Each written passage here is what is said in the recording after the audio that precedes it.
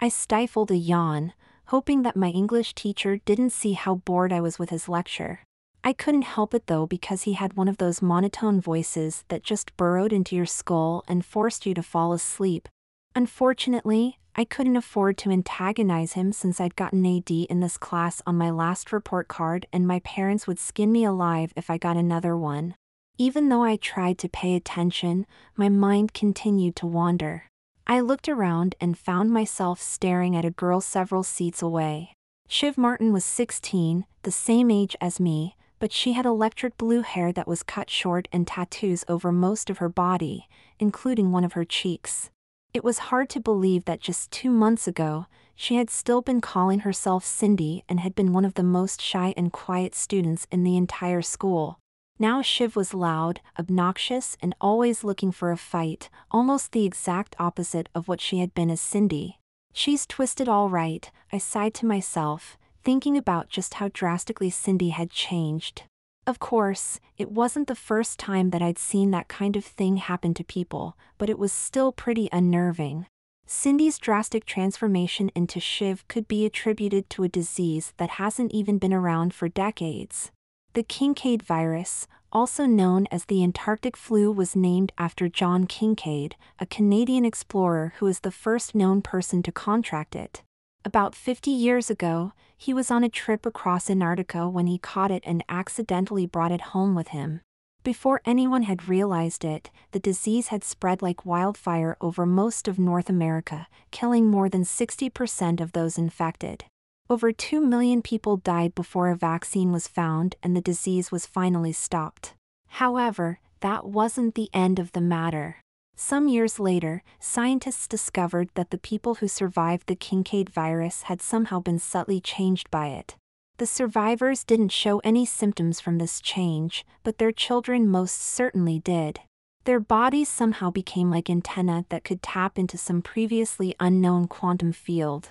The first time this happened to them, usually during their adolescence, these strange quantum energies would change them in surprising and unpredictable ways. They could be completely transformed, body, mind, and soul in someone or something else. Their very lives were twisted into a new shape, so that's what they became known as, twisted. Eventually, it was discovered that their children inherited the ability to become twisted as well. My name is Blake Tyson, and I am twisted, or at least very likely to become one. So far my own twist hasn't triggered, but I know that it's only a matter of time since both my parents and my older sister were all twisted. Eventually, it would be my turn, and that scared the shit out of me. Being twisted wasn't exactly a good thing, especially among the normal population. A lot of people hated us for religious reasons or just on general principle. Things were very hard on the early twisted who had to deal with violence and discrimination on a normal basis, even after laws were passed to ensure their civil rights. Even now, twisted were often treated with suspicion and regarded as second-class citizens. Fortunately, my family and I live in the town of Spiral where we don't have to deal with those problems very much. Spiral had been founded by twisted, their families and people who were sympathetic to us as a place where we could be ourselves and be with others who understood our problems. Only a third of the people here were actually twisted or the children of twisted, but it wasn't uncommon for me to see my classmates going through drastic changes like Cindy did when she became Shiv.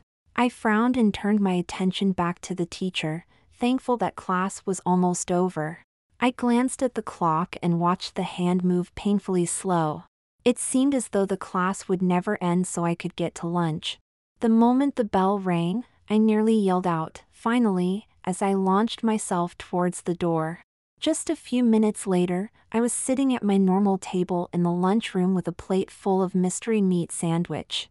Actually, I doubted that it had any real meat in it, but I was too hungry to care. I gobbled it down, not even stopping to say hi when my best friend Jeek sat down next to me. "How's it going?" Jeek asked me as he helped himself to one of my tater tots. "Same as always," I shrugged. "You?" "The same," he sighed, looking a little tired. "Ian?" I asked, referring to Jeek's stepbrother. Jeek wasn't twisted, but his stepmom and stepbrother both were. In fact, Ian had only gone through his twist last week and Jeek was having a hard time dealing with it. It's not fair, Jeek sighed again. He's only 12, but now he's taller than me. I'm sick and tired of him calling me shorty all the time. It gets old fast. I know how you feel, I sighed, thinking of my sister Kim and how she changed with her twist last year. Jeek stared at me for a moment before nodding. Yeah, it's too bad. Kim used to be pretty cool. I just nodded at that, then bent over and grinned. So, did you bring it? Of course, Jeet grinned back, then reached into his book bag and pulled out a computer disk. He handed it to me and said, "Just don't let your folks catch you looking at it." "Don't worry about that," I told him. "Thanks."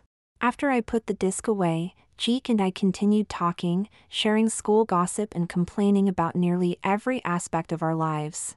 We shared complaints about parents, siblings, teachers, and just about everything else as we always did.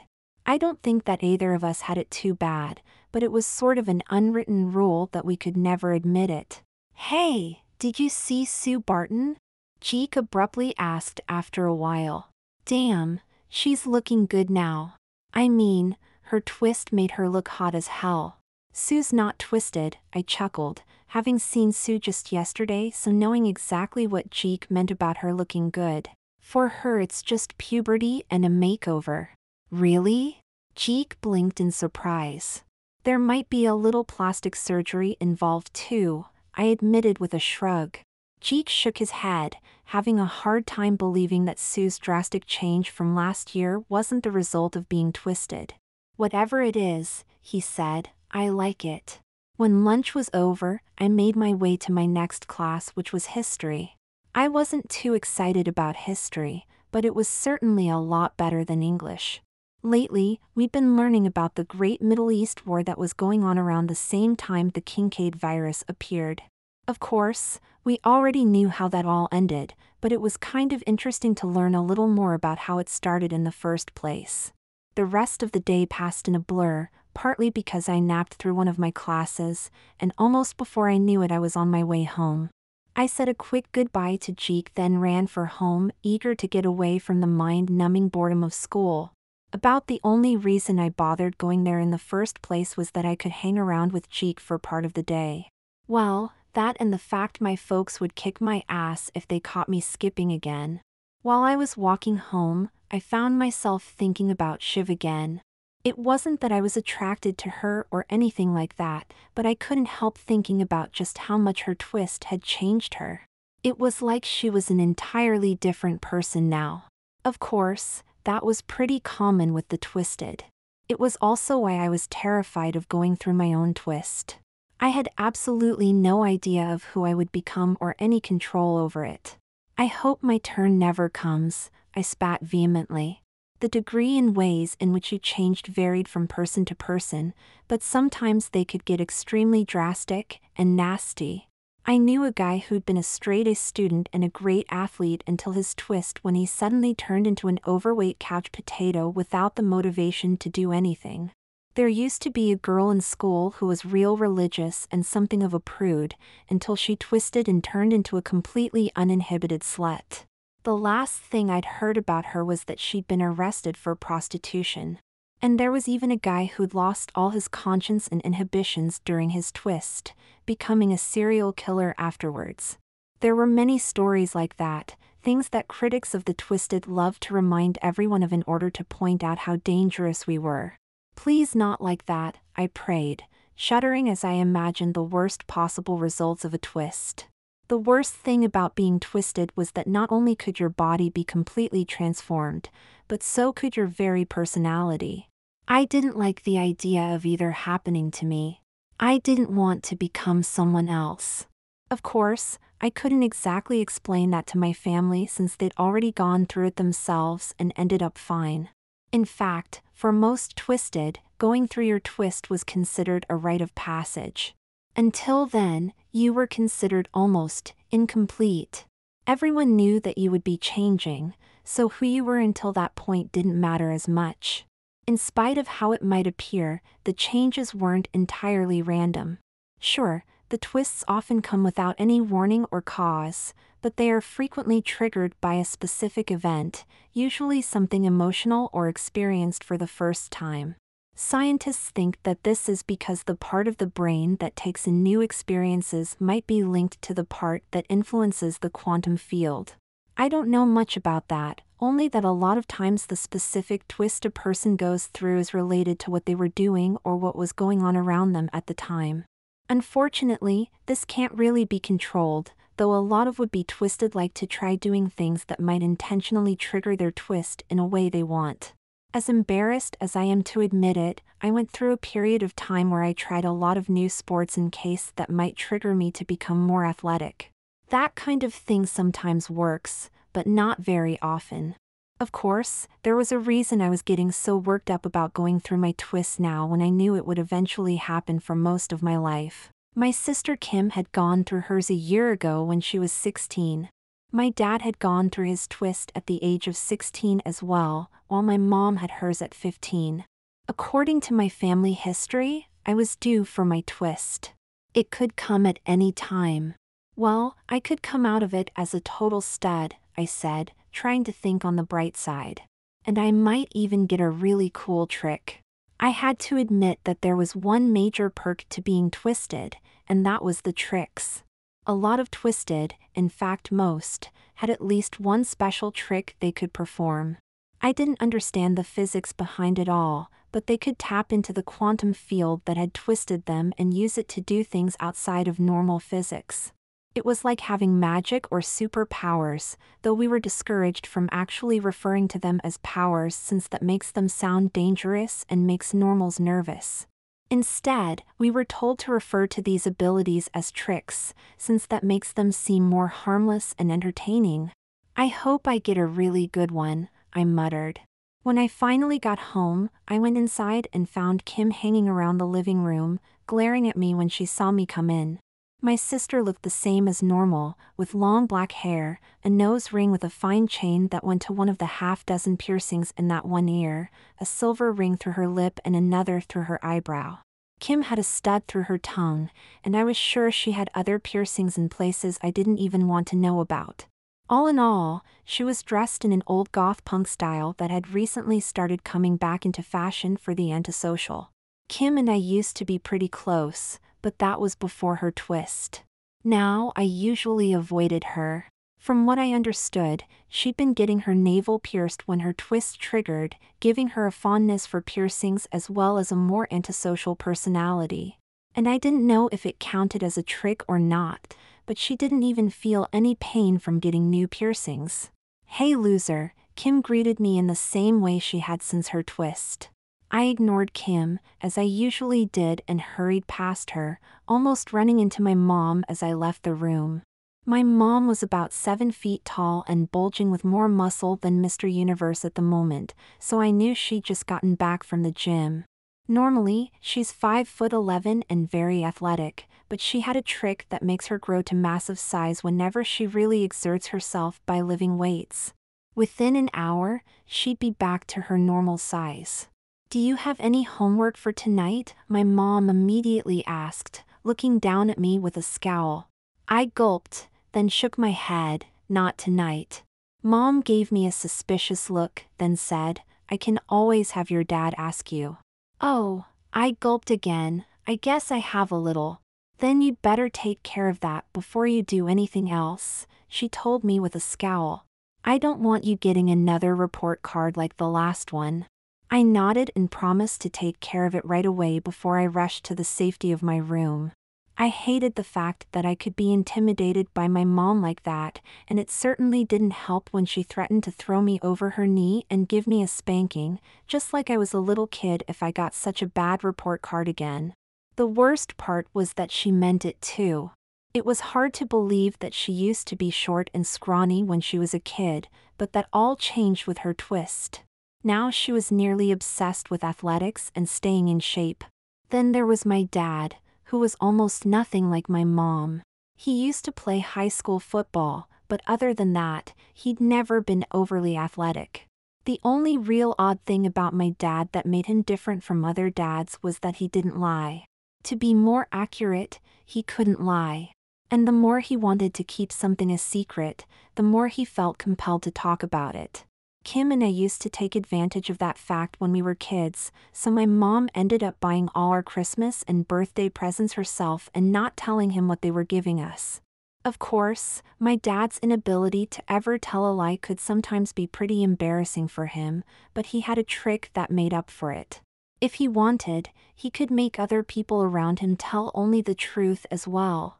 Because of this, the police used to hire him to hang around while they did interrogations or show up in court while witnesses were on the stand. However, that all ended about 10 years ago when some judge ruled that any confessions gained this way were inadmissible in court. Now he usually uses that trick to make sure Kim and I couldn't get away with anything. That especially sucked when we were kids. Once I was alone in my room, I immediately went to work on my homework. I would have preferred to avoid it, or to at least put it off until later. However, there was a good chance my dad would ask if I'd done it and I wouldn't have a choice but to tell him the truth. I'd learned a long time ago that I couldn't fool my dad if he really wanted to know something. The trick was to keep him from suspecting anything so he wouldn't think to ask. I rushed through my homework as fast as I could, doing what my dad would call a half-assed job of it.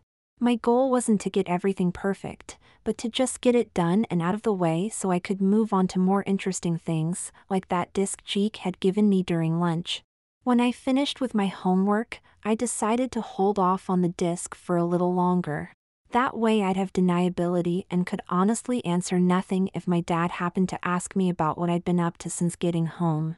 Instead, I waited until dinner was over, then returned to my room and locked the door. Now I was clear to check it out. Let's see, I mused, inserting the disc and waiting for it to load. A few seconds later, my entire computer screen was filled with images of very sexy and mostly very naked women in a variety of poses. The disc contained a large amount of such pictures, in fact, nearly the entire porn collection of Jeek's cousin Louis.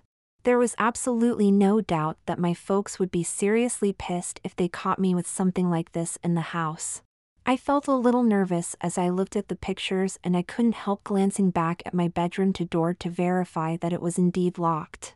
I kept expecting someone to come in and catch me. However, I had to admit that there was a definite thrill to doing the forbidden.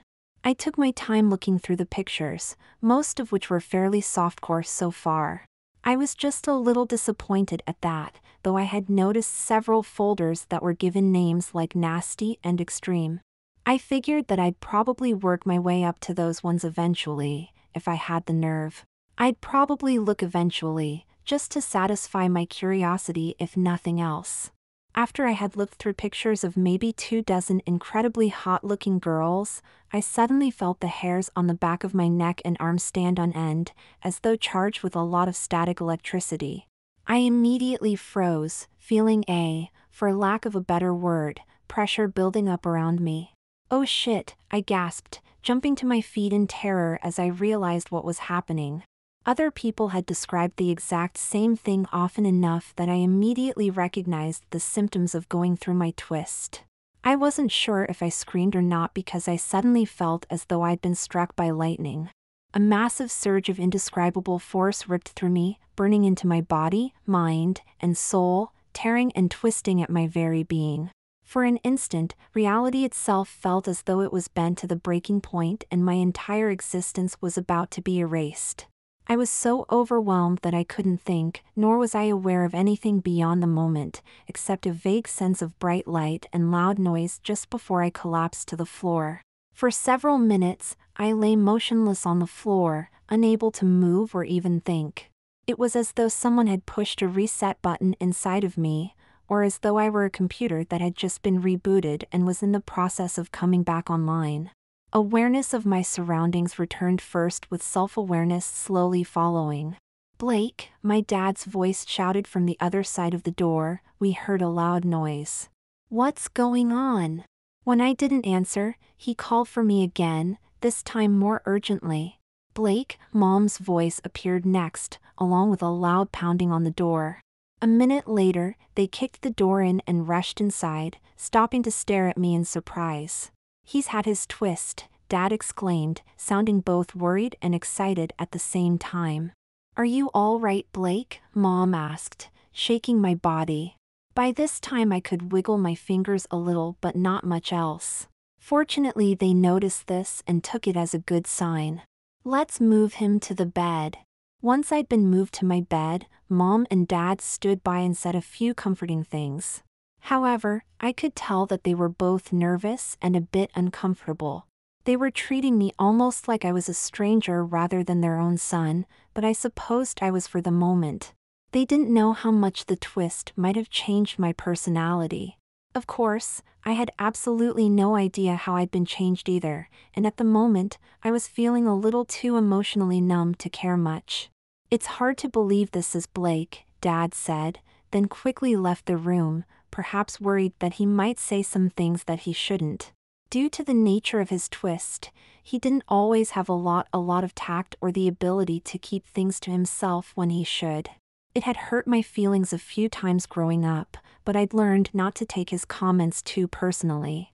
After all, he only said what everyone else just thought. "Everything will be all right," Mom said, sounding as though she didn't quite believe it herself. "The worst of it is over.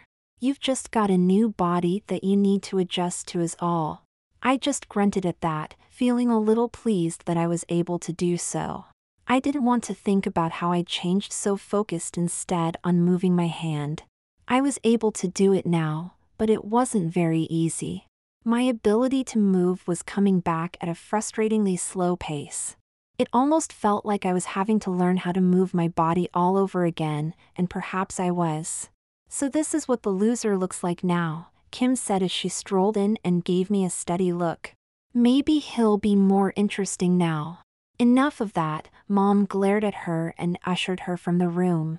I couldn't see Kim anymore, but I could hear her telling Mom, "I wasn't down anywhere near this long after my twist." "But your twist wasn't physical like Blake's," Mom pointed out in a cold voice. After Kim was gone, Mom muttered, "Sometimes I really miss the old Kim." It took more than half an hour before I had enough control over my body where I could sit up in bed and speak again. "A mirror," I said, my voice weak and sounding strange to my ears.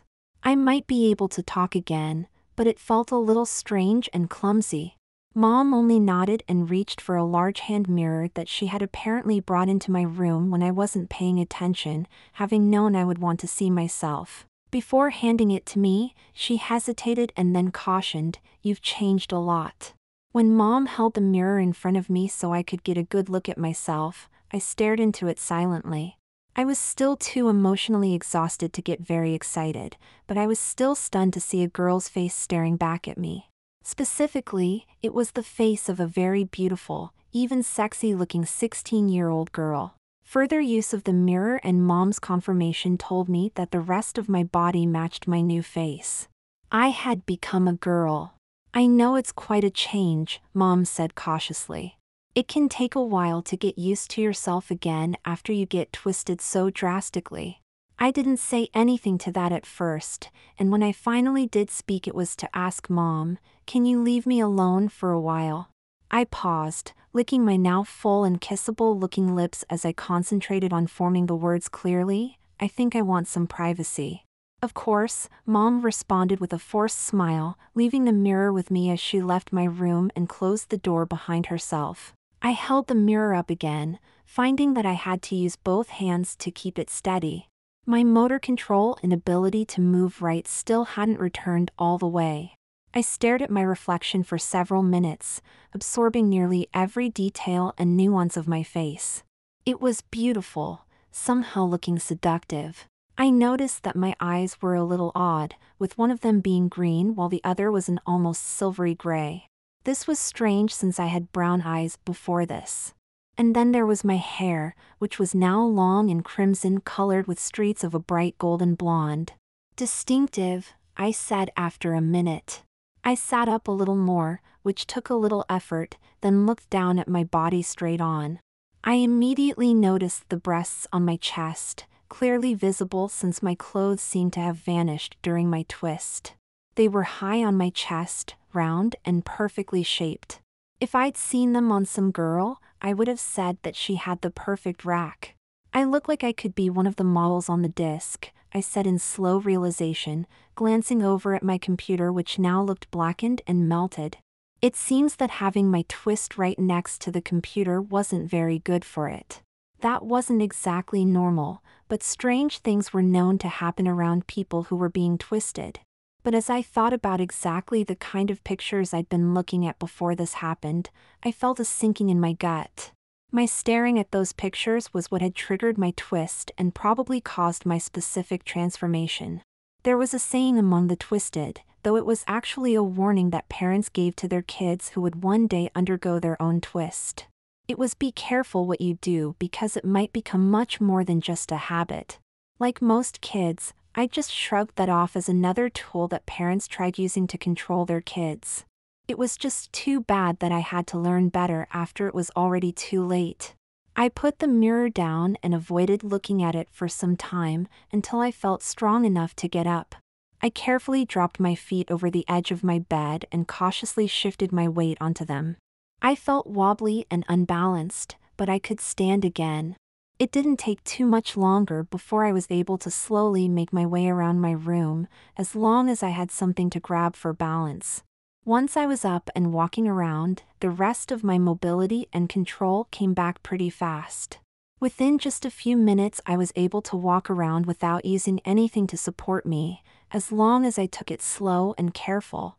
Unfortunately, my balance was still off, but that was due more to the fact that my entire body had been transformed and I wasn't used to my new balance yet. While I was walking around my room, I couldn't help noticing the charred spot on the carpet where I'd collapsed.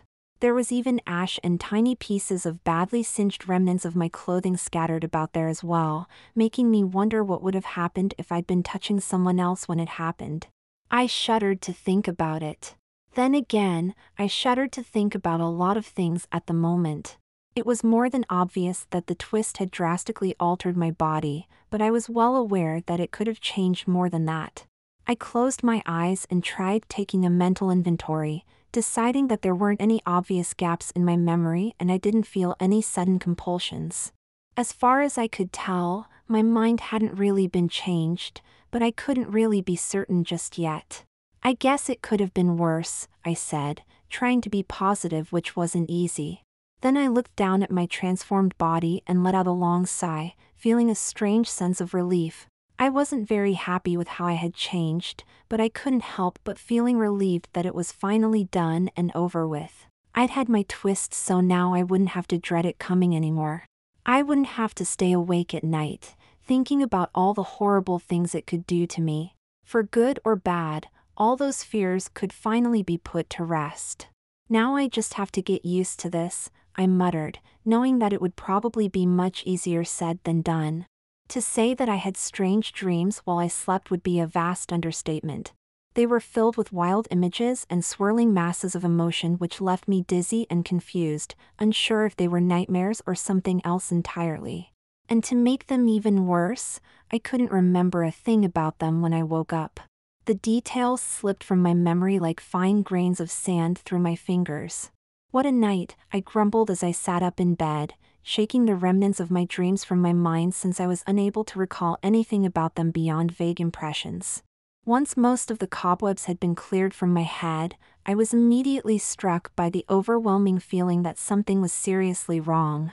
It took me several seconds before I remembered the events of last night and several more before I convinced myself that it hadn't just been some dream. I really had been twisted. Just great, I grumbled, climbing out of bed and looking around for something to wear.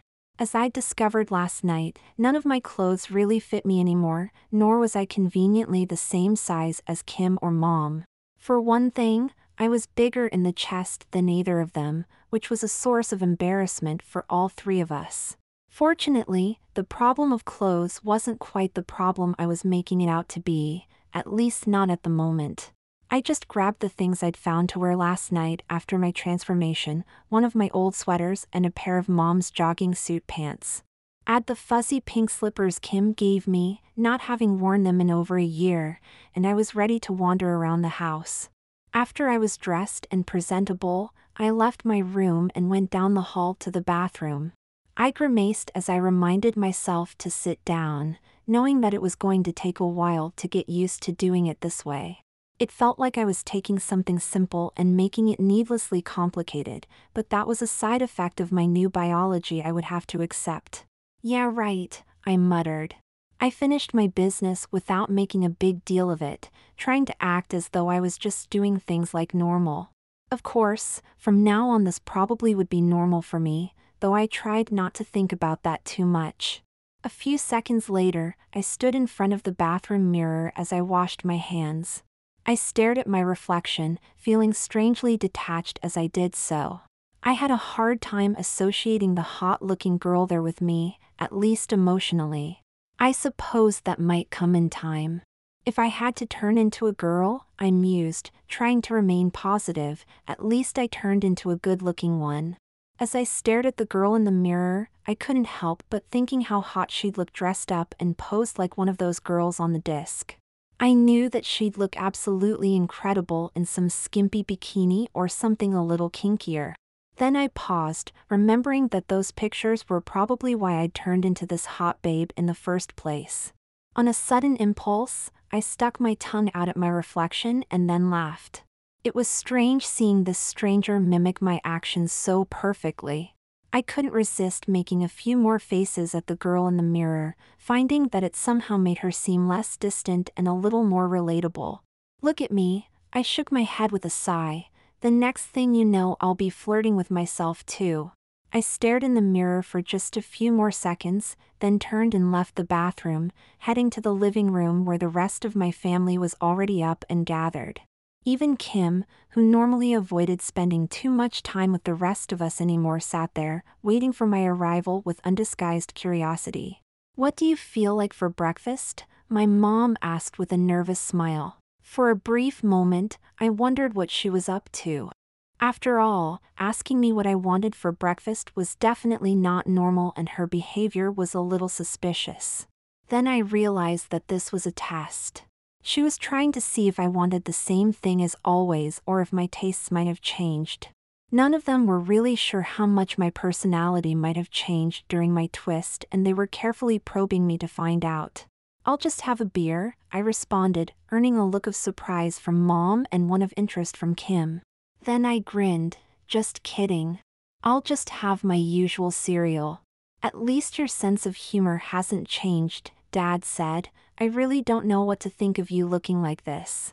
"You look like some kind of..." "Well," Mom interrupted, giving Dad a bit of a glare, "I'll get your breakfast ready." "I'd better leave before I say something I really shouldn't," Dad announced with a sigh. "It's okay," I told Dad with a sigh. "I know what I look like." "Wicked hair," Kim nodded to me with a bit of a smirk. I instinctively raised my hand to touch my hair, realizing that it certainly did stand out. There weren't many people who had bright crimson hair, and then there were the golden blonde streaks to make it standing out even more. "It's very distinctive," Mom told me carefully, suddenly clamping a hand over Dad's mouth at the same time and making me laugh. "Distinctive," I sighed. "Yeah."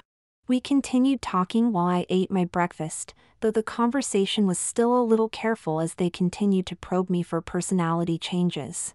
By the time I finished eating, I was feeling a bit like a lab rat and wondered if every twisted had to go through the 3rd degree like this. Since I was getting tired of this treatment, I decided to change the subject and announced, "I guess I've got a lot to do today." "What's that?" Mom asked. For one, I gestured down at the clothes I was wearing. "I think I'll need to get some clothes that will fit me." "Damn," Dad winced as though realizing that for the first time. "That's going to get expensive. We'll probably have to skip our vacations this year." "We'll manage, dear," Mom assured him, then said, "She is right, you know. She'll need a whole new wardrobe, as well as other things." Just a minute later, Mom was coming up with a list of everything she thought I would need now, while Dad complained about how much it would cost or how he didn't think I really needed it. Kim just sat there, looking half amused and half annoyed.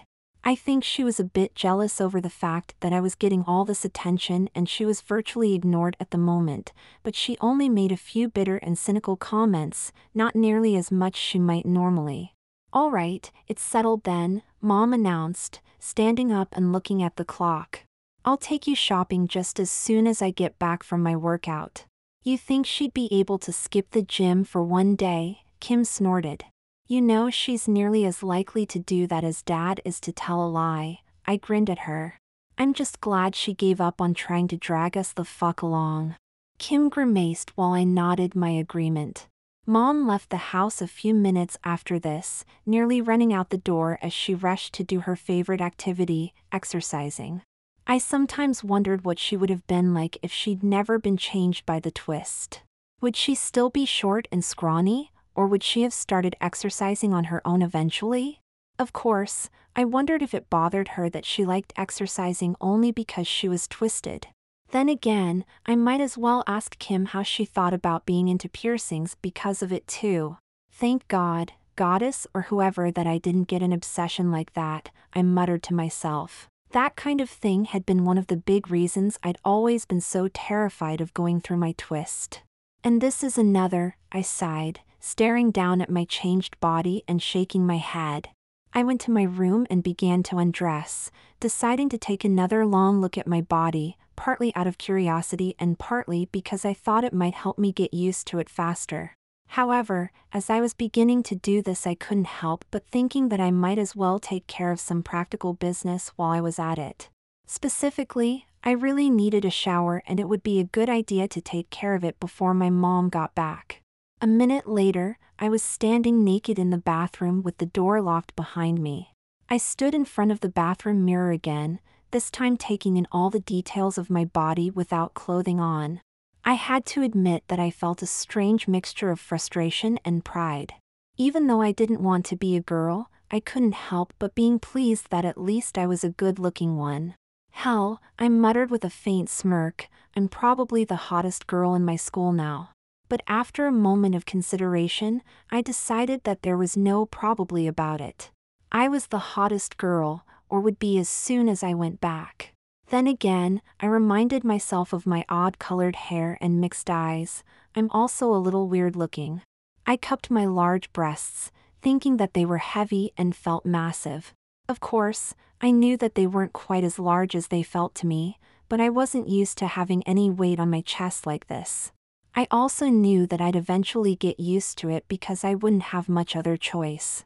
"Damn nice body," I sighed. "Tight, sexy, and curvy.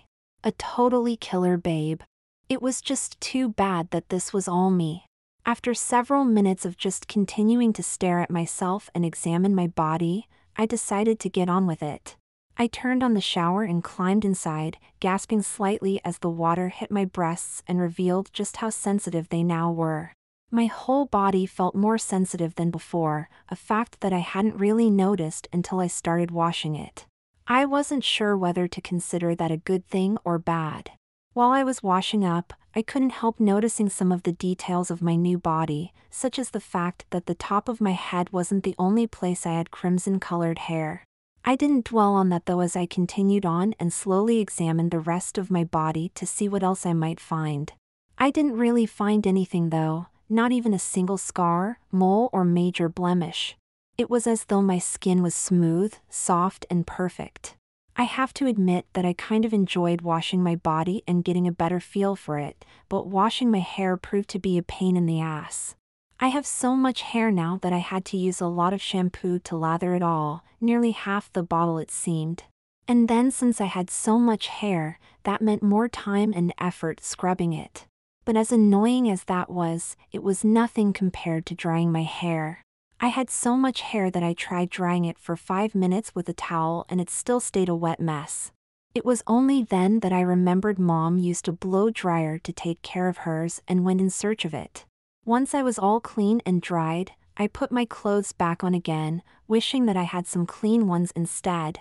However, I wasn't in any position to be picky at the moment.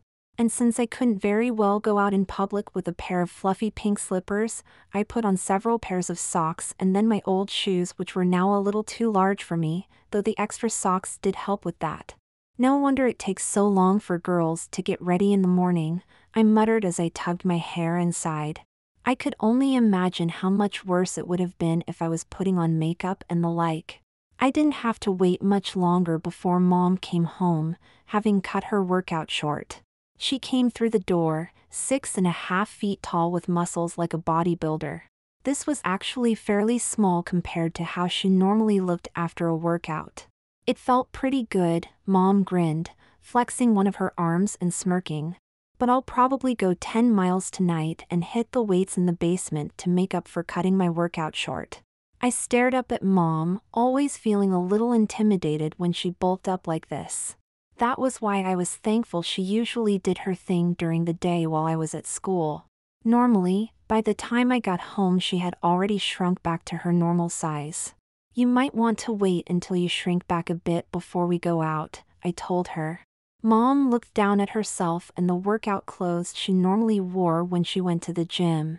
They were not only oversized, but stretched pretty well for when she grew larger. Unfortunately, they weren't very stylish and she would want to wear something a little more normal while shopping. She nodded agreement at my suggestion, then went back to her bedroom to get cleaned up while she waited. By the time Mom was cleaned up, dressed and ready, she was back to her normal height of 5'11". She gave me a careful looking over, then called out to Dad and Kim that we were leaving. Dad just wished us luck and told us not to waste too much money on things we didn't need, while Kim had vanished to her room so may not even have heard. So where to? I asked Mom as we got into the car. The mall? No, she responded with a thoughtful look. It's convenient having everything in one place, but to be honest, the prices there are a little higher than we need, especially when we're going to be buying a lot. Besides, she winked at me, your dad would throw a fit if we spent a lot more than we needed to. And he's not exactly good at hiding it when he's mad, I grinned. We arrived at a large department store a short while later and Mom immediately went straight for the lingerie department. I felt more than a little awkward walking around the ladies' underwear, especially when people kept staring at me. I wasn't even sure if they were staring at me because they thought I looked sexy or because of my odd clothes. I couldn't help but feeling even more self-conscious and embarrassed at that. It's bad enough going out in public like this, I muttered, wishing that I could just turn invisible for a while. It's not that bad, Mom told me. Now we need to find your cup size. A short time later I learned that I was a D-cup bra size, but as Mom warned me, at your age you might still grow a little larger. Just great, I muttered under my breath. Mom grabbed a few panties and bras that were in my size, but I was less than interested. They were plain white things, practical without being fancy.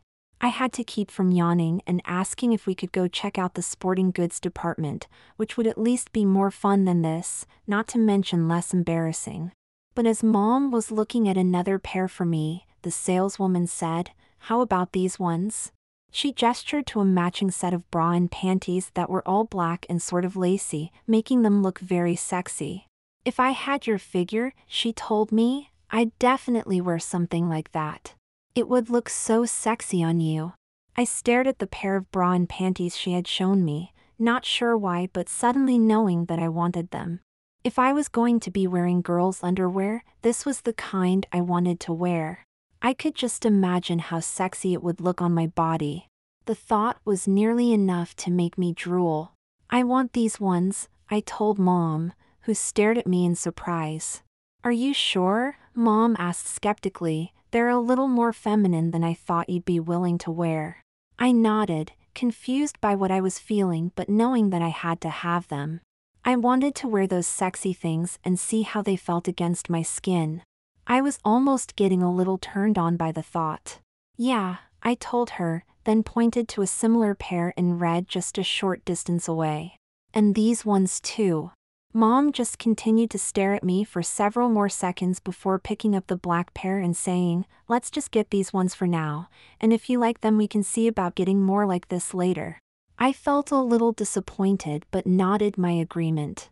As the black bra and panties went into the cart, I felt a tiny surge of triumph, followed by one of confusion. I shook my head, still not sure why those things had caught my eye so much, but feeling glad that we were going to get them. Next we went over to the shirts section where I began trying on various t-shirts and blouses, most of which bored me. However, shirts that caught my attention were the ones that showed my navel or revealed a bit of cleavage, the sexy ones that showed off my assets, the ones that I would have expected to avoid at all costs. I couldn't explain why, but these were the shirts that I wanted to wear, not the plain and boring ones that tried to hide my figure. Mom gave me an odd look the entire time, especially when I told her which ones I'd decided on, but she didn't say a word about my choice. After this we went to look at pants where I tried on some slacks and jeans, deciding that I really liked one tight pair that really showed off my ass. Then I saw a black mini skirt that I knew would look awesome on me and grabbed it. How about this? For a moment, Mom just stared at me again, then she cautiously said, "You know, no one would blame you if you dressed as a tomboy for a while. There's no need to rush into wearing extremely feminine clothes." "I know," I responded defensively, "but I like it." I looked at the skirt and frowned slightly, knowing that I had a very attractive and sexy body, so it only made sense to wear sexy clothes and show it off a little. But even as I thought this, I couldn't help but realizing that I shouldn't be thinking like that at all. Knowing myself the way I did, I knew that I should be extremely uncomfortable with the idea of people staring at me and seeing my new body. I should be trying to wear boy clothes and cover up my new body out of shame, but that wasn't the way I felt at all. I was a little startled to realize that I actually wanted to look sexy and attractive. Oh, I gulped in realization. I guess I got twisted more than I realized. This was one of the things that I'd feared most about being twisted, having my mind altered, my very likes and dislikes changed so that I was a stranger to myself. So far, I knew that my sense of fashion had been turned completely upside down from what it had been, but I had no idea what other changes awaited me. Would my favorite food now disgust me? Would I find my favorite movie completely boring and chick flicks exciting? I didn't know. I didn't even know who I was anymore. "It's okay," Mom told me, putting a gentle hand on my shoulder. "I know it's confusing, but it will get better in time. You just have stopped thinking about how things used to be and accept them as they are now. You can't take your old opinions for granted anymore." "Just great," I groaned with more than just a little bitterness. "Just think of it as a chance to try things over again for the first time and find new things that you may like." Mom gave me a sympathetic smile. Before my twist, I never understood how anyone could enjoy exercising, but now I can't imagine not doing it every day. Trust me, before long it will be perfectly normal. All I could do was nod my head at that, knowing that she was right. After all, not only had she adjusted to a whole new perspective, but so had Kim. I might not like it, but it wasn't like I had much of a choice. We continued our search through the store for things I would need now, but I found myself second-guessing my every thought and opinion. Whenever I saw something, I tried to think about what I thought and felt about it now compared to how I used to. For the most part though, I didn't really notice much difference other than in my taste of clothing. A few minutes later we hit the shoe department and I came away with a pair of tennis shoes, a pair of nice shoes with a slight heel, and a pair of high heels that I clutched possessively and had mixed feelings about. On one hand, I felt self-conscious and a little embarrassed to be buying them, but at the same time, I was eager to get home and learn to really walk in them. These strange new emotions of mine were enough to give me a migraine. Once we'd picked out most of the clothes I'd need, I went into one of the dressing rooms and changed into them. I felt much better now that I was dressed up in real clothes rather than the leftovers that happened to fit me. I also suddenly felt a lot more confident and less worried about people staring at me. In fact, I kind of hoped that they did stare. Mom examined me once I was through, nodding with a look of satisfaction. "Your hair could use a little work though," she said. "I suppose I can teach you about proper hair care when we get home and schedule you for an appointment at the salon." Our next stop was to the jewelry department, where Mom announced, "Every young lady should have at least one nice piece of jewelry, so consider this my present to celebrate your twist." "Okay," I said less than enthusiastically, until I looked into the jewelry case and gasped. My normal reaction to jewelry was boredom and disinterest, but this time I suddenly found it more interesting. I felt a tiny surge of excitement, especially as I thought of how much nicer I would look with some of that. "I can have one?" I looked up to Mom. "Really?" Mom nodded while I just stood there, dazed and confused by my own emotions. What I was feeling was completely different from what I was expecting, from what I normally felt and largely thought that I should still feel. "It's okay," Mom told me quietly, giving me an understanding look. "Let's get you a nice necklace. How about this beautiful pendant? It's gold and has this little ruby in it, so really goes with your hair." "Thanks, Mom," I told her as we walked away with the pendant just a few minutes later. I stared at it, admiring its beauty though still being shaken by my own emotions. "This is pretty weird," I said, my voice quivering just a little. "I don't even know who I am anymore." "You'll learn," Mom assured me with a gentle smile. "Besides, I think that most of the old Blake is still there." "I hope so," I said, not at all convinced. "Let's go take a look at the makeup counter," Mom suggested, watching me for my reaction and probing me like she had been at breakfast. "I need to pick up a few things." I just sighed and went with her, knowing from the way I'd reacted to the clothes and jewelry that I could probably expect to find myself interested in makeup from now on too. I was a little surprised to find myself still bored by the sight of all the various tubes and containers, though that changed a little when the saleswoman started going about how she could enhance my appearance. Once I started thinking about how makeup might be able to make me look even sexier, I found that my interest had been caught.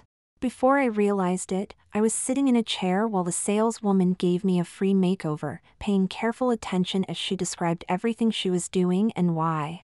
I was a little amazed at myself for being so curious and paying such close attention, but I was quickly learning that my interests were changing, whether I liked it or not. After the saleswoman had applied foundation, mascara and light blush, she reached for the lipstick and Mom gasped, "Crimson? Isn't that a little daring?" The saleswoman responded with a grin. "Normally, but it goes perfect with this hair." Mom looked a little skeptical. "Well, I guess it's better than that glow-in-the-dark, neon stuff that I see so many girls her age wearing these days. Or I could wear black lipstick like Kim?" I teased Mom, looking into the mirror and deciding that I liked the look of the crimson lipstick, though it felt odd to wear and tasted strange. "But what about my nails?" I held my hands up and wiggled my fingernails. The saleswoman giggled and reached for a bottle of crimson polish. "I'd better take care of that then." By the time we left the department store, I looked and felt fantastic. I knew that I should feel ashamed at looking so feminine and sexy, that I should try to avoid any attention, but that wasn't at all how I felt. Being all dressed up and everything like this somehow filled me with a strange confidence. And when guys stared at me with looks of admiration and lust, I actually felt pleased by it. I was filled with conflict at this, knowing that it was completely against everything I should be feeling as a former boy, but I enjoyed the attention nonetheless. Mom watched me with a nervous expression, especially looking tense after a man about her own age walked past and gave me an appreciative look. For a brief moment, I could almost hear her thoughts as she wondered if she just created a monster. I was tempted to tease her a little, but after the amount of money she just spent on me, I thought she deserved a break. As we loaded all the bags into the car, Mom told me, "Your dad is not going to be pleased by how much we spent." She shook her head and sighed. "Sometimes I really regret that he can't just lie and tell me that he doesn't mind." "That would be convenient," I grinned at her. "Well, I wasn't expecting to buy multiple pairs of shoes, makeup or the necklace when we came," Mom chuckled. "So I have to admit that I spent a bit more than I was expecting to as well." I felt a little guilty at that since all that money went to buying me things, so I told her, "I can get a job and help pay for some of this." "Well, it wouldn't hurt for you to get a job," Mom laughed. But don't worry about this. When we got home a short time later, Dad and Kim met us at the door, both of them staring at me with looks of stunned disbelief. But as fun as that was to watch, it was nothing compared to the strange colors Dad turned when he saw just how many bags we had. Kim looked jealous, not having been given the same kind of treatment after her twist, but for her it was only her fashion sense that had changed, not her body. Before Dad could make a big deal about how much we'd spent, Mom went on the offensive. "I've decided that I'm going to start taking clients and be a personal trainer again," she stated, then quickly went on, "They've been asking me about it for a while at the gym, and there are a lot of people who've come up to me and asked for my services." It didn't take Mom long to convince Dad that once she went back to work it would really help cover the extra expenses of my twist, as well as a few other things. And by the time she was done talking, he may even have forgotten that he was going to get mad about the bill in the first place.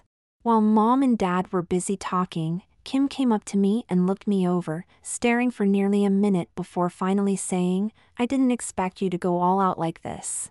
I blushed at that, then told her, "It seems that weird compulsions and stuff run in the family." "Fucking great," Kim snickered. My loser brothers turned into my bimbo slut sister. Then she turned around and walked away snorting, "If nothing else, this'll be interesting." I just stared at Kim with a grimace, realizing that at least one thing hadn't changed. I was still annoyed as hell by Kim and her obnoxious attitude. If that had somehow changed in my twist, then I'd really know I was in big trouble. I looked over the outfit I was wearing, carefully making sure that everything was perfect. I was currently wearing a sexy red halter top that showed off my firm and flat stomach as well as a little cleavage, and a pair of tight jeans that really made my ass stand out. I would have preferred to wear the mini skirt, but that was against the school dress code. I also would have preferred to wear my high heels, but even after practicing in them last night, I wasn't confident enough in my ability to keep my balance while wearing them for a full day in school, not when the price of falling on my face could be eternal ridicule. "You know that you don't have to go back to school today," Mom told me with a nervous expression. "It's only been 2 days since you changed.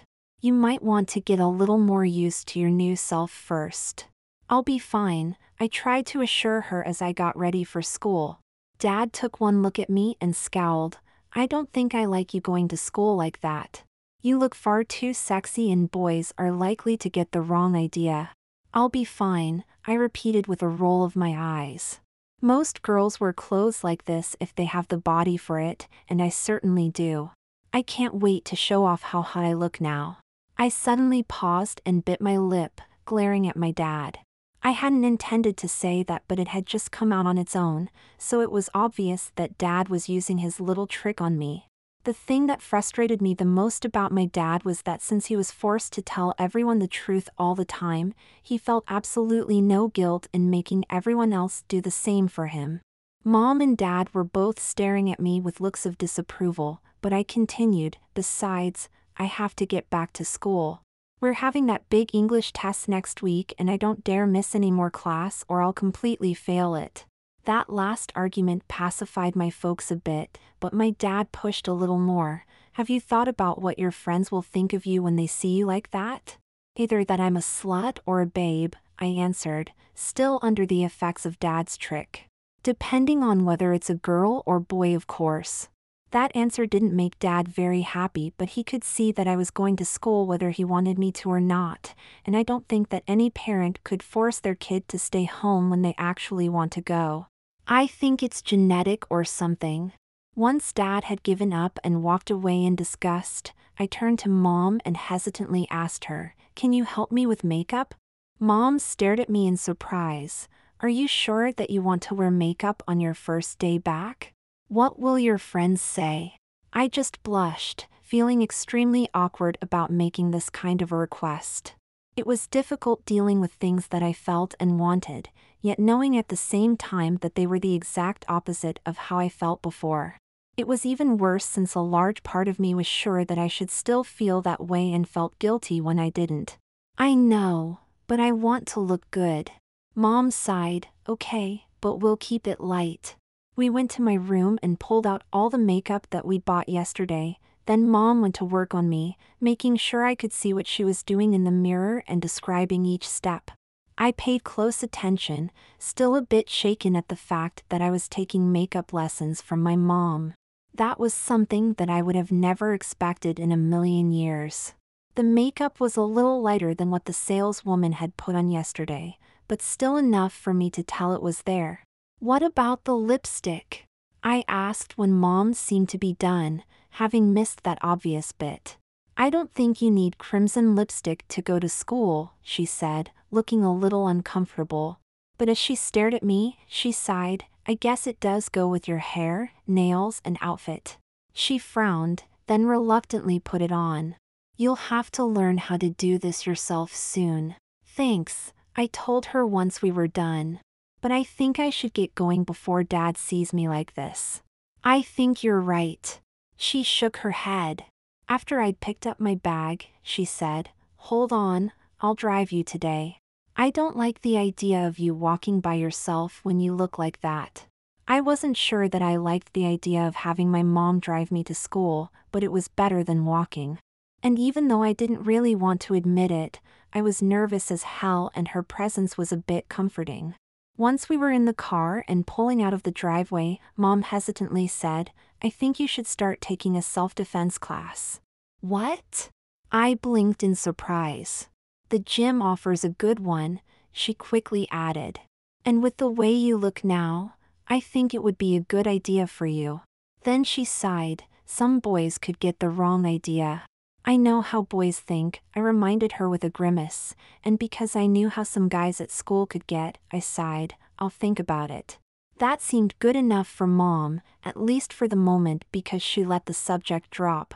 When we arrived at my school a few minutes later, she pulled into the parking lot, gave me some worried advice for my first day back, and wished me luck. Then as she left, I turned and made my way into the front entrance, well aware of all the eyes that were watching me. I couldn't help feeling a faint tingle of excitement and pleasure in response. "Geez," I muttered to myself, feeling a bit embarrassed at my own emotions. "It's like I'm turning into some kind of attention whore." As I walked through the school hallway, I noticed most of the boys who saw me were staring with looks of interest and attraction, while a number of girls glared or were too obvious in pretending that they didn't see me. There were also more than a few looks of curiosity, as no one at the school would remember seeing me there before. A large part of my new self absolutely loved all this attention, and I found myself instinctively sticking out my chest and strutting a bit more in response, while the old me sort of cringed in embarrassment and confusion, wondering what everyone would say if they knew who I really was.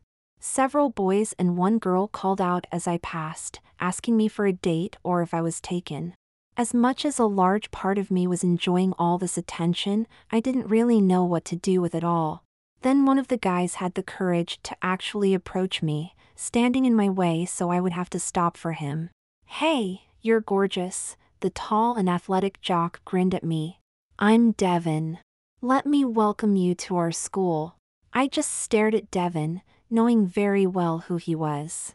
After all, he's the same guy who'd punched me in the gut last year just because I said something he didn't like. He hadn't hit me since then, though he'd made more than a few rude comments whenever he saw me.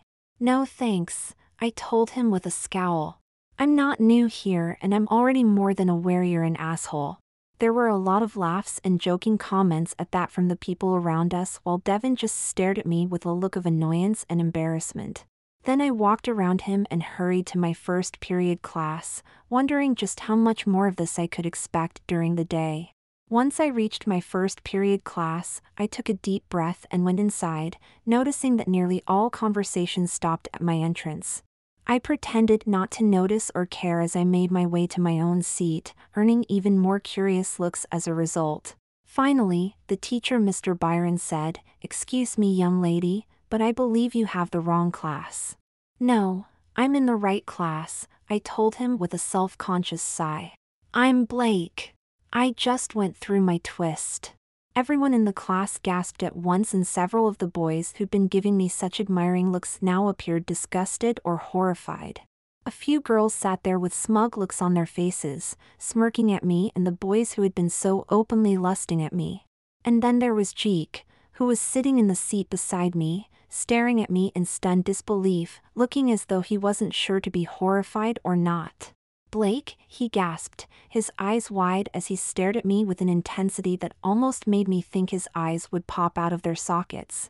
"That's what I said," I told him, trying to smile and act like everything was fine. "By the way, my eyes are still up here." "Class," Mr. Byron called out, trying to get everyone under control again.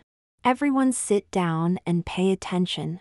I'm sure that you'll have time to talk to Miss Tyler about her twist after class." It took Mr. Byron a few more minutes to get everyone settled so he could start the class. By then, everyone had gotten over their initial shock of me, though I still kept getting odd and curious looks. Still, it would have been much worse if I'd gone through a twist somewhere else. As it was, there were already 3 other people in that class who'd been twisted, and at least one more who was still waiting for hers. I felt a little awkward sitting in class as I was, especially because Mr. Byron and the other students all kept sneaking looks at me. One boy even waved at me as he tried to catch my attention, and I had to fight back the sudden impulse to wave back. As much as I might like and even crave attention now, I had to remind myself that class was not the time for it. In fact, class was the best time to avoid attention. I tried to ignore the strange looks, deciding that I much preferred the looks of admiration and attraction. To distract myself from them, I focused instead on Mr. Byron's lecture, something which I usually didn't pay too much attention to due to the high boredom factor. After a while, I was a little surprised to realize that he must be doing something different to spice it up today because he was actually fairly interesting. When class ended, I was suddenly bombarded with questions and comments from half the students in the class. Some were asking me just how much I'd changed, if I'd developed any cool tricks, or if I was interested in guys now. Another twisted wanted to congratulate me for finally joining the club. I just shrugged them all off since there was only one person that I really wanted to talk to at the moment. "My God," Jeek exclaimed, staring at me with a stricken expression. "How did this happen?" "You remember that disc you lent me?" I asked him quietly. When Jeek gasped and nodded weakly, I continued, while I was looking through it when my twist happened. "Oh shit," Jeek gulped, "I'm so sorry. I didn't mean for." "It's not your fault," I shrugged. "I was the one who was looking at it. Besides, if it wasn't that it would have kicked in on something." Jeek just stared at me, still looking extremely nervous and uncertain. Of course, the reasons were obvious. For one, I now looked like a hot and sexy chick, which would have made him extremely nervous about talking to me by itself, but then there was also the fact that he didn't know how much I might have changed. He didn't know if I might have twisted into some sort of psycho, or maybe a manipulative bitch. For all he knew, I might be a virtual stranger to him now. "So," Jeek started, uncomfortably, "just how much did you change?" He looked me over, his eyes lingering a little on my breasts. I had mixed feelings about that, sort of enjoying the appreciation but feeling annoyed at the same time because he was my best friend. Or at least I hoped he still was. My transforming like this could very well mean we weren't friends anymore. That was a depressing thought. "Well, my body obviously," I sighed, looking down at myself and frowning slightly. I frowned, deciding to be honest, then tapped my forehead and said, "And I got a little messed up in here too." "How much?" Jeek asked nervously, taking an instinctive step back. I hesitated a moment before answering, mostly my fashion sense. I gestured down at my clothes. "I kind of like wearing this kind of stuff now." I felt a little odd realizing that I was much more embarrassed about admitting this out loud than I was about wearing the clothes. "You're kidding?" Jeek gasped in surprise. I just shrugged. "Do you honestly think anyone could have made me wear this stuff if I didn't want to? Trust me, my whole fashion sense is totally screwed up. You wouldn't believe what it was like shopping yesterday and buying clothes that I never would have been caught dead in before." I look at something and the old part of me screams no way, while this new part just loves it. It's enough to drive me nuts. I can't imagine it. Jeek shuddered with a look of horror on his face. Remember, I told him with a sigh, I grew up knowing that I was going to get twisted someday. And trust me, as weird as this is, it's a lot better than some of the things that could have happened to me. After all, I should know since I spent more than enough time imagining those things in great detail. Somehow though, I'd never imagined I would be turned into a girl. I guess, Jeek admitted, though he didn't look too sure about it. But you turned into that.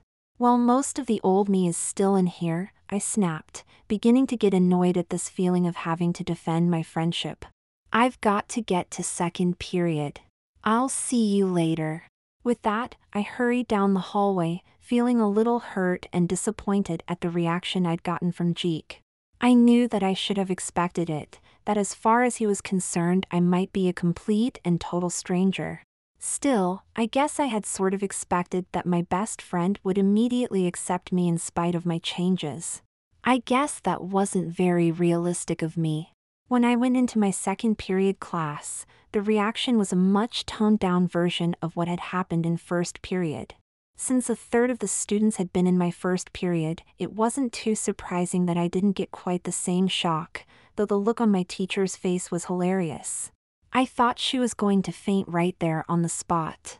Nice hair, Shiv smirked when she saw me. For a moment, I almost thought you had a head wound and were bleeding all over the place. I looked back at Shiv, knowing that this was just her way of testing me to see how I'd react. Look who's talking, I responded with a snort. Your hair nearly blinded me. You might want to unplug it when we're in class. Enough of that, ladies, the teacher said, looking a bit uncomfortable to be using that term on me. I won't tolerate any fighting in my class. I stuck my tongue out at Shiv and she responded by flipping me the bird. However, from the grin on her face I could tell she wasn't upset. Instead, she seemed to have decided that I was all right. The rest of the class was pretty uneventful, except for Dan Lawrence trying to cop a feel and Shiv calling me a skanky-looking slut bitch as we were leaving. I called her a tattooed whore freak back and that was the end of it as we went our separate ways on almost friendly terms. Before I realized it, I was sitting in English class, my least favorite class of the day. I'd shared a friendly insult with Shiv as we were coming in, but since we didn't sit together there was no chance to talk. And since Jeek wasn't in this class with me, I wasn't able to talk with him even if he was still willing to talk with me. I was no longer sure about that. At first, I did what I normally do in English, which is just sit back and zone out while the teacher lectures monotonously. But after a while, I slowly found myself listening and then even paying attention. It wasn't that the teacher was less monotonous than normal or any less boring in his delivery, but for some reason the material itself just seemed a little more interesting. It wasn't until class was over and I felt a faint disappointment because of it that the alarm bells began to go off in my head. However, I quickly pushed those aside and hurried out of the class with everyone else, eager to get to lunch since I was beginning to get pretty hungry. When I got to the lunchroom and sat down at my usual table to eat, I expected Jeek to come by and join me just as he always did. But when finally saw him, he wasn't coming to our table. Instead, he gave me a nervous look, as well as one of admiration before rushing over to some other table. I remained where I was, feeling hurt and abandoned. Just great, I grimaced, realizing that my twist might very well mean that I'd have to get new friends. It was hard to imagine getting a new best friend though, especially since Jeek and I had been buddies for years. I didn't have much time to dwell on Jeek's abandonment of me because one boy asked, "Is anyone sitting here?" Then he dropped down into the seat beside me before I could answer, regardless of the fact that there were a number of other open seats. However, those quickly filled up as well, all by boys who seemed to enjoy sitting close to me and watching me eat. Just great, I sighed to myself again. Sure, I enjoyed the attention they were giving me, but it was pretty damn weird having a bunch of boys watching me while I ate my lunch. It felt downright creepy. Once I was done eating, I was surprised to realize that I still felt hungry. I frowned at that, thinking that girls were supposed to eat less than guys, not more. I couldn't help looking around at the guys surrounding me, or specifically, looking at their lunches. One of them noticed my attention and offered me his brownie. And since the others didn't want to be outdone, they started offering me things too. Before I realized it, I had enough extras for a second lunch. Much better, I licked my lips once I was finished eating for the second time. One boy was staring at me so hard that he looked as though he were about to pass out from lack of blood to the brain. I felt mixed emotions about that, as I did about nearly everything now. Since I was done, I took my time standing up, making sure to lean forward and give the guys a bit of a show. I felt a tingle of excitement as they all stared at me even harder. I still found it hard to believe that I got such a kick from people staring at me and admiring the way I looked, but I couldn't deny that I did. It seems that I not only like that kind of attention now, but actually crave it as well. I wanted more of it, which was why I started walking out of the lunchroom with as sexy a strut as I could manage. I was well aware of the fact that a large number of boys in the cafeteria were staring at me as I walked past, including some of the teacher. I was eating it up, loving every bit of the attention yet feeling a little guilty for doing so. One girl even muttered, "What a slut," as I walked past, probably due to the fact that the boy sitting beside her was nearly drooling as he stared at me. After I left the cafeteria, I was a little uncertain about what to do with the rest of my lunchtime since I normally spend it bullshitting with Cheek and that wasn't possible now. I frowned, then decided that I might as well walk around a little and see if I could get some more guys to lust over me. Again, I felt guilty for having those thoughts since I knew they would be complete anathema for the old me, but at the same time I got a thrill from imagining the looks on people's faces and knowing the kinds of fantasies that would run through their minds. I am an attention whore, I grimaced, not sure what that said about me now. Just then, I noticed Devin walking straight towards me with one of his friends at his side. I saw the intense scowl on his face as he glared at me and suddenly had a very bad feeling about this. I quickly glanced around for a quick way out of here, but it was too late because he was already there. "I bet you thought it was funny making me look like an idiot this morning," Devin spat at me. "It didn't take much effort," I responded with a forced grin. "Why, you little bitch," Devin's friend Kaze snarled from beside him.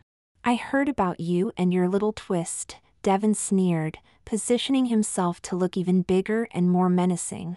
"So you think it's funny to flirt with me in front of a bunch of people just so you can laugh at me, do you?"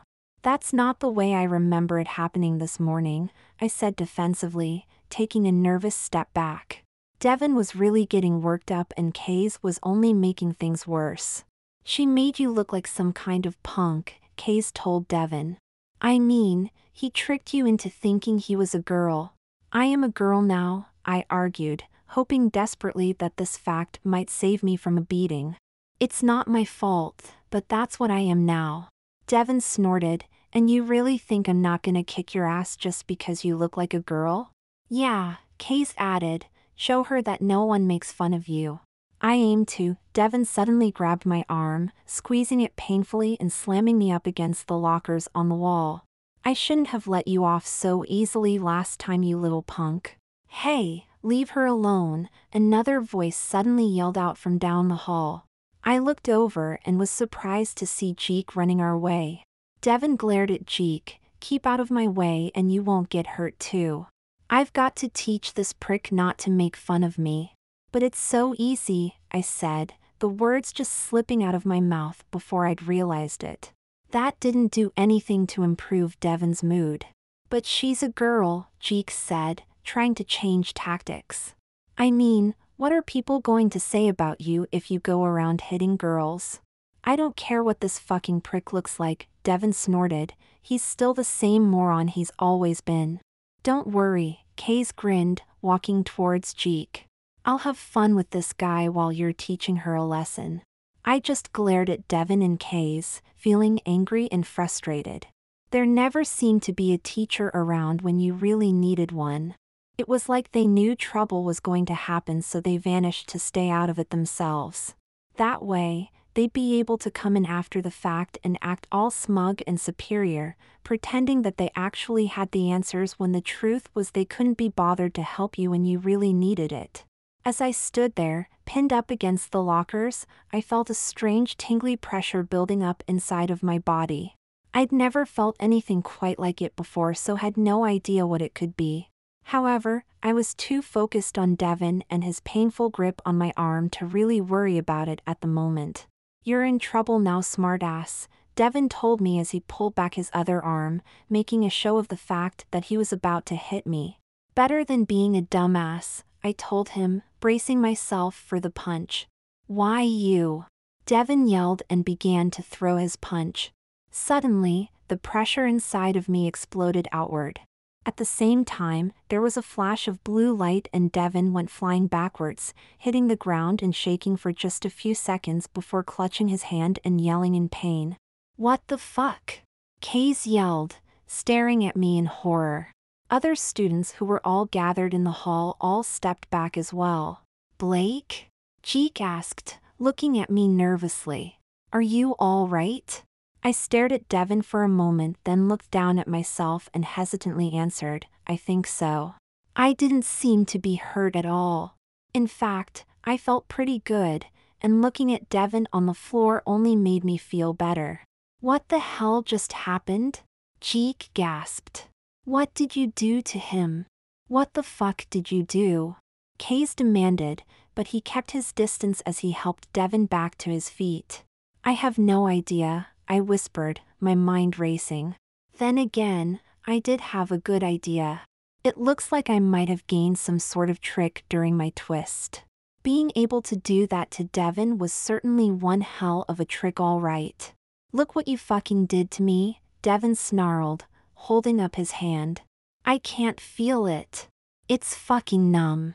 Just like your brain, I couldn't resist snapping back, pleased to notice that he didn't come towards me again. He glared at me, then hurried away, muttering something about "fucking twisted bitch." "Damn," Jeek said, "you might want to watch your back around him from now on." "Like I didn't already," I muttered, staring down at my own hand and trying to figure out exactly what I did. But just then, one of the teachers finally showed up. He came storming down the hall with an imperious expression that teachers tend to have when they're about to exert their authority. I scowled, annoyed that he was nowhere in sight while Devin was about to beat the hell out of me, but now he showed up ready to declare judgment. For a moment, I considered making a run for it before he could grab me and decide I was the guilty party and in need of detention, then I grinned as I had a different idea. Instead, I gave my best poor little girl look, something which I hadn't ever practiced before, and hoped I got right. I'd seen enough pretty girls slip out of trouble by playing this card, and I wanted to see if I could do it too. "Did you see that?" I gasped, trying to look scared and helpless but sexy at the same time. I had no idea how well I succeeded, but the teacher froze with a dazed expression on his face. "I've only been a girl for a couple days and some jerk already attacks me. Where were you guys? I mean, I got assaulted right here in the school hallway and no one did anything." "That sounds like a lawsuit," Jeek offered helpfully, making the teacher go even more pale. "I'm sure there's no need for that," the teacher stammered nervously, obviously afraid of being connected to a lawsuit against the school. It didn't take much effort on my part to not only talk my way out of trouble but to convince him that I was the victim of a horrible assault. When the teacher left, he swore that Devin would be spending a lot of time in detention for what he tried doing to me, and I had little doubt that if I'd wanted I could even have gotten Devin expelled. I was amazed at just how easy it had been. Once the teacher and most of the audience were gone, Jeek stared at me and licked his lips nervously. "I'm sorry about earlier." He looked a little uncomfortable. "It's just that you're so different now and I don't know how much of you is the same." "I know," I sighed. "I'm sorry too. I shouldn't have gotten all mad like that. It's just frustrating because everything else is different and I guess I just assumed that you and I would still be the same." "Well," Jeek said hopefully, "I'd like to at least try to still be friends." "Me too." I held out my hand. Jeek stared at my hand for a moment. You're not gonna do to me what you did to Devin, are you? I don't think so, I frowned. I mean, I've touched other people like this and nothing happened. I think that was only because I was really mad. The two of us shook hands and I let out a sigh of relief, feeling some of the tension leaving me. I felt a lot better now that I knew Jeek was back in my corner again. He was my best friend and it would really suck to lose him just because I'd gone through my twist. I let out a long sigh of relief when I finally got home from school. It had been such a weird day, and not just because of what happened with Devin or the way everyone now treated me different. There were other things too, such as the fact that every one of my classes now seemed more interesting. I know that the teachers couldn't have all changed the way they were doing things, but I don't think I wanted to admit the only other thing it could be. When I went inside and saw my mom, standing 6'2" and wearing loose clothes, I knew that she'd gotten back from the gym just a short while ago. It was always kind of interesting to watch her swell into a massive Amazon while working out or slowly shrink back down afterwards. So how was school? Mom asked me with a broad smile that didn't quite hide her worry. It was interesting, I said, not sure exactly how much to tell her. Oh? Dad asked as he came over, making me nervous. I hoped that he didn't use his trick on me because there were some things I didn't feel like telling my parents. Well, I said slowly. I found out I have a trick. Really? Mom asked with a look of interest. I knew that she and Dad would be interested in that, and so would Kim if she'd bother to come out and show herself. After all, everyone is interested in what tricks a twisted might have, and it's frequently one of the first questions people ask about us. I took a deep breath and concentrated on that strange tingly pressure that I'd felt while being threatened by Devin. I'd practiced this several times during the day, between classes and the like, as I tried making sense of what I'd done to him. And after a few attempts, I'd finally figured it out. The pressure built again, though not nearly as strong as then. It channeled into my hand and suddenly blue sparks shot between my fingers, making both my parents jump back in surprise. I think it's like some kind of taser or something, I said with a grin, feeling rather pleased with myself. After all, it was a pretty cool trick and it had already proven useful against Devin. You haven't used it on someone, have you? My dad asked with a worried look. Only on some guy who jumped me in the hallway, I responded, then bit my tongue, silently cursing Dad and his trick. You used it on someone? Mom gasped in horror. Not on purpose, I answered truthfully, still under the effects of Dad's trick. I didn't know I could do it until it happened and he ended up on the floor. Did you hurt him? Dad demanded, looking upset. He's twice my size and tried beating the crap out of me, I snapped in annoyance, and you're more worried about him? Thanks a lot for your concern. The sarcasm was thick and I spat out, no, the jerk's fine. He just got a bit of a shock is all. Well, enough about that, Mom announced, trying to diffuse the situation. She smiled at me. We have a hair appointment at the salon for you in an hour. Hair appointment? Dad gasped. He needs to go see a doctor for a checkup, a specialist for his trick, and there's a lot of paperwork that needs to be done. I hardly think that a hair appointment is the top priority. That's she now, not he, Mom corrected Dad patiently. And as for priorities, a lovely young lady like her needs to look her best at all times. Besides, we've already got an appointment with the doctor this weekend, and it won't be a problem to schedule one with the trick specialist right afterwards. Dad wasn't exactly happy, but he couldn't argue much with that. When he tried to, his real feelings came out and he spouted, I don't want my daughter looking any more feminine and sexy than she already does. Mom just smiled and reminded him that since I had my own built-in taser, there was hardly a need to worry about me not being able to take care of myself. Dad still wasn't happy about that, but it was the end of the conversation. A short while later, Mom and I were on our way to the salon, and I was filled with mixed feelings. I'd never been in one of those places before, which had always seemed a haven for all things feminine. It was the kind of place that I normally would have avoided at all costs, or at least the old me would have. The new me was a bit different, and that would take a bit to get used to. I was nervous, but at the same time, I knew that it would make me look even better, and I absolutely loved the idea. When we arrived, Mom talked with an employee named Sarah for a minute, then ushered me to a chair where the Sarah looked me over. Not bad, but a little trimming and styling could certainly help, she mused. She looked at my mom. Should we dye her hair as well? I don't think so, Mom responded. It's very distinctive this way, but it's your choice. She looked at me as she said the last. I thought about it for a moment, then decided, leave it this color, or colors. I kind of like it. Sarah picked up my hand and looked at my fingers for a moment. Very nice. It looks like you've had a manicure recently. No, I blinked. We only put some polish on them. They come that way naturally from her twist, Mom told Sarah with a look of amusement. We should probably take care to keep them that way though, since they're very nice. Once everything was decided, Sarah went to work. She leaned my chair back over a sink and washed my hair with some nice-smelling shampoo that would have made me immediately run away had I still been a guy. I still felt the urge to do that, though I held that impulse in check with the reminder that I was a girl now and could get away with perfumed shampoo and the like. Still, it was hard to forget the old instincts. While Sarah was washing my hair and then cutting it, she cheerfully chatted on. So, you've just had your twist? That's great. I remember when I had my twist. I lost over 50 pounds overnight, gained a cup size, and this trick where I can change the TV channel without a remote.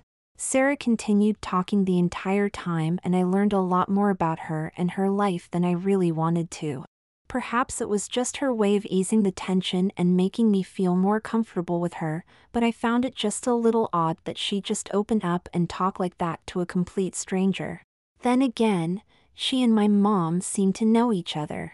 When Sarah was finally finished with me, I was allowed to see the results in a mirror. All I could do was stare, feeling impressed at just how good I looked. My hair was about an inch shorter than it had been, but it was styled a bit and more luxurious, making me look wild and sexy. Oh dear, Mom said, looking amazed. You look gorgeous. Normally I would have seen about a manicure as well, Sarah said cheerfully, but you obviously don't need one. I think we're fine with this for now, Mom told her with a smile.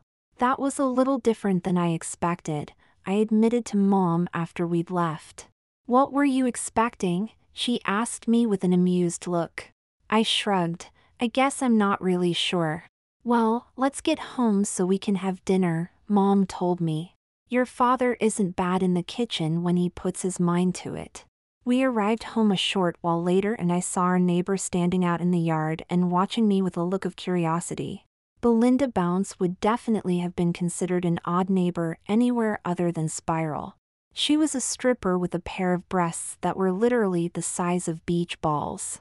But since she never had any problem moving with her back or moving around with them, I was pretty sure that having them be immune from gravity was one of her tricks. Belinda might have been our neighbor, but I normally only saw her once a month or so, due largely to the fact that she was up till the early hours of the morning working and then spent most of the day sleeping. Because of this, I didn't know her very well, but I had heard that before her twist made her into a big-breasted exhibitionist, she had been a very conservative religious girl. So that's what you look like now, Belinda said as she looked me over with an appraising expression. Very nice shape. Thanks, I responded, a little uncertain about how to take being complimented by her. Sure, I loved attention from guys, but this was from a professional stripper. Then again, she wasn't giving me quite the same look of interest. Belinda was looking at me with more of a professional eye, as if wondering how well I might do in her business. You've got a great figure, Belinda said with a grin, then she added, but if you ever want a little more up top, just let me know. I gulped at that, knowing that Belinda was referring to her trick. She could cause girls and women to have a growth spurt that could make their breast size anywhere from 1 to 4 cup sizes larger, though she apparently didn't have control over how much anyone grew or didn't. This made her very popular among some of the girls in Spiral who were looking for a natural and cheaper alternative to implants. Anyway, Belinda said, "I've got to get going. I have to be at the club in half an hour and I'm already running late." After I waved goodbye to Belinda and went inside the house, I couldn't help but thinking about her and her twist.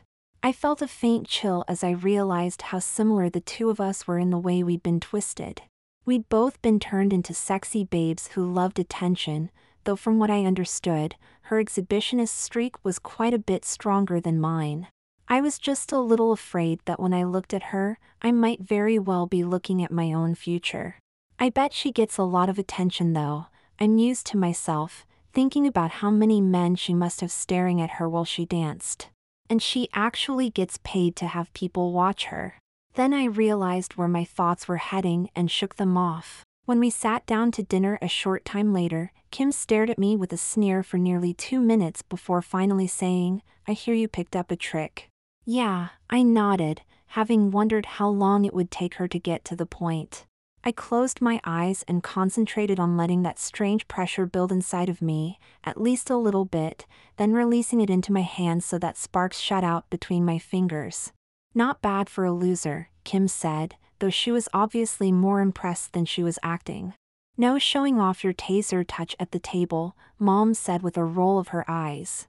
"Then I guess I'll just have to show it to Kim in private," I teased her with the veiled threat I never actually ended to carry out. It was just fun watching her get a little nervous of me for once. This was payback for all the times she'd insulted and threatened me since her twist. As soon as dinner was over, I rushed to my room, took off my shoes and put on the stiletto-heeled ones so I could get more practice walking around in those.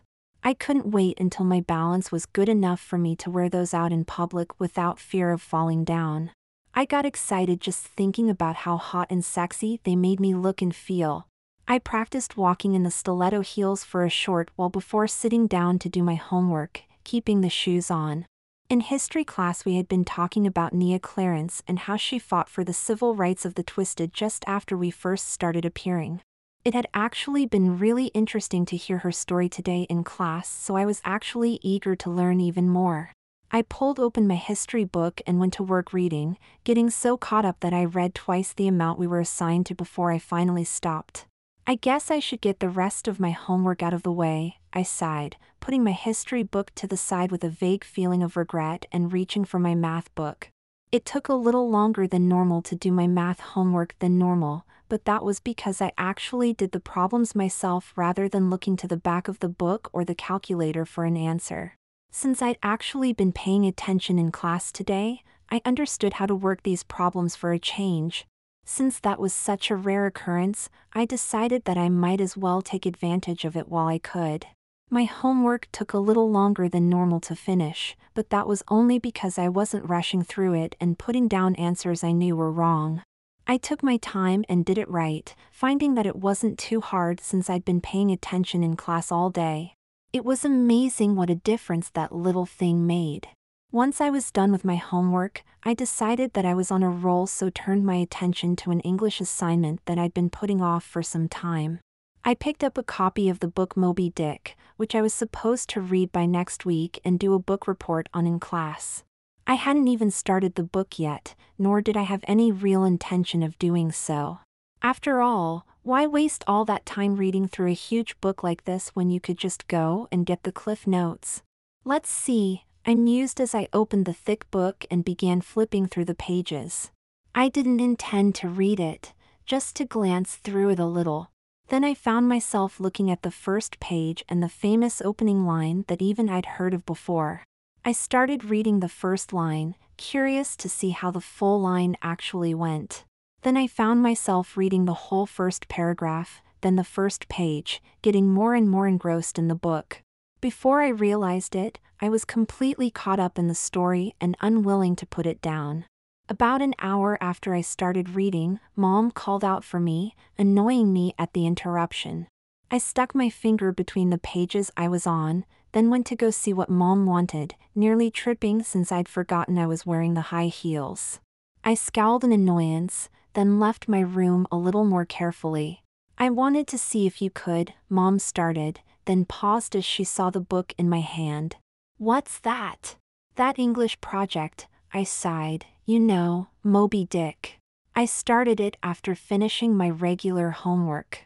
Mom stared at me for a moment, then at the book with a look of surprise. "And you started that today?" "Yeah," I responded impatiently. "Is that where you're at?" she asked, pointing to where my finger was between the pages. "Is that how far you've gotten?" "Yeah," I eyed her suspiciously, wondering why she was making such a big deal of this. After all, she'd been nagging me to start reading the book for the last 2 weeks, so I thought she'd be happy I finally started it. Mom just stood there for a moment with a strange expression on her face. Then she cautiously said, "You just started reading Moby Dick a couple hours ago and you're already halfway through it?" I blinked in surprise, then looked at where my finger was placed. It was indeed halfway through the book, perhaps even a little more than halfway. I went pale at the sight and quietly said, "I started it an hour ago." "I've never seen you read a book that fast," Mom was commenting. "In fact, you usually avoiding reading anything at all." "I know," I responded quietly, suddenly remembering some of my own strange behavior during the day. I'd been paying attention in every class, and I'd even gotten caught up in reading a novel I would normally have avoided at all costs.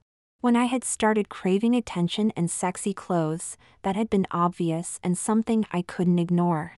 But this had been much more subtle and had completely snuck up on me. "Oh shit. Are you okay?" Mom asked with a look of concern. "Yeah," I forced a smile. "I just keep surprising myself is all." Mom just nodded, then told me, "Well, if you picked up the ability to speed read in your twist, I'd call that pretty lucky." "Yeah," I sighed, turning around and going back to my room, both of us forgetting about why she'd called me out in the first place. "Just great," I sighed, dropping the book onto my desk with a scowl of annoyance. Finding out that the only reason I enjoyed reading it was that my personality had been changed took the pleasure out of it. First my twist turns me into some kind of attention whore, now it's turning me into a nerd too. I plopped down on my bed, shaking my head and trying to make sense of who I was now and who I was becoming. It was all so confusing, especially since none of my previous experience and opinions seemed to count anymore. I no longer had any idea of who I was, and just when I thought I was getting a clue, more just got thrown into the mix. After just sitting there and brooding for a while, I found my thoughts turning back to the book. I couldn't help but thinking about what I'd already read and wondering what was going to happen next. I told myself no, that I refused to give in to that entirely out of stubborn pride of nothing else, but eventually found myself picking the book back up. I just had to know what happened next. It was strange going back to school in the morning, especially since all my homework was done right. I was caught up for all of my classes and even ahead in several assignments. This was probably the first time I was actually prepared for all of my classes in as long as I could remember, and I felt somewhat uncomfortable about that. It just wasn't normal, at least not for me. I was well aware of the irony, that I felt more shame and embarrassment about actually being ready for school and prepared than I did about wearing sexy clothes and trying to attract men. I was able to tell Jeek about my love of dressing provocatively, but not about wanting to pay attention in class. The whole thing was so odd that even I almost found it funny. There was one thing I knew though, and had been reminded of countless times while growing up, and that was that it was easier to go with the flow. Over half of all Twisted had been altered mentally to one degree or another, many of whom had been given compulsions or new interests of one form or another. Both of my parents fell into that category, and they warned me that it could very well be my fate as well. Because of that, they had always told me that it was easier to just accept your changes and adjust to them than to try fighting them and yourself all the time, unless of course those compulsions were either illegal or immoral. It might be easier to just go with the flow, but it was still a bit uncomfortable when you were flowing in the opposite direction you were used to flowing. When I stepped into my first period class, I was well aware of my new tendency to pay more attention, and I decided to actively fight it. I actually tried to zone out and not pay attention, but I quickly discovered that it's more difficult than it sounds. It isn't easy to completely ignore someone when they're saying something that you actually find interesting. I tried fighting myself for most of first period before I finally just gave up and went with the flow. Since I couldn't really fight my own compulsions and interests, I decided that it would be smart to at least learn exactly what they were. Because of this, I spent the next several classes carefully scrutinizing my own emotions and reactions to just about everything, trying to figure out what sparked my interest and curiosity and what bored me to death. It didn't take me long before I began to notice a pattern in my new interests and desires. So far I hadn't found anything that actually bored me, but other than looking sexy and attracting attention, it seemed that I had a fascination for learning new things and reading just about anything I got my hands on. In English, I finished the reading assignment in 2 minutes, even though everyone else spent half the period on it. Then I found myself reading through the rest of the book as well. If this continued, I knew that I might very well end up getting straight A's in all my classes, which would give Jeek license to tease me forever. That was why I decided not to tell him about this. Eventually lunch arrived and I went to the cafeteria, making sure to reserve a seat beside me for Jeek. Since my twist, there were a lot of boys who wanted to sit next to me, or even just close to me. A lot of them didn't have the nerve to come up and talk to me directly but still liked to be near me. I was delighted by the attention, yet found it a little annoying as well since it meant I didn't get much privacy. Is it too much of a good thing?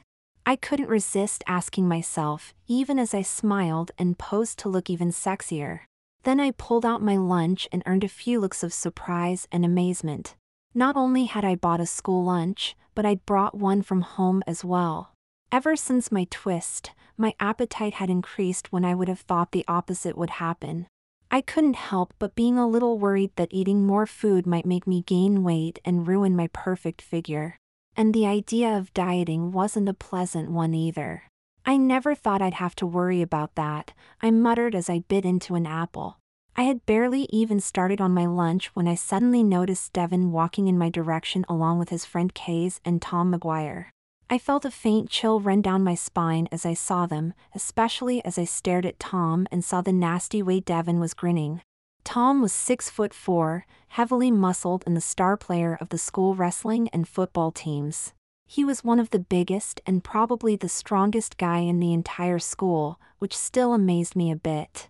Back when he was Tommy McGuire, he'd been a scrawny nerd, but that was before he'd been twisted into some sort of super jock.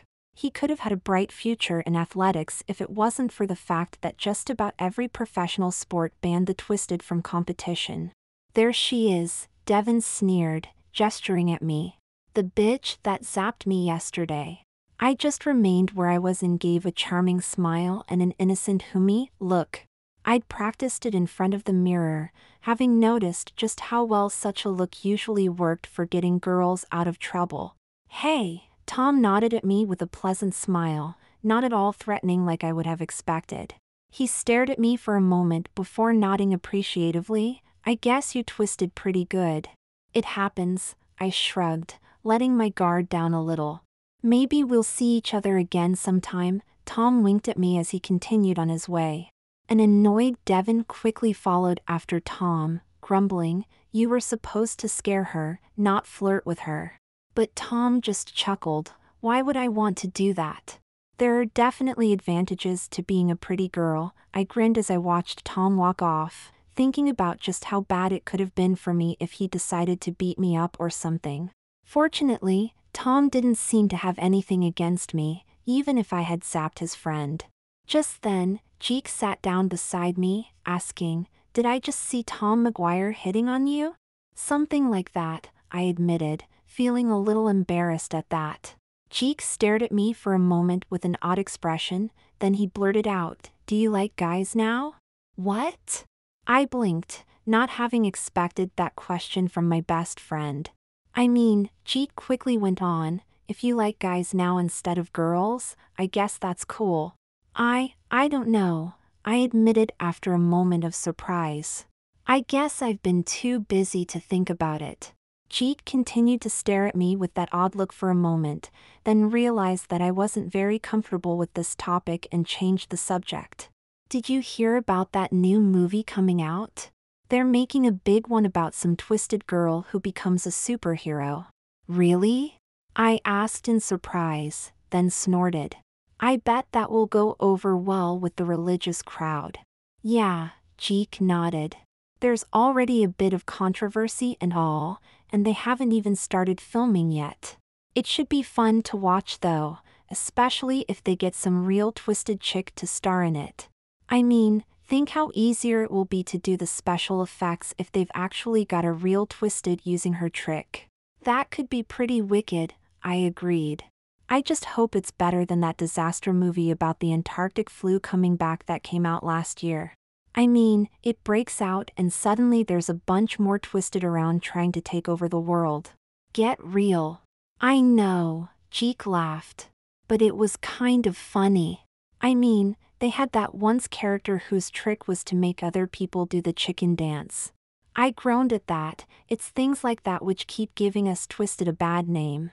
And here I thought it was the nutcases who kept trying to say you weren't human anymore, Jeet grinned. And you remember that senator that kept saying the twisted are really being possessed by some aliens from another dimension. How could I forget? I rolled my eyes. My dad got so mad at that he threw a lamp at our TV and broke it. Jeek and I continued talking through the rest of lunch, but I couldn't help thinking about the question he had asked me. Did I like guys now?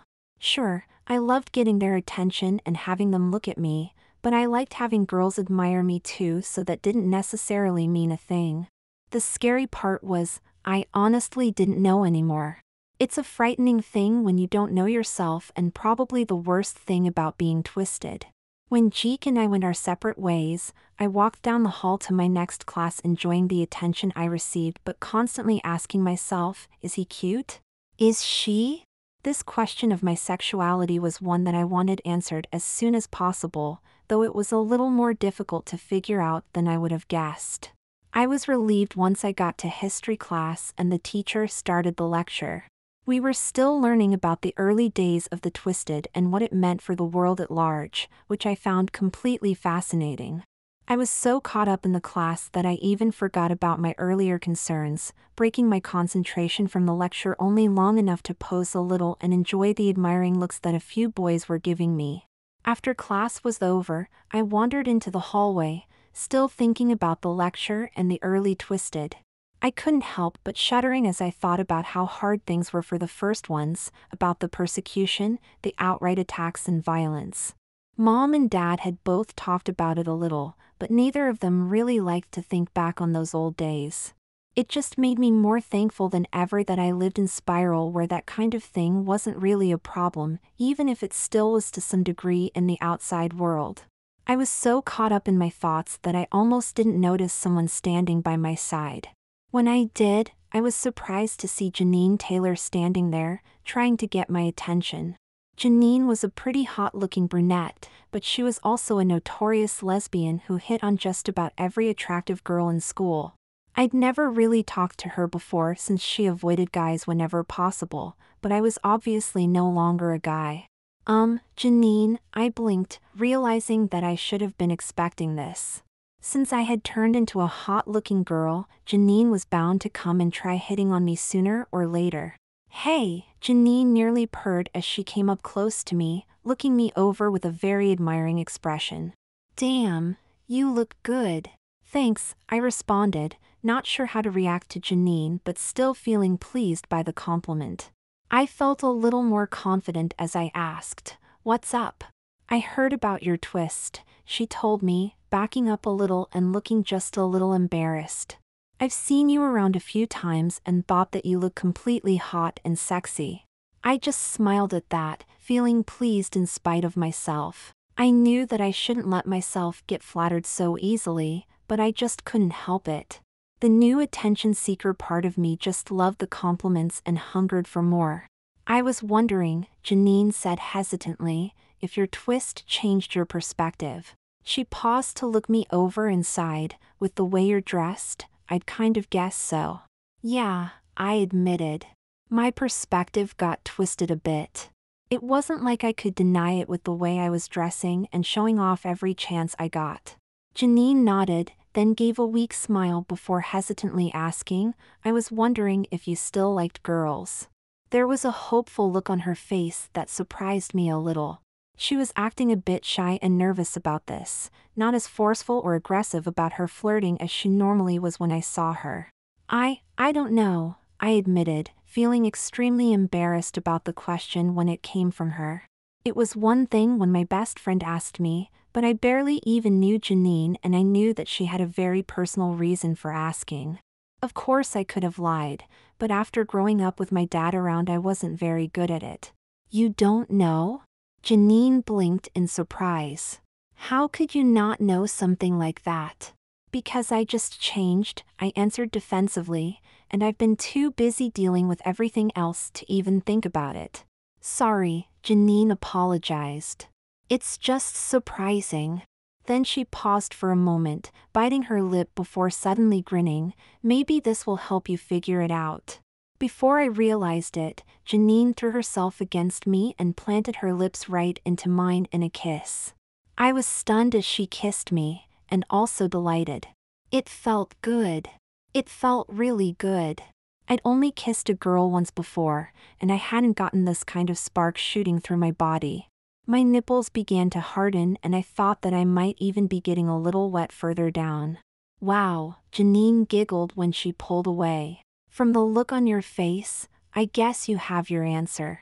She looked quite pleased with herself, even smug as she stepped away from me. Then with a wink, she turned and started off down the hall, cheerfully calling back, I'll see you later. I just remained where I was for a few more seconds before finally whispering, wow. I could hardly believe that I just had a hot-looking girl come up to me in the hallway and give me a kiss like that. That kind of thing had never happened to me back when I'd still been a guy. And I was even feeling all turned on by it. Wow. Then I grinned, still feeling a bit stunned by my encounter with Janine, but relieved as well. This meant that I finally had my answer. I did still like girls. I was especially relieved since I didn't know if I could handle any more changes to my mind and behavior, especially not with something as fundamental to my self-identity as that. It looks like there's going to be a lot of disappointed guys around here, I giggled, looking around at several boys who'd actually seen the kiss and were still staring at me. I just hope this doesn't chase them away. After a moment I gathered my wits and continued on to my next class with a broad grin on my face and a sexy strut in my step. Somehow, I felt even sexier and more attractive than before as I walked down the hall, thinking about Janine and looking forward to seeing her again. After school was over and I made my way home, I couldn't help feeling both giddy and tired at the same time. It was a strange combination of emotions, but that seemed to have become my trademark since my twist. My mind was still wandering over Janine's kiss, but at the same time, I was a little drained from a talk I'd just had with Jeek. He'd heard about me and Janine kissing and had confronted me with that, demanding to know if the rumors were true and we were dating now. I didn't really know how to respond to that, especially when I saw the look of jealousy in my friend's eyes. I hadn't realized until just then that Jeek had been secretly hoping that the two of us might start dating. What am I gonna do about Jeek? I asked myself with a sigh. He was my best friend, but things had just gotten so complicated. Of course, I should have realized that Jeek thought I was totally hot, especially since every other guy did. I just hadn't thought that he'd ever think of me as possible girlfriend material. I mean, we were best friends, almost like brothers at times. Then I sighed, remembering the look of disappointment in his eyes once I'd confirmed that I did indeed still like girls. I hope he gets over it, I muttered. When I reached home a few minutes later, I immediately started for my room, but my mom stopped me with a suspicious look. What are you up to? I was about to tell her that I was just going to play some video games, but instead I found myself saying, I'm just going to do my homework then read a book I checked out from the school library. I winced at the effect of my dad's trick. My mom just stood there with her mouth open, giving me a look of stunned confusion. Dad stood there with a similar look, obviously wondering if his trick was still working on me. I took advantage of their surprise to hurry past them to my room. Dad and his stupid trick, I grimaced, knowing that I'd been embarrassed or in trouble because of it more times than I could count. I sighed as I began taking out my homework and setting it down on my bed, along with the book that I'd told Mom about. It was all about the twisted, specifically about the various physical and mental changes we can go through during our twist and the kinds of tricks that we can develop as well. Considering what I was going through, my interest in the subject had greatly increased as of late. Maybe I can learn a thing or two, I mused, though I suspected that I was already very familiar with most of the things in the book. However, it had been written by some guy who was twisted himself, so it probably wouldn't have the twisted or sick individual's tone that a lot of books written by normals did, and he'd been through it himself, so knew what he was talking about. I got comfortable on my bed and began to scan through the first pages of the book, finding it fairly dry but still interesting anyway. I was just starting on the second chapter when I heard Kim talking outside my room. Out of curiosity, I put the book down and went to go check it out. "I'm going to the mall," Kim was telling Mom as she walked to the door. "Can I go with you?" I asked hopefully. Kim gave me a look of annoyance and asked, "Why?" I knew that she meant, "Why should I take you?" But instead I told her I was thinking of going to get my ears pierced. I figured that this would go over with her a little better than saying I just wanted to show off and get a little attention. Of course, as soon as I said it, I realized that getting my ears pierced was a good idea. I'd be able to wear earrings and look even better. Whatever, Kim rolled her eyes, looking a little interested in spite of herself. "Come on." As soon as we arrived at the mall, Kim immediately rushed off, completely ignoring me and leaving me to my own devices. She hadn't even said anything about what time we were to meet up again in order to go home, leaving me with the fear that if I didn't get back to her in time I might be left to walk home. Then again, I could only imagine how much trouble she'd be in if Dad used his trick when asking her why she didn't bring me back. Still, I didn't want to push it and made a mental note to find her in time. "Let's see," I mused as I looked around, noticing several guys already looking at me with appreciative expressions. I smiled at that and walked past them, savoring every bit of that attention. I didn't have any specific plans for in the mall, so just walked until I noticed a lingerie store. I felt a surge of excitement and went inside, thinking of those sexy lace things I'd talked Mom into getting me a couple days ago and knowing that I wanted more. However, after a little window shopping, I was disappointed to note that a lot of the things I really wanted were a little out of my price range. Damn, I cursed to myself, knowing that I was going to have to get a job if I wanted to buy the things that I liked now. It was a hell of a lot cheaper being a guy. After careful consideration though, I decided that I could afford several pairs of lacy black panties, even if the matching bras would be a little much at the moment. I felt an odd mixture of pride and nervousness as I went up to the counter with them, more than half sure they would call me some kind of pervert or something. However, the lady at the counter only complimented my hair and exotic eyes, not saying any of the things I'd feared. "I just hope I don't feel that nervous every time I have to buy girl things now," I muttered as I left, trying to reassure myself that I was a girl now and had every right to go into that kind of place. However, a large part of me was still the same boy I'd always been and felt out of place. A few minutes later I wandered towards the shoe store, not planning to buy anything even if I could afford it, but just wanting to look. Since I was a girl and doing the whole shopping thing, it seemed like the logical next step. Besides, I wanted to try out a pair of those stiletto-heeled boots that I hadn't been able to try on in front of my mom. Just as I was about to go into the shoe store, I suddenly noticed Janine coming out of the store beside it at the same time. I was a little startled to see her in the mall after what had happened at school today and didn't know what to do. I didn't know if I should go over and say hi or pretend that I hadn't seen her. The choice was taken away from me as Janine saw me just a few seconds after I'd spotted her. "Blake," Janine said as she walked over to me, looking a bit nervous. "I'm sorry if I came on too strong earlier." She looked down at the ground, blushing brightly. "Sometimes I just can't help myself." It's okay," I responded just as nervously, not sure what to say now. "I didn't mean to embers you or anything. she quickly added. It's just that I sometimes act before I think when it comes to girls I like. Oh, I blushed, feeling excited that she liked me. I'd never really had a girl say she liked me like that before, especially not one as pretty as she was. But you don't really know me, I protested weakly. Janine frowned, but we've gone to school together for years. You never even talked to me before this, I said, gesturing down at myself, wondering why I was making such a big deal of this. I'm a little uncomfortable around guys, Janine admitted with a sigh, then quietly added, it's part of my twist. Twist? I blinked in surprise.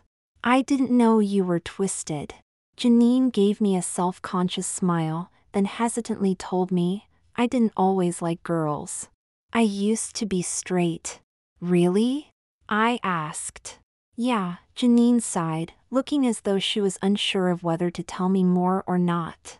She finally continued, about 2 years ago, my best friend and I were talking about guys we liked and what it would be like to kiss them.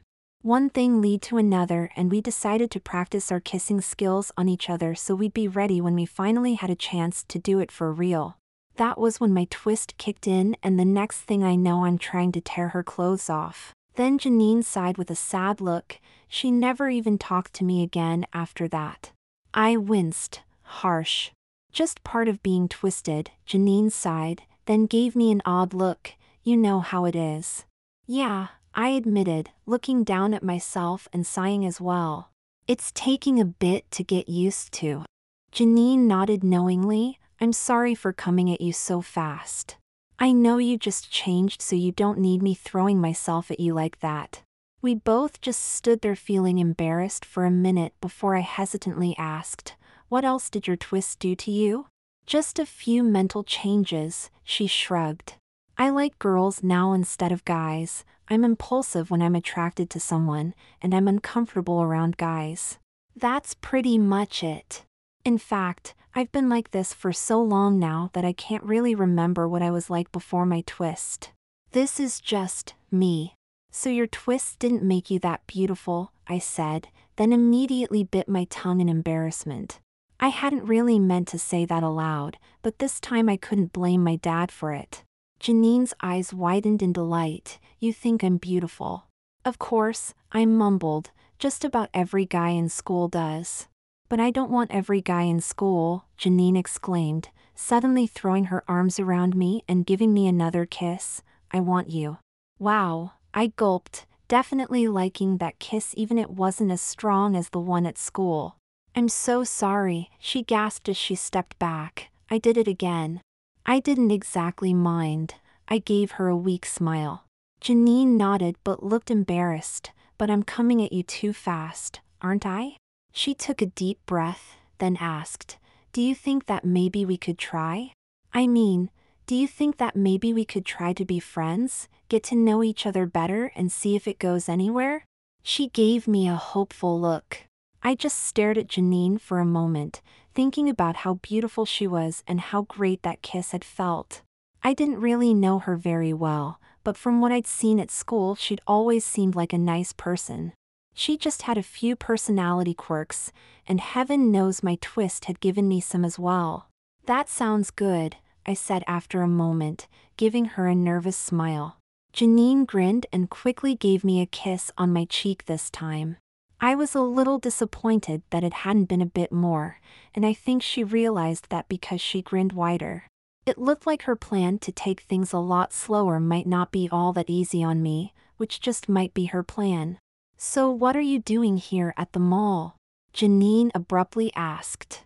Just picking up a few things, I said as I held up my bag, hoping she didn't ask what I'd bought. Then I realized that it had the store name right on the front so she probably didn't have to ask. I quickly added, and I was going to go get my ears pierced. Really? Her eyes lit up. I think some earrings would go great with that necklace you're wearing. You think so? I asked a little hesitantly. Janine nodded, oh yeah. A few extra sparklies can always make a girl look a little more attractive. It was as though Janine really knew me well because she had just pushed my magic button. In an instant, I was even more interested in getting my ears pierced and finding some nice earrings. It was beginning to seem like more and more of a good idea with every minute. "I'll come with you," she told me with a grin. With that, we turned away from the shoe store and went for a new destination, a body modification shop on the other side of the mall that did tattoos and piercings as well as sold the jewelry for the latter. When I stepped inside, I wasn't surprised to see Kim standing there, though I was a little startled to notice that she was talking to Shiv Martin. "Hey," Shiv called out when she noticed me come in. Then she noticed Janine beside me and looked a little startled, perhaps guessing from Janine's presence that we were an item or something. Then again, that might not have been too far off the mark. "Hey," I called back, glancing at Kim, who was silent but giving me a curious look. "You in here for a tat or something?" Shiv asked with an almost eager expression. "Just to get my ears pierced." I glanced at Kim again, then to the woman who seemed to be the person who took care of that. "Cool," Shiv nodded. "I'm here learning how to do tattoos." Then she gestured to my sister. "This is Kim." "I know," I responded as deadpan as I could. "She's my sister." "What?" Shiv gasped in surprise while Kim snorted, "Not by choice." "She's your sister?" Janine asked beside me. "I think I've seen her around school." "Yeah," I told Janine. "She used to be pretty decent until she twisted into a bitch." "Whatever," Kim rolled her eyes. "You gonna get your ears pierced or what?" I looked at the woman who ran the shop and she grinned. "Don't worry. Kim is the best employee I've ever had for this kind of thing." "Employee?" I blinked in surprise, looking at Kim, who actually seemed a bit embarrassed. "It's part-time," she snapped defensively. "And if you tell Mom and Dad, I'll kill you." I just nodded at that, grinning slightly as I realized that this could be great blackmail material later. "How did you keep something like this from Dad?" "He never asked," Kim responded with a shrug, gesturing for me to sit down in a chair. "This will only take a moment." I sat down and braced myself for the pain as Kim pinched my ear between her fingers and then brought a little piercing gun to it. I felt the punch as the little gun punched a small hole through my earlobe, but to my surprise, it didn't hurt in the least. I didn't even feel the slight sting. I thought that was supposed to hurt. I blinked in surprise.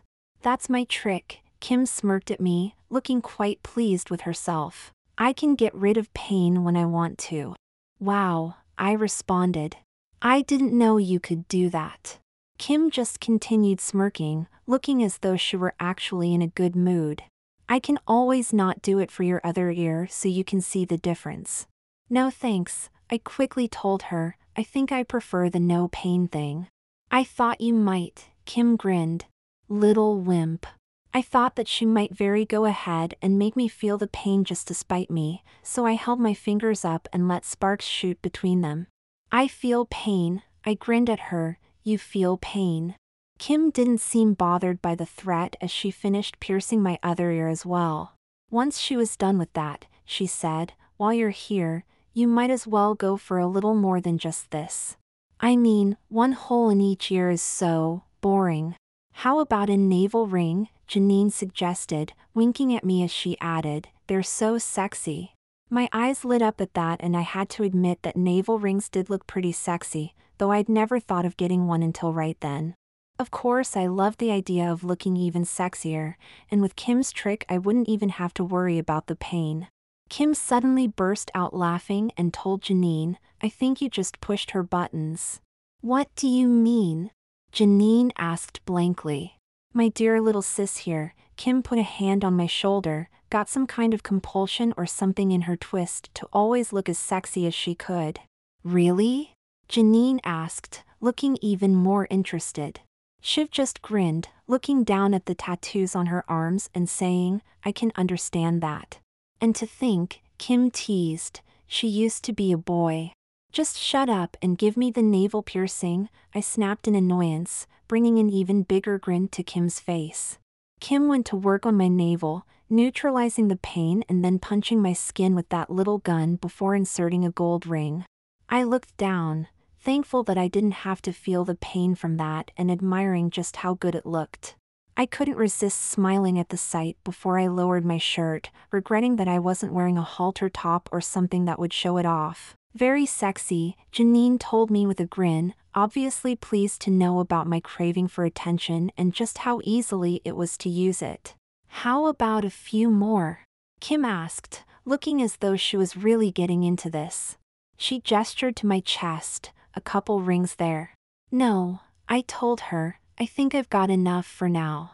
But it'll look really sexy, Kim teased me, trying to urge me into it. No, I told her, thankful that my little quirk wasn't so overwhelming that I'd agree to anything someone suggested as long as they said it would be sexy. That would really suck. I'm done for now.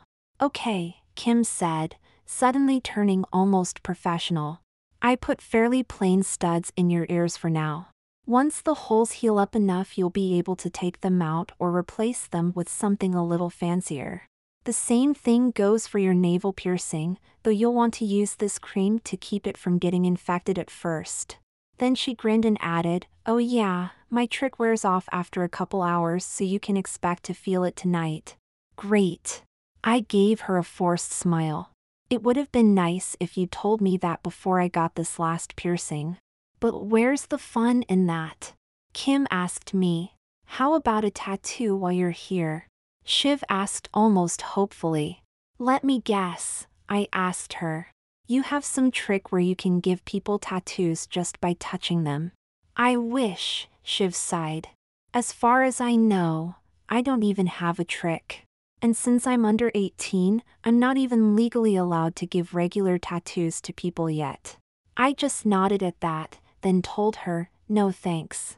I don't think I want a tattoo right now. Kim glanced to the clock on the wall, then told me, I'll only be here for another half hour or so before going home. Okay, I told her, I'll be back here before then. I turned around to leave, but Kim said, forgetting something? She gestured to the cash register, reminding me that I still had to pay. I almost forgot, I blushed, taking out my money to pay. The piercings and rings cost me just about all of the allowance money I had left, but I left the shop thinking that it was probably well worth it. I hadn't had any compliments on my new adornments yet, but I did feel a bit sexier. So that was your sister, Janine said after we'd left. It was kind of funny that she and Shiv are friends, and Shiv didn't even know. I just nodded at that, a little startled by the fact that Shiv and Kim were hanging out together, though I knew I shouldn't be. After all, they both went to the same school and had been twisted in very similar ways. Kim came out of her twist with a love of piercings while Shiv had one for tattoos. Since they were both into body modification like that, it only made sense that they'd hang out in some of the same places. Well, Janine told me, you've got half an hour left here and I don't have any time limits, so what do you want to do? I knew what I really wanted to do, but it wasn't as though the two of us could do it in such a public place. The really scary thing was that I knew Janine would be more than eager to have a little hanky-panky, so I was the one who thought that would be going a bit far at the moment. How about we just look around, I suggested, knowing that there were a number of stores I could go into now, but that I never would have dared to before. Janine and I spent the next half hour wandering from store to store and talking with each other. I got to know her quite a bit better in that short time and was really enjoying her company. I was quickly becoming convinced that as well as being a hot-looking girl, she was really a nice person to be around as well. When it was time for me to go, Janine and I said goodbye with a quick kiss. It wasn't long and passionate or anything since we were trying to take things slowly, but it sent sparks to all the right parts of my body.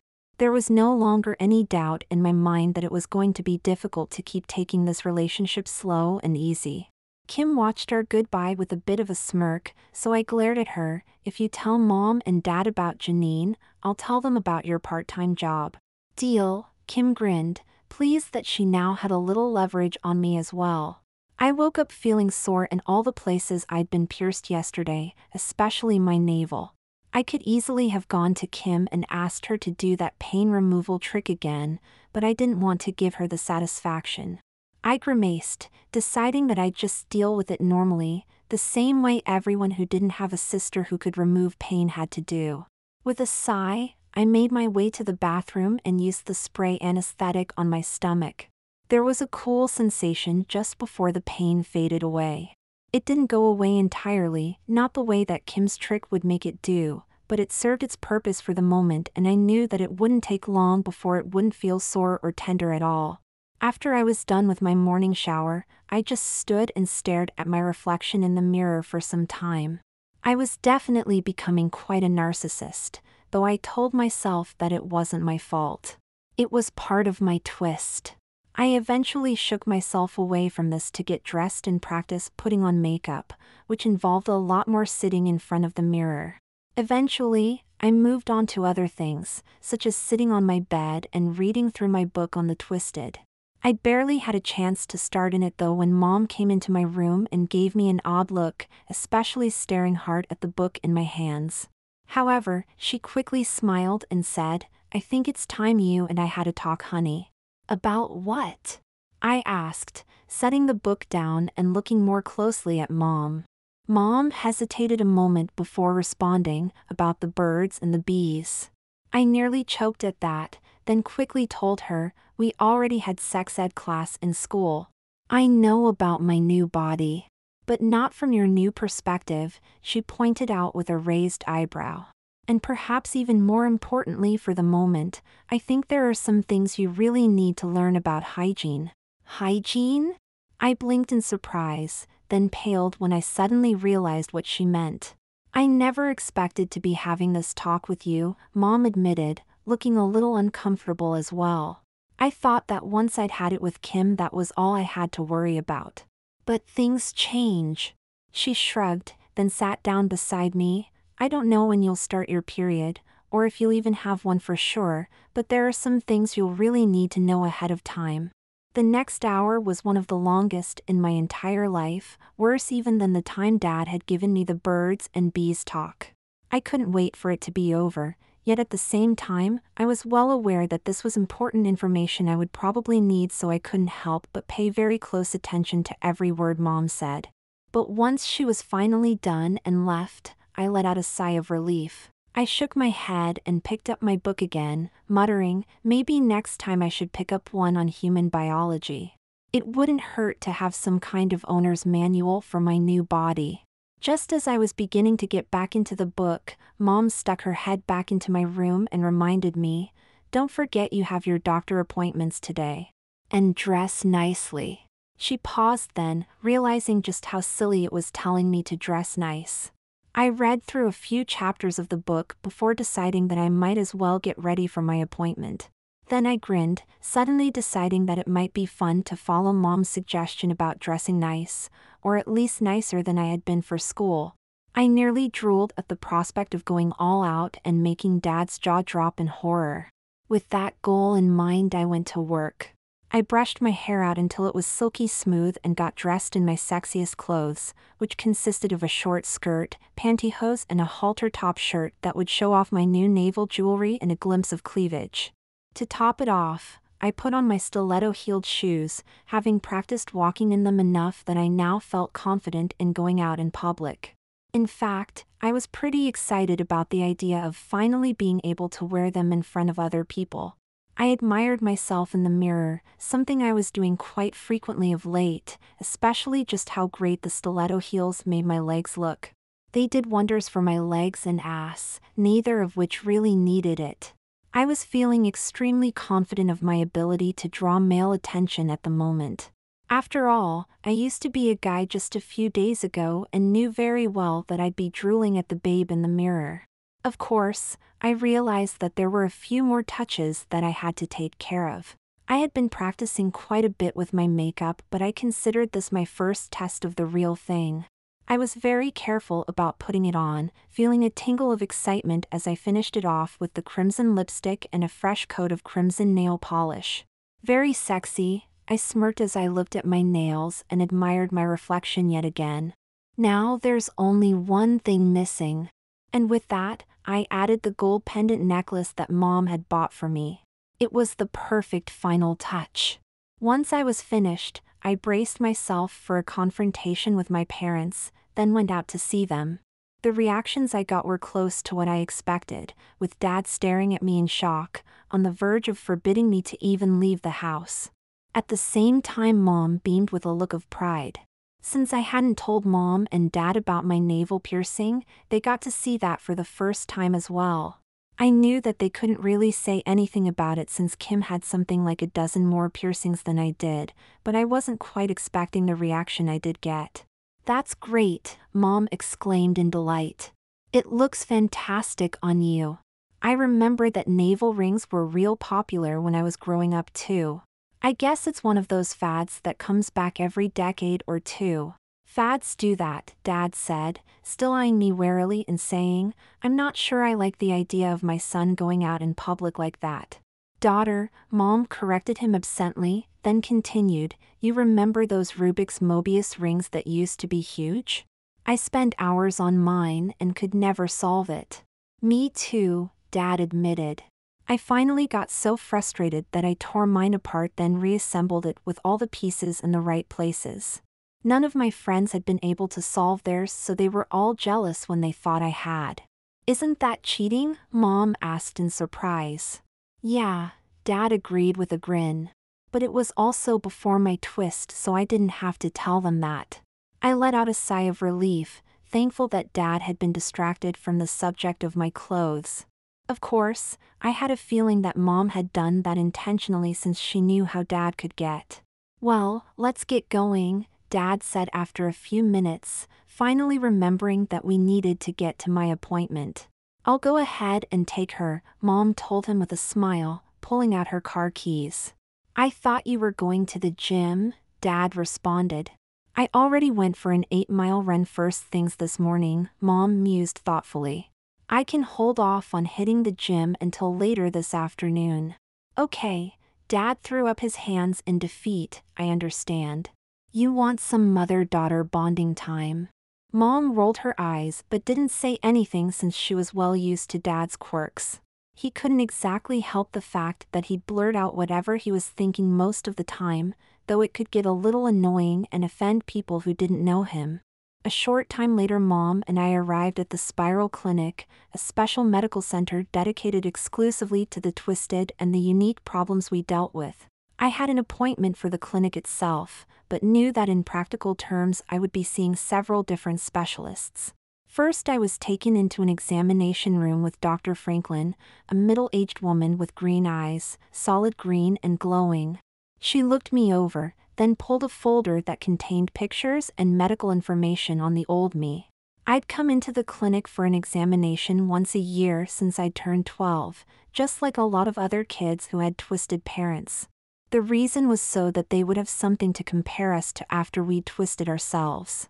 "I see that you were a boy before," Dr. Franklin said as she looked through my record, not seeming surprised or bothered by this in the least. "Yeah," I responded just a little self-consciously. Dr. Franklin looked at me again and smiled faintly. "From the way you're dressed, I'm assuming that you've had a few personality alterations." I just nodded at that. "Yeah." Dr. Franklin nodded slightly.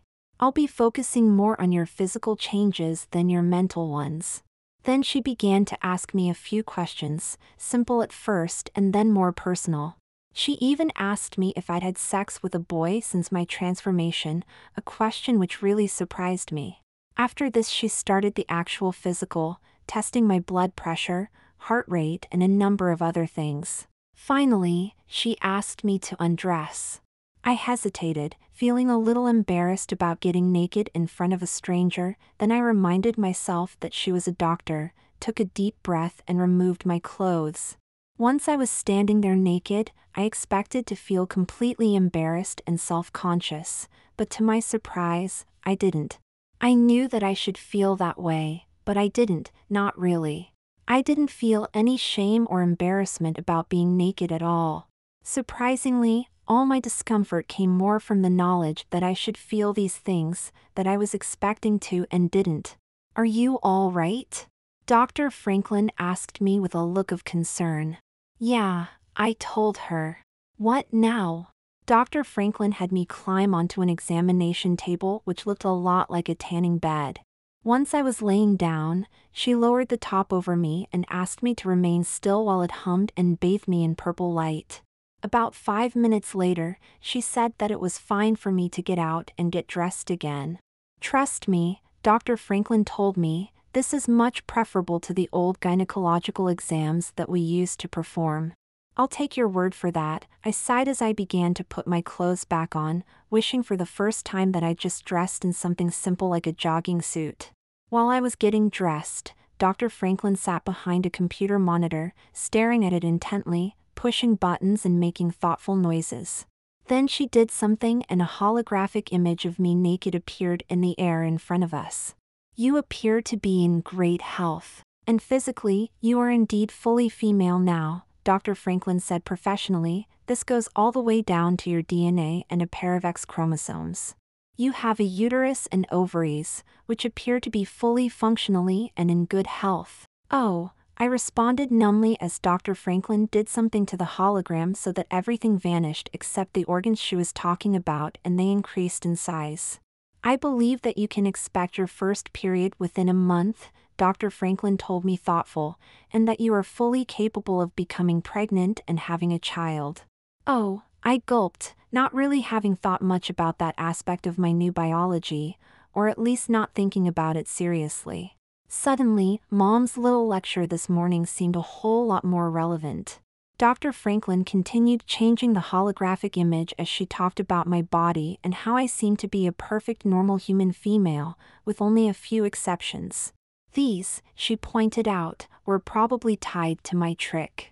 You have a much higher than normal metabolic rate, Dr. Franklin told me, which should explain your increased appetite. It doesn't seem to be at all harmful to your physiology and is probably beneficial, perhaps providing the energy to this trick you told me about. I'm not an expert on tricks, however, so I can't be certain. One positive about your metabolism, she chuckled, it should also make it very easy for you to stay thin, no matter how much you eat. Thank God, I sighed in relief, having been a bit afraid that my bigger appetite would lead to me ruining this sexy body. I was glad that I wouldn't have to worry about that. After I'd been given a clean bill of physical health by Dr. Franklin, I was sent to another room with Dr. Pierce, a fairly attractive black woman in her mid to late 30s. She looked pretty normal, so unlike Dr. Franklin, I couldn't tell if she was twisted or not.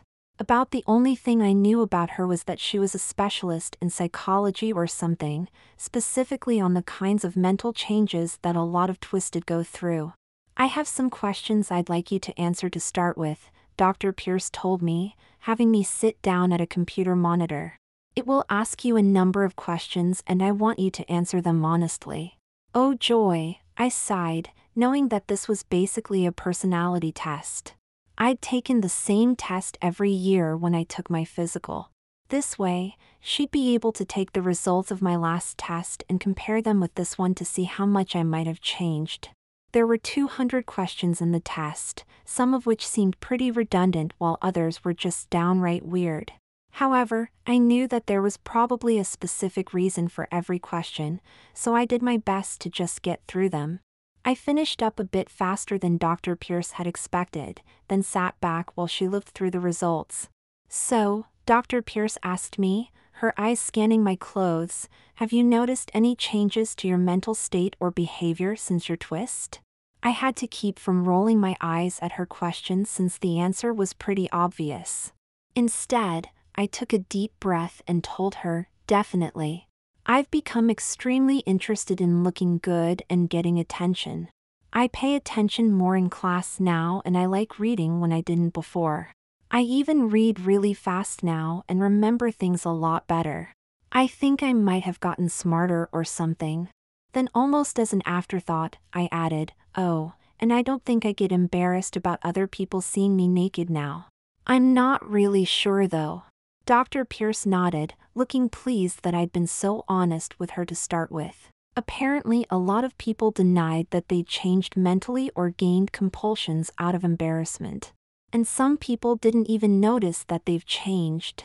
Still, she asked me a lot of questions, being polite and interested, acting almost like a good friend to make me more comfortable talking to her. A lot of her questions dealt with how I felt about my changes and how other people were treating me because of them. A lot of her questions were also a bit personal, but I did my best to answer them honestly. After about an hour of talking and asking questions, Dr. Pierce finally told me, "You probably haven't gotten any smarter, though I can't be positive without further testing. Much more likely, it's just because you're more interested in learning new things. When you're interested in something, you're much more likely to learn and remember. Your records say that you were bright before, but that you just didn't apply yourself much. Now you are. I think that is the difference." "Oh," I responded, not really sure what to think about that. A moment later, she continued, "You seem to be adjusting to your situation quite well. In fact, you seem to be adjusting faster than most.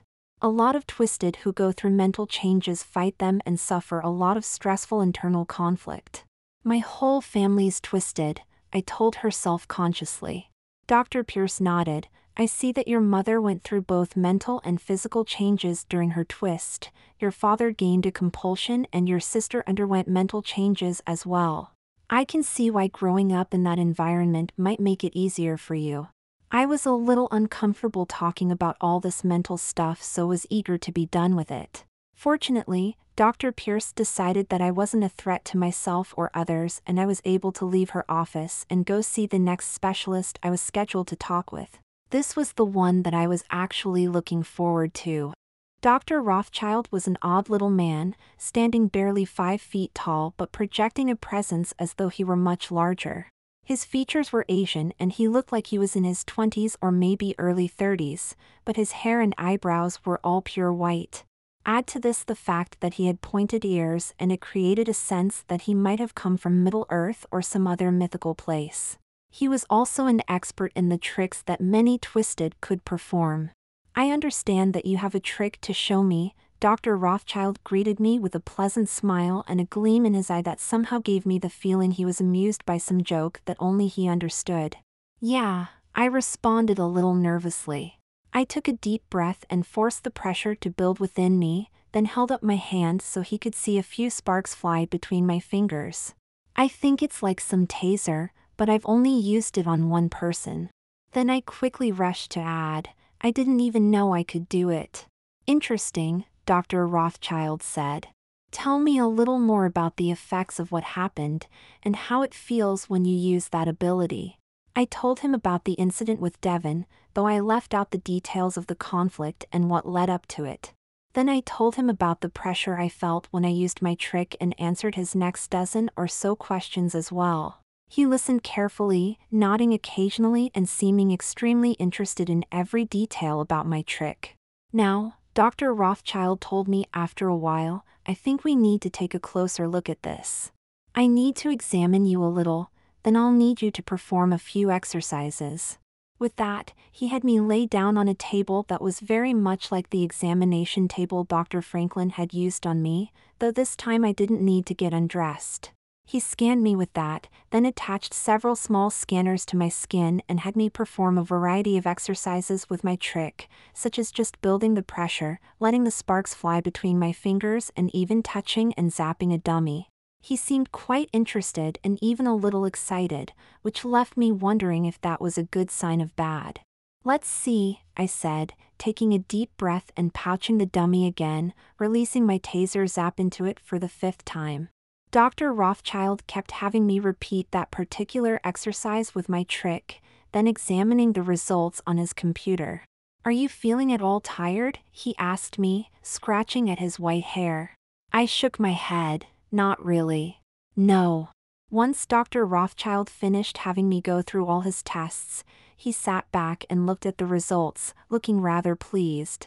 He grinned and told me a few jokes while he worked, then he paused to stare at them in silence for a minute. Finally, he told me, "Your trick is indeed very much like a taser, but kept at just the right frequency and power level to stun a person but not actually harm them. It is the perfect self-defense mechanism considering the other aspects of your twist." He looked me over and teased, "Sometimes the extra attention you seek to draw might be a little too aggressive." "I've noticed," I responded with a sigh, thinking again of Devin and knowing that there were other guys out there that might not like the fact that I was nothing more than a tease.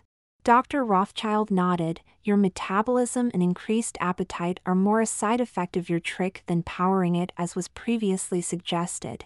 If you were to go without using your trick for a week or two, I believe your metabolic rate would slow down to a more normal level, at least until you used it again. However, I don't think that your current metabolism is harmful to your body in the least, so you don't need to worry about that. That's good to know, I smiled weakly. But Dr. Franklin said that eating a lot was what powered my taser. No, Dr. Rothschild frowned slightly, though it is easy to see why she might conclude that, since it would make more sense as far as ordinary physics go. However, this isn't quite normal physics. You draw all the energy you need for your trick from the Darrington field, the quantum energy field that every twisted is linked to. That is why you don't get weak or tired from using it multiple times. Okay, I responded, not knowing much about twisted physics or the Darrington field but feeling quite interested anyway. I was expecting Dr. Rothschild to continue about the Darrington field and how the different physics affected me directly, but instead he said, as you probably know, over 80% of twisted have some form of trick, even if it is so subtle that they might not think of it as such. Between 20 and 30% have more than one trick. I myself have two. Really? I asked. What tricks can you do? Dr. Rothschild suddenly grinned. For one, I can transfer my mass into the Darrington field. With that, he suddenly began to shrink even his clothes until he was only 6 inches tall. He looked tiny, like some sort of doll. A moment later, he grew back to his normal height, which was still much shorter than average. It's a small trick. He winked at me. That's cool, I exclaimed. I bet you can get into all sorts of places. It does have its uses, he admitted with a sly grin, not going any further. Then he quickly added, my second trick is merely the ability to sense when someone nearby is tapping into the Darrington field. That has its uses as well, such as telling me when someone is about to undergo a twist or when they are using a trick. I knew that Dr. Rothschild's second trick might not sound impressive, but it could certainly be useful. It was like a radar that could tell him if people were twisted, or warn him if someone was going to use a trick on him. I couldn't help wondering if that particular trick might have something to do with why he became a specialist in twisted physics and tricks. To get back on subject, Dr. Rothschild told me with a slight chuckle, the reason I am telling you this is that after these tests, I believe that it is quite likely you possess more than one trick. I might have a second trick? I blinked in surprise and a bit of excitement. I can't be certain, he cautioned me, but it is a possibility I want you to be aware of. I want you to be careful and pay attention so you don't accidentally harm yourself or others if a new trick develops. I'll be careful, I promised, thinking about what had happened with Devin and knowing how bad I would have felt if I'd accidentally killed him with my trick. Tricks could definitely be dangerous, especially if you didn't even know what yours could do. Dr. Rothschild and I talked for a while longer before I left, thankful to not only have a much better understanding of my trick, but also a list of several books he recommended to give me a better understanding of twisted physics and the Darrington field. He had been quite pleased to realize how interested I was in the subject, though I don't know if he realized that my interest was due to my twist as well.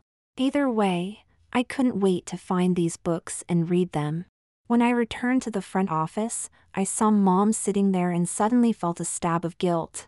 She'd been waiting for me for several hours, which must have been extremely boring for her. She also looked a little uncomfortable. I'd seen that look before, which usually meant she was eager to get some exercise. Mom was like a nicotine addict in that she'd get a bit jittery if she went too long without having some sort of strenuous exercise. It looks like I'm done with everything, I told Mom. Dr. Rothschild said I'm good to go too. Good, Mom said, standing up and letting out a sigh of relief. I can't wait to get to the gym. I know, I told her with a chuckle, let's go home. Mom nodded and quickly headed for the door saying, good idea. Almost the moment we got home, Mom raced right back out the door for the gym. I just stood there and shook my head, amazed that anyone could be addicted to working out at the gym. Sometimes her cravings for exercise were stronger than others, and it looked like today was going to one of those days. There she goes again. Dad shook his head. I'm just glad that she's given up on dragging me to the gym with her. There's almost nothing more humiliating than having my wife lift a lot more weight than I can in front of a bunch of other people. And when her growth spurt kicks in, wow. Good thing we live so close to the gym, I told him. Dad just nodded. That's one of the main reasons I bought this house, though your mother almost made us buy the house right next to the gym. I just nodded, knowing exactly how Mom was. She could get a bit insistent when it came to going to the gym or getting exercise. I remember the time she'd refuse to go on a nice vacation just because the hotel didn't have good enough gym facilities for her. At the same time, like Dad, I was grateful that she'd given up on pushing us all to join her. Then Dad gave me a concerned look and asked, "How was your appointment?" I hesitated for a moment, then told him all about it. I left out a few of the more embarrassing details, thankful that he wasn't using his trick on me at the moment. I really didn't think he needed to know that I seemed to have lost my sense of modesty about getting undressed in front of complete strangers, but he was interested when I told him that I might possibly have a second trick. A second trick wasn't uncommon, but it was pretty cool. After this, I grabbed a late lunch and was heading to my room to do a little reading when I suddenly thought better of it. Since I was dressed so hot and sexy, it would be a real shame to hide away where no one could appreciate it. What I really wanted to do was go out and show off a bit more. I'm going to see Jeek, I told Dad as I left, not lying since that was exactly where I planned on going. I couldn't wait to see the look on his face when he saw me wearing this outfit. I took my time as I strolled down the sidewalk, knowing better than to go too fast in a pair of stiletto-heeled shoes. I was well aware of the various people who paused in their yards or in their cars to stare at me. One man who was out doing his gardening stood there with his mouth open and a noticeable bulge in his pants. I just giggled in delight, loving the fact that I could cause such a reaction from guys without even trying. The thought of giving guys fantasies about me just made me all warm and gooey inside. I guess it said something about how well I was adapting since I didn't freak out at feeling this way. It's not like I'm hurting anyone, I told myself, I'm just giving them something to look at. Besides, I'm making them happy as well as myself, and it's not like I can't take care of myself now with my trick. When I arrived at Jeek's house, his dad opened the door then froze, starting at me in surprise and more than a little appreciation. His eyes immediately went down to my chest, taking in the full view, but I noticed the way he was looking over the rest of my body as well. I couldn't resist messing with him a little and purred as seductively as I could, "Is Jeek home?" Then as he started to choke, I decided to ease up on him and said, "It's me, Blake." "Blake?" He blinked his eyes, looking extremely embarrassed as he stammered, "Jeek told me about your twist." As I stepped inside, I saw Jeek's stepbrother Ian sitting on the couch. He was only 12 years old, but he was well over 6 feet tall. Ian was also skinny enough that I knew kids at his school had to call him Stork, Beanpole, or some similar nickname. "Hey Ian."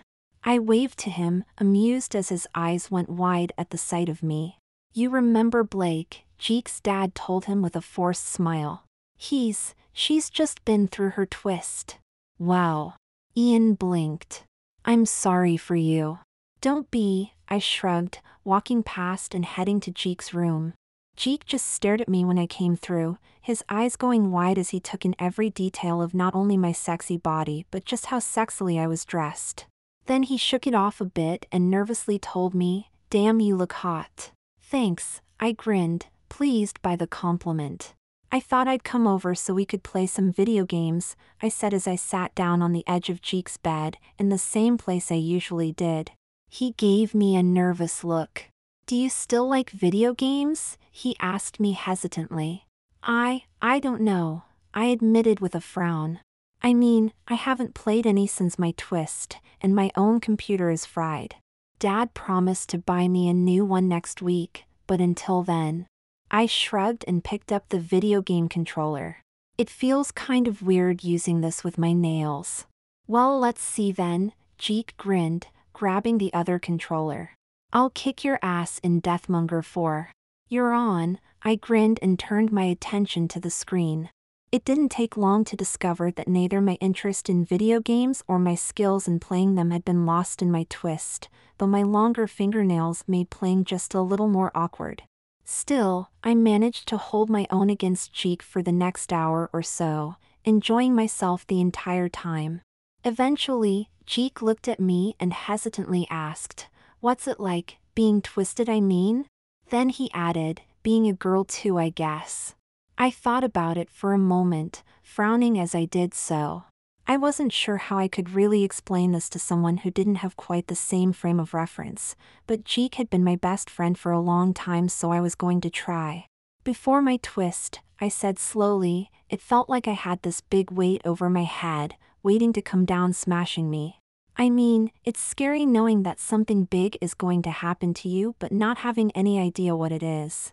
So when it finally happened, it was actually kind of a relief. You're relieved to turn into a girl?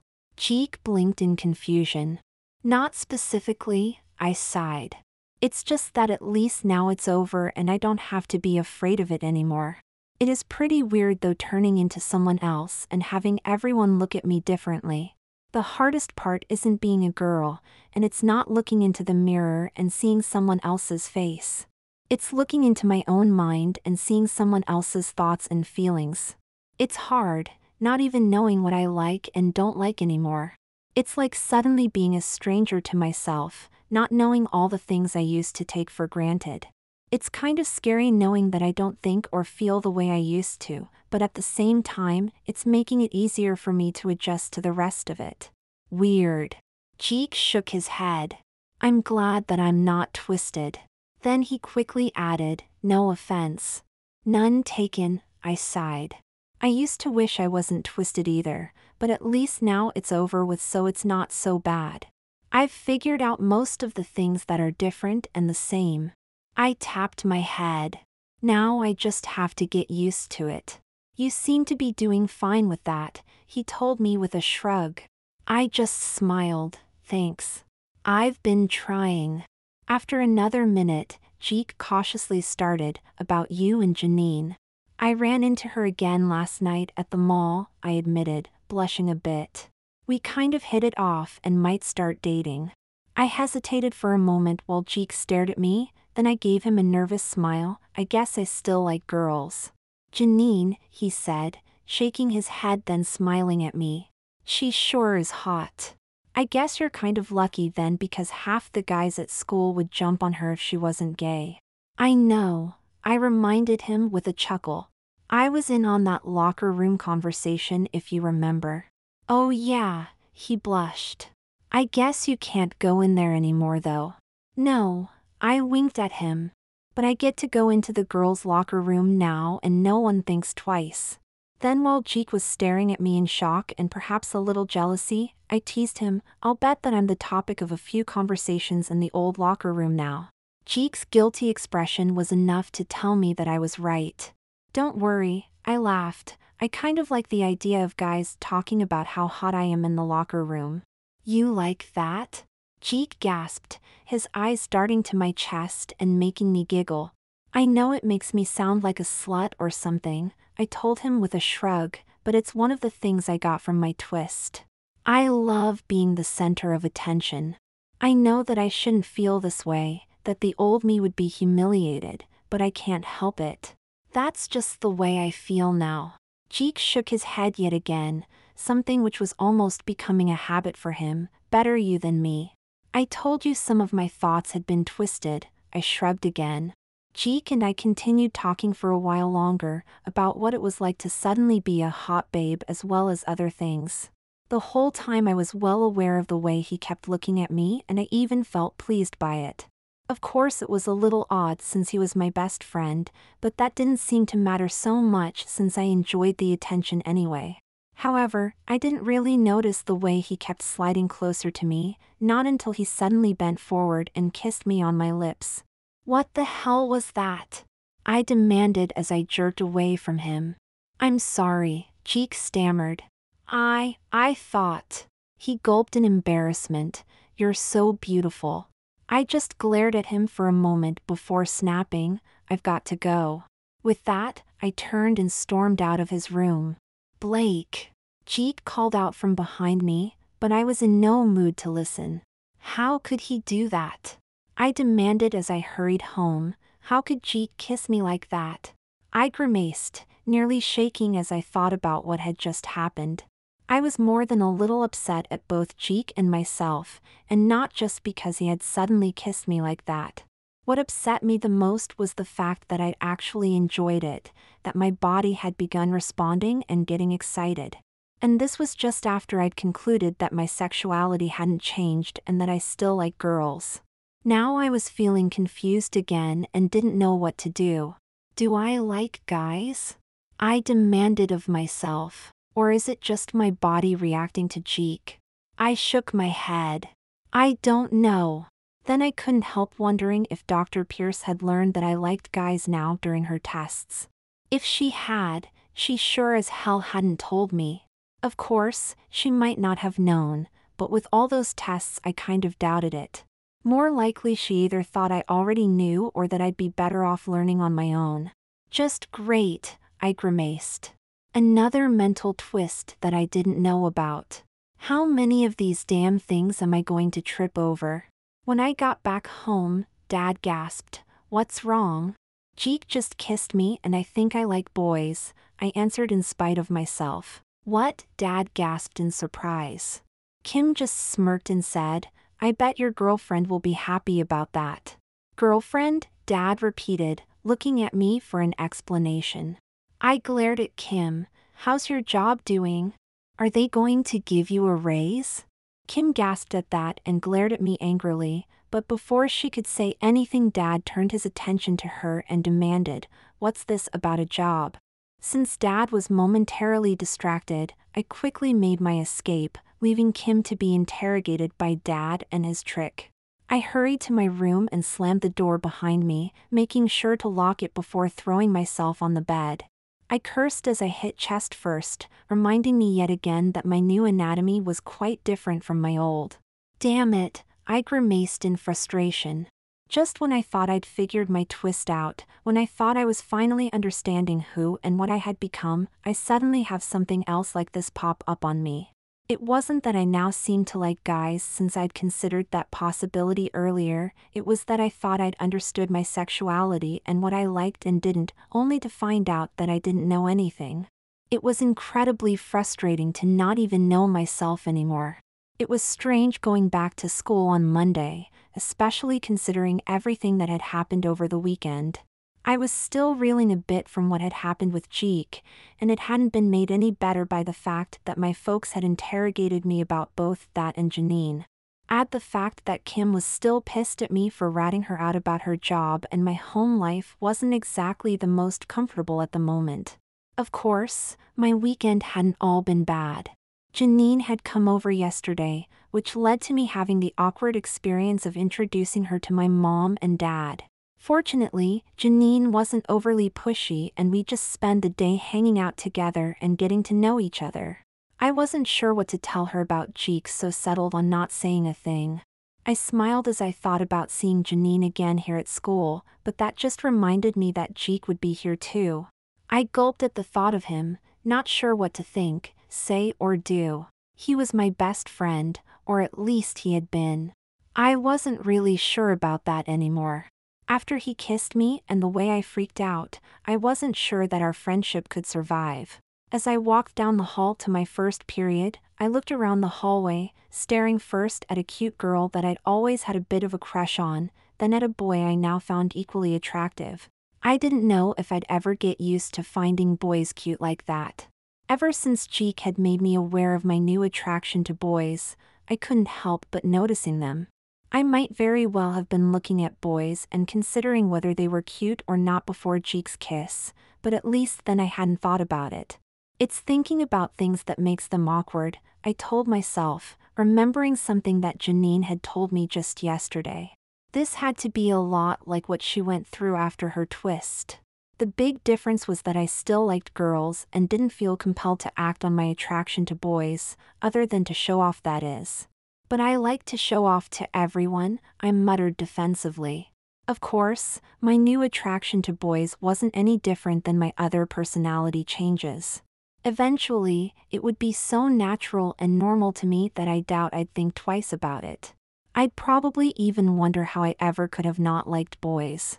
In fact, it wasn't even that which bothered me so much as it was what it meant for my relationship with Jeek and my other guy friends. Most of them had been kind of avoiding me and vice versa since my twist. I guess they just didn't know what to make of the new me, which wasn't a surprise. Twisted often find themselves with a whole new circle of friends after they go through their twist.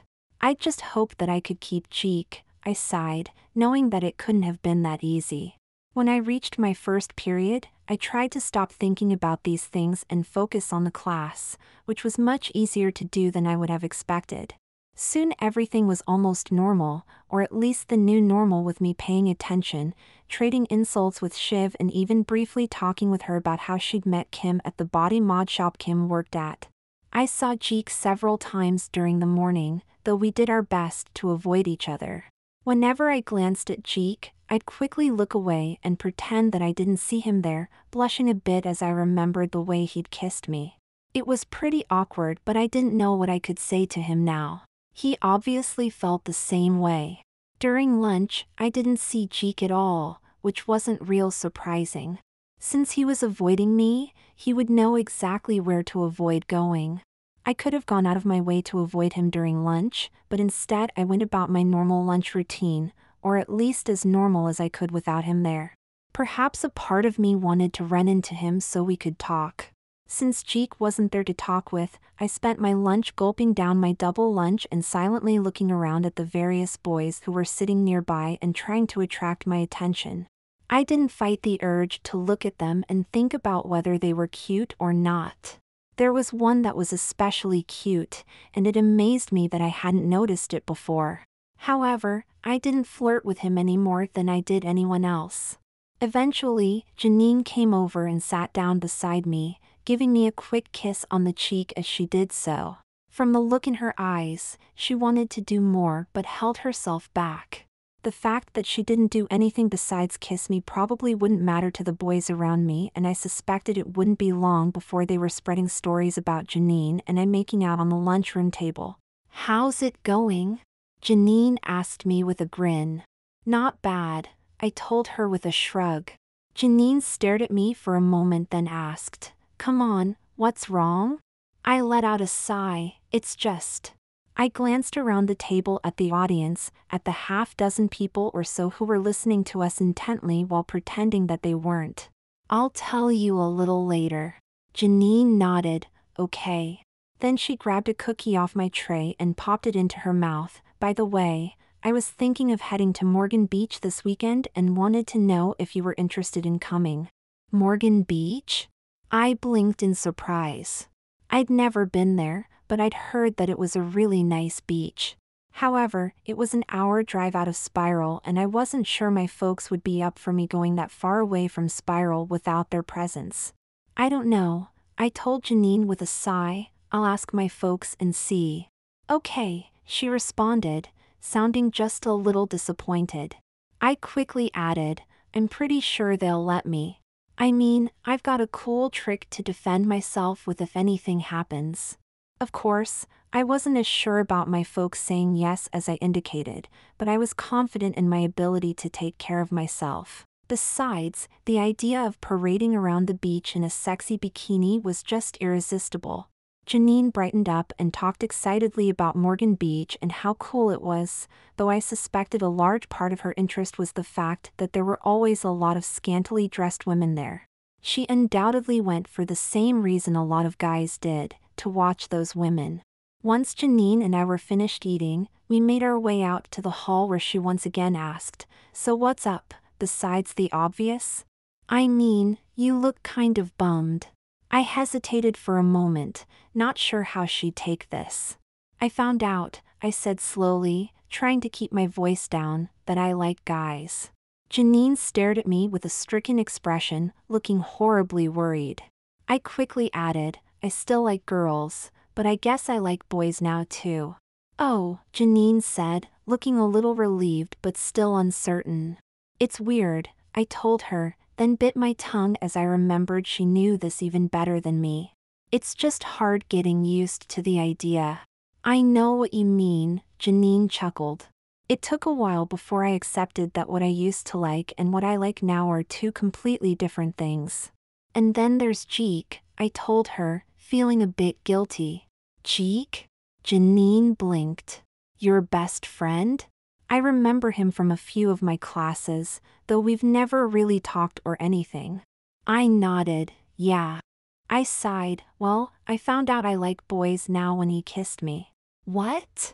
Janine gasped, suddenly looking jealous. He did it the way you did the first time, I quickly explained. He kissed me before either of us realized it. I was kind of shocked to realize that I liked it. Then I let out a long sigh. But I kind of freaked out and now Jeek and I aren't exactly talking. That sucks, Janine told me sympathetically. It sounds a bit like what happened to me and my best friend after my twist. But at least Jeek likes you. Just a little too much, I shook my head. I mean, we've been best friends for years and now I think I really like him, in a different way. Oh, Janine responded quietly. I just don't know, I told her with a grimace. I don't really know what to do, but I thought it was only fair to tell you. Janine looked at me thoughtfully before hesitantly asking, do you still like me? I didn't even need to think about that before answering, yeah. Definitely. I just think I like Jeek too. Janine responded with another, oh. She frowned, and you two aren't talking? Bummer. I'm so sorry, I told her. I know we're trying and then I do this. It's not your fault, Janine sighed. I know what it's like getting twisted like that. And if you still like me? She grinned, then bent forward and kissed me. I immediately started kissing her back, though we had to break apart because we were still standing in the middle of the school hallway and drawing attention. I'll take what I can get, she winked at me and then ran off for her next class. I stood there for a minute, shaking my head and trying to make sense of it all. At the moment, it was hard keeping track of myself and what I was thinking or feeling from day to day. I couldn't wait until I got used to the new me enough that I wouldn't keep surprising or confusing myself. Things were so much easier when you at least knew what you wanted. Jeek or Janine, I sighed. What in the world am I going to do? Fortunately, my next class started in just a few minutes, so I was soon able to distract myself and forget about my problems. I was able to completely absorb myself in the class and all of the great history that was being taught. Everything was just so interesting. I knew that this was just my twist talking, but I couldn't help how I felt. However, there was one major downside to class today, which I'd forgotten all about until I went inside. Unfortunately, it was the day of the big test. So instead of a nice lecture or being able to read the class book, I had to sit back and take a test instead. I'd always hated taking tests and that hadn't changed too much. Once the test was over and all the papers were graded, I sat back and impatiently waited for the axe to fall. I hated tests and this was one of the reasons why, waiting to see just how bad I did. But to my complete surprise, the teacher announced to the whole class that I was the only person there to receive a perfect grade. Just great, I winced, imagining the other kids calling me teacher's pet and the like. If this kept up, I was going to lose my hard-earned reputation as a slacker. Maybe I should just drop my shirt and distract them all. And to my amusement, I was actually half serious about that. I was relieved when history was finally over and eager to get to my next class. Since we'd only had a test and reviewed it without learning anything new, the whole thing had felt almost like a waste of time. The only thing that had made the class bearable was leaning forward to let some of the boys get a glimpse of my cleavage or posing a bit in my chair so that my chest stuck and drew even more attention. Just as I was going down the hall to my next class, I was surprised to suddenly find myself standing nearly face to face with Devin. He stood in front of me blocking my path, though he quickly stepped back just out of my reach. Still, he continued to glare at me with a hostile look. A quick glance around me revealed his sidekick Case standing just a short distance away with a bit of a smirk on his face. "Get out of my way," I snapped in annoyance. "I don't think so, you little freak," Devin told me. "No one messes with me and gets away with it. I'm going to make sure everyone knows what kind of a fucking tease you really are. Just leave me alone," I scowled. "And if you remember right, you're the one who keeps messing with me." "Come on," Kaze laughed. "Everyone knows you're a complete slut. Why don't you just suck us both off and we'll forget all about what you've done?" I stared at them both in shock, then spat out, "Fuck you." "If you insist," Devin grinned, looking quite pleased with himself. "Get the hell out of my way," I hissed, holding my hand up to let a few sparks fly between my fingers. But instead of getting afraid and backing away, Devin just smirked. "Don't make me zap you again." "Like you really have the guts to do it again," Devin laughed. "You're not just a cock-tease slut, you're an ugly one too." I froze, suddenly feeling pissed off. How dare he call me ugly? I couldn't believe how pissed off that made me. It was as though he knew exactly which buttons to push, which surprised me since I didn't even know I had that button to push until that very moment. I grimaced, clenching my fists so tightly my nails drew blood. Devin's eyes suddenly lit up. "I don't know why everyone looks at you anyway," he taunted me. "You're just a but ugly freak." I snarled and was about to jump at Devin, intending to give him a zap he'd never forget. But just as I was about to charge, a hand grabbed my shoulder and said, "No." I turned around, more than a little startled to see Kim standing there with an angry grimace. "Sure, the two of us go to the same school, but we have completely different classes and different lunch periods, so we almost never see each other." "What the hell?" I demanded, wondering what Kim wanted. Kim glanced at me for a moment before glaring at Devin again. "Don't go after him," Kim told me with a grimace. "This fucking prick wants you to use your trick on him again." "Why?" I asked in surprise, looking at Devin and realizing that he really had been taunting me on, as though Kim were right. It was like he was trying to get me to give him a taser shock. "Because," her eyes narrowed, "if you use your trick on him now, he can get your ass expelled." I stared at Kim, realizing that she was right. The look of annoyance that Kaze and Devin shared just confirmed what she'd said. The first time I'd used my trick on him, it had been both an accident and a matter of self-defense, at a time when I didn't even know I had a trick. But if I used my trick on him this time, both knowing what it did and without him attacking me first, I was bound to get kicked out of school for certain. He might even be able to have me charged with assault and sent to jail. A friend of mine overheard them planning it, Kim told me, and I'm not about to let these fucking losers mess with my little sister. "This is none of your business," Devin snarled. "Don't make us teach you a lesson too." Kim glared at him as though she wanted to hit him herself, but then she suddenly smirked and told me, "Why don't you use your other trick on him? That one's harder to prove." "Other trick?" Devin asked, suddenly looking a little nervous. I had no idea what Kim was talking about, but she quickly went on, "Yeah, Blake can make guys go completely impotent. She discovered it when she accidentally zapped my lousy boyfriend. That fucker hasn't been able to get it up since." "Oh shit," Kaze exclaimed, looking almost afraid. I grinned evilly, deciding to play along with Kim's bluff. "That's a great idea," I told her. "I'll zap them so hard they'll never get it up again, and no one will be able to prove a thing." "You're lying," Devin responded, but he didn't sound very certain of that. He and Kaze both stared at me for a moment longer before turning and leaving as fast as they could. "Thanks," I told Kim, a little surprised that she'd come to my rescue like this. I would have expected it from the old Kim, but not from the person she'd become since her twist. You might be a loser bitch, she told me with a smirk, but you're still my little sister. Actually, I pointed out, you're the bitch. She thought about it for a moment before grinning. I guess you're right. Then she added almost as an afterthought, I'm still pissed about you blabbing to Dad about my job. He went and asked me if there was anything else I didn't want him knowing about.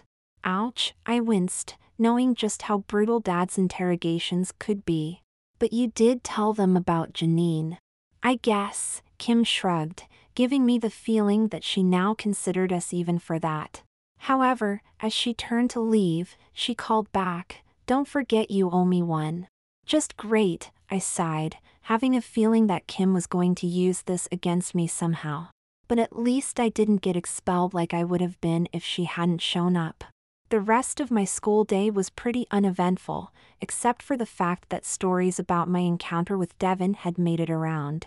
Apparently, so did the rumor that I could make any guy I was upset with go completely impotent. Fortunately for me, it didn't stop the guys from staring and admiring me, though they did seem to keep their distance just a little more. When the final bell rang, I let out a sigh of relief, eager to get home and relax. Of course, I couldn't resist loitering around the entrance for a while first so the other students could see me as they left. The attention I received from the departing male students did a lot to improve my mood. I was finally getting ready to leave myself when I heard someone cough behind me. I slowly turned around, bracing myself to deal with Devin and Kaze again, but instead I found myself staring at Jeek. He looked uncertain as he stood there. He stammered, unwilling to look me in the eyes. Janine said you wanted to talk to me. She did? I blinked in surprise. It looked like Janine wanted me to deal with my relationship to Jeek, even if she had to give it a little push. That sounded just like her. I'm sorry about the other day, Jeek quickly told me. You're so beautiful now that I just got caught up in the moment. I'm sorry. I know you don't like guys or anything. I giggled, then quickly told him, I guess I just overreacted. What's so funny? He demanded, looking a little insulted. It's just that, I said slowly, unsure how to proceed. I do like guys. What? Jeek gasped, staring at me surprise. I blushed deeply, unable to look him in the eyes as I admitted, just didn't realize it until then. It was kind of shocking. You're kidding, Jeek responded, looking as though he thought this was some big joke with him as the victim. I took a deep breath, then stepped forward and surprised Jeek by kissing him on his lips. Sparks seemed to jump through me and I could feel my body beginning to respond.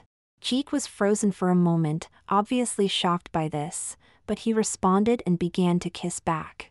When I stepped back, I gasped, do I look like I'm kidding? Jeek could only stare at me, looking dazed and confused. He even had a sort of giddy expression on his face that made him seem even more cute. Obviously my kiss had an even better effect on him than I'd hoped.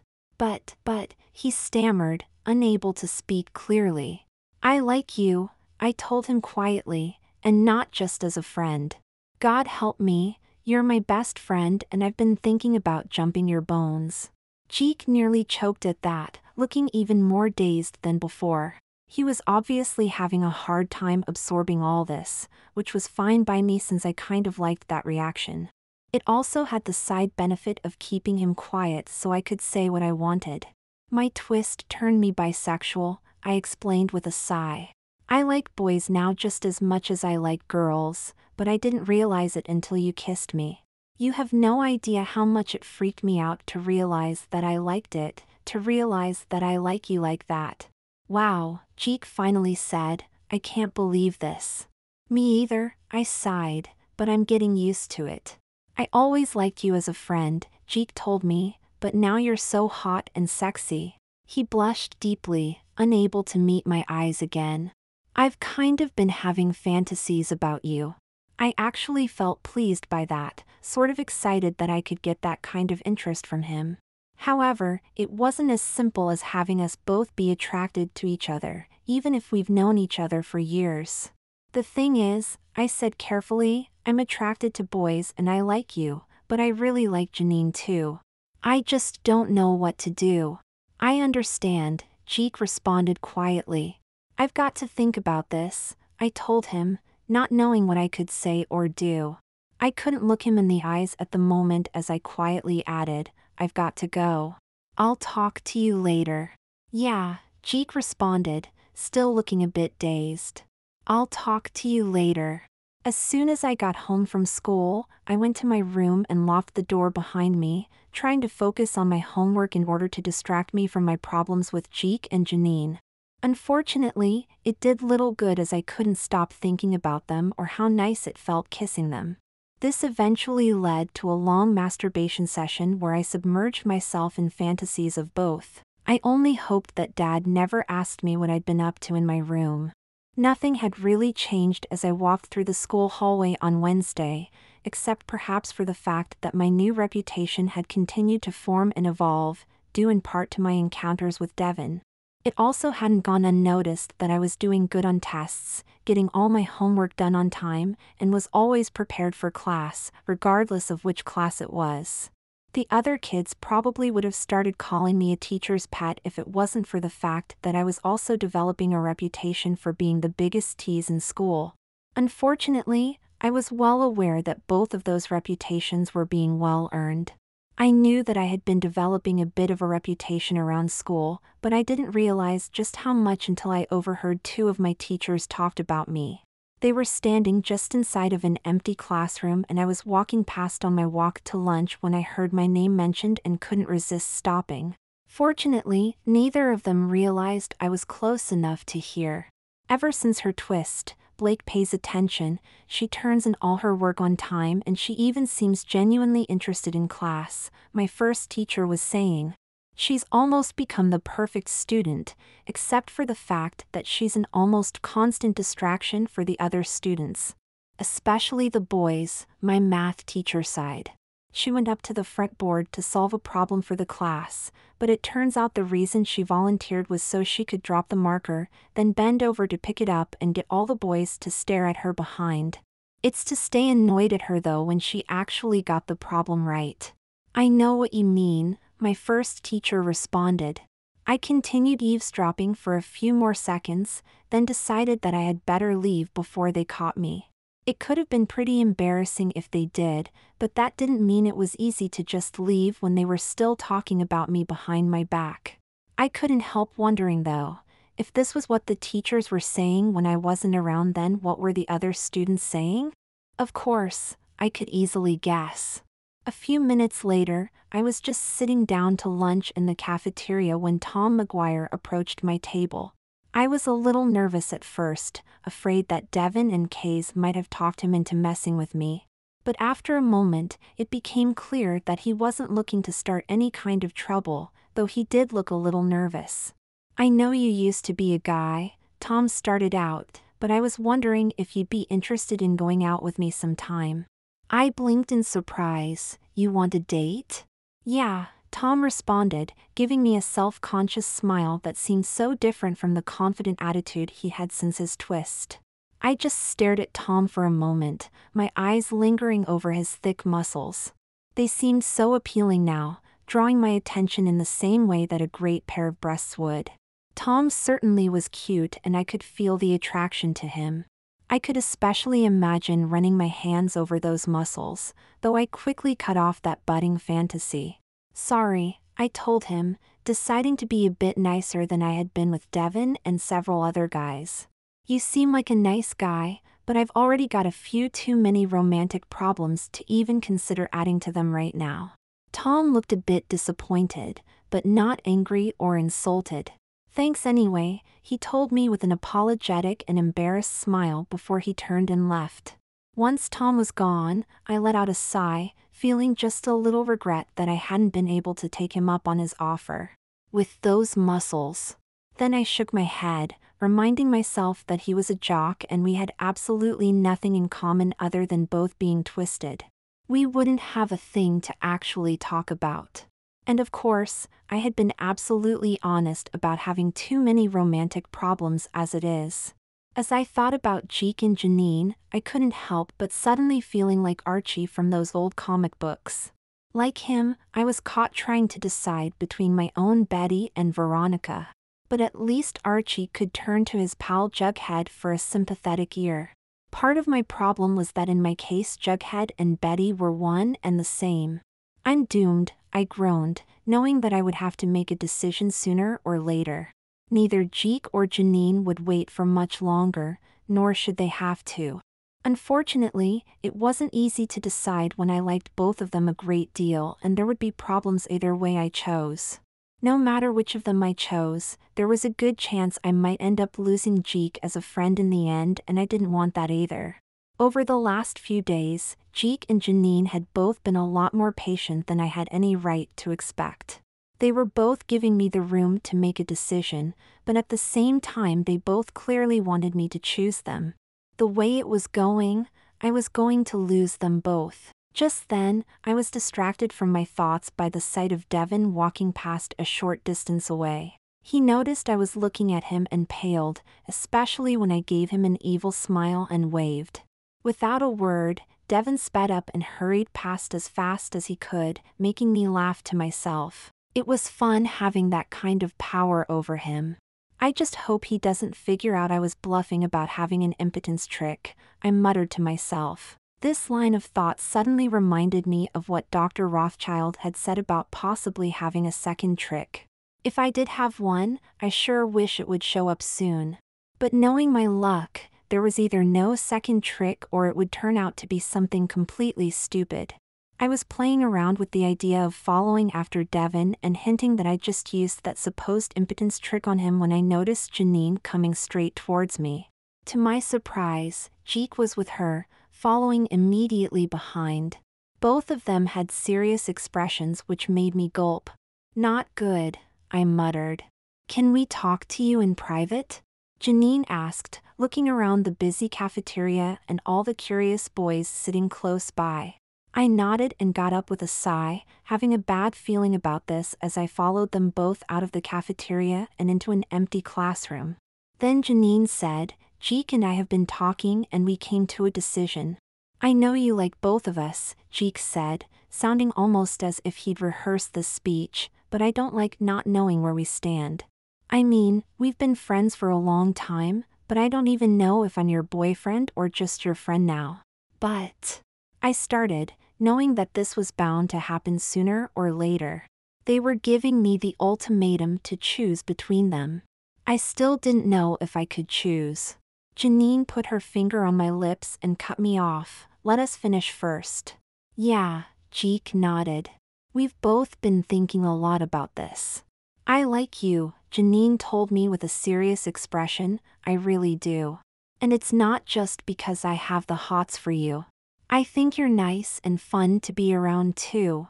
But I thought we were going somewhere and now I feel like we're starting to go backwards."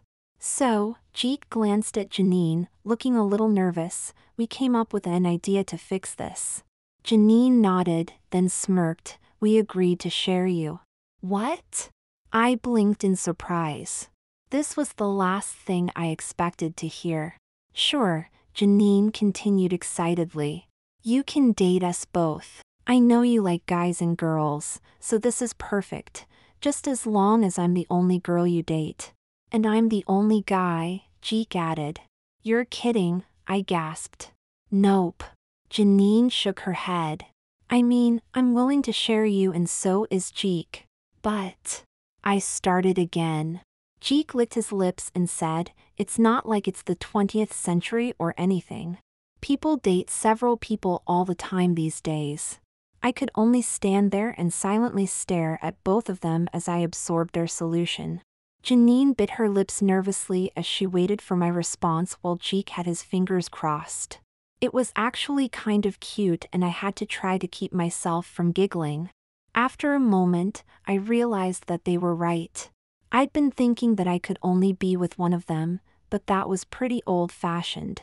Things were a lot different than that nowadays, especially here in Spiral where people were more open-minded about things.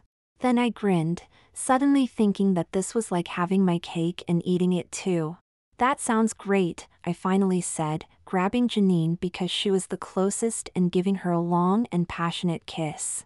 My body was tingling with excitement when we broke apart, and I made it tingle even more by grabbing Jeek and kissing him just as passionately. "I'm willing to try it." "Great," Janine grinned excitedly, then she added, "just don't expect a threesome. I might find you unbelievably hot," she gestured to Jeek, "but he's a total turnoff." "Fair enough," I agreed, seeing a flash of disappointment cross over Jeek's face. Then, just for the hell of it, I gave each of them another kiss, longer and more passionate than before. I was sure that my nipples were poking out for the whole world to see while I was going to just soak my panties. But at the same time, I was grinning broadly, deciding that this could definitely work out. I shifted slightly in my bus seat, clutching Janine's hands in one of mine and Jeek's in the other. We were getting a few odd looks from the other people on the bus, mostly from the older people, but most of the passengers didn't pay us much attention. "We're almost there," Janine exclaimed with a broad grin. I nodded and stared out the window at the passing scenery, feeling both nervous and excited at the same time. We were nearly to Morgan Beach, where Janine and I had been planning to come a week. To my surprise and delight, she had even asked Jeek to come with us.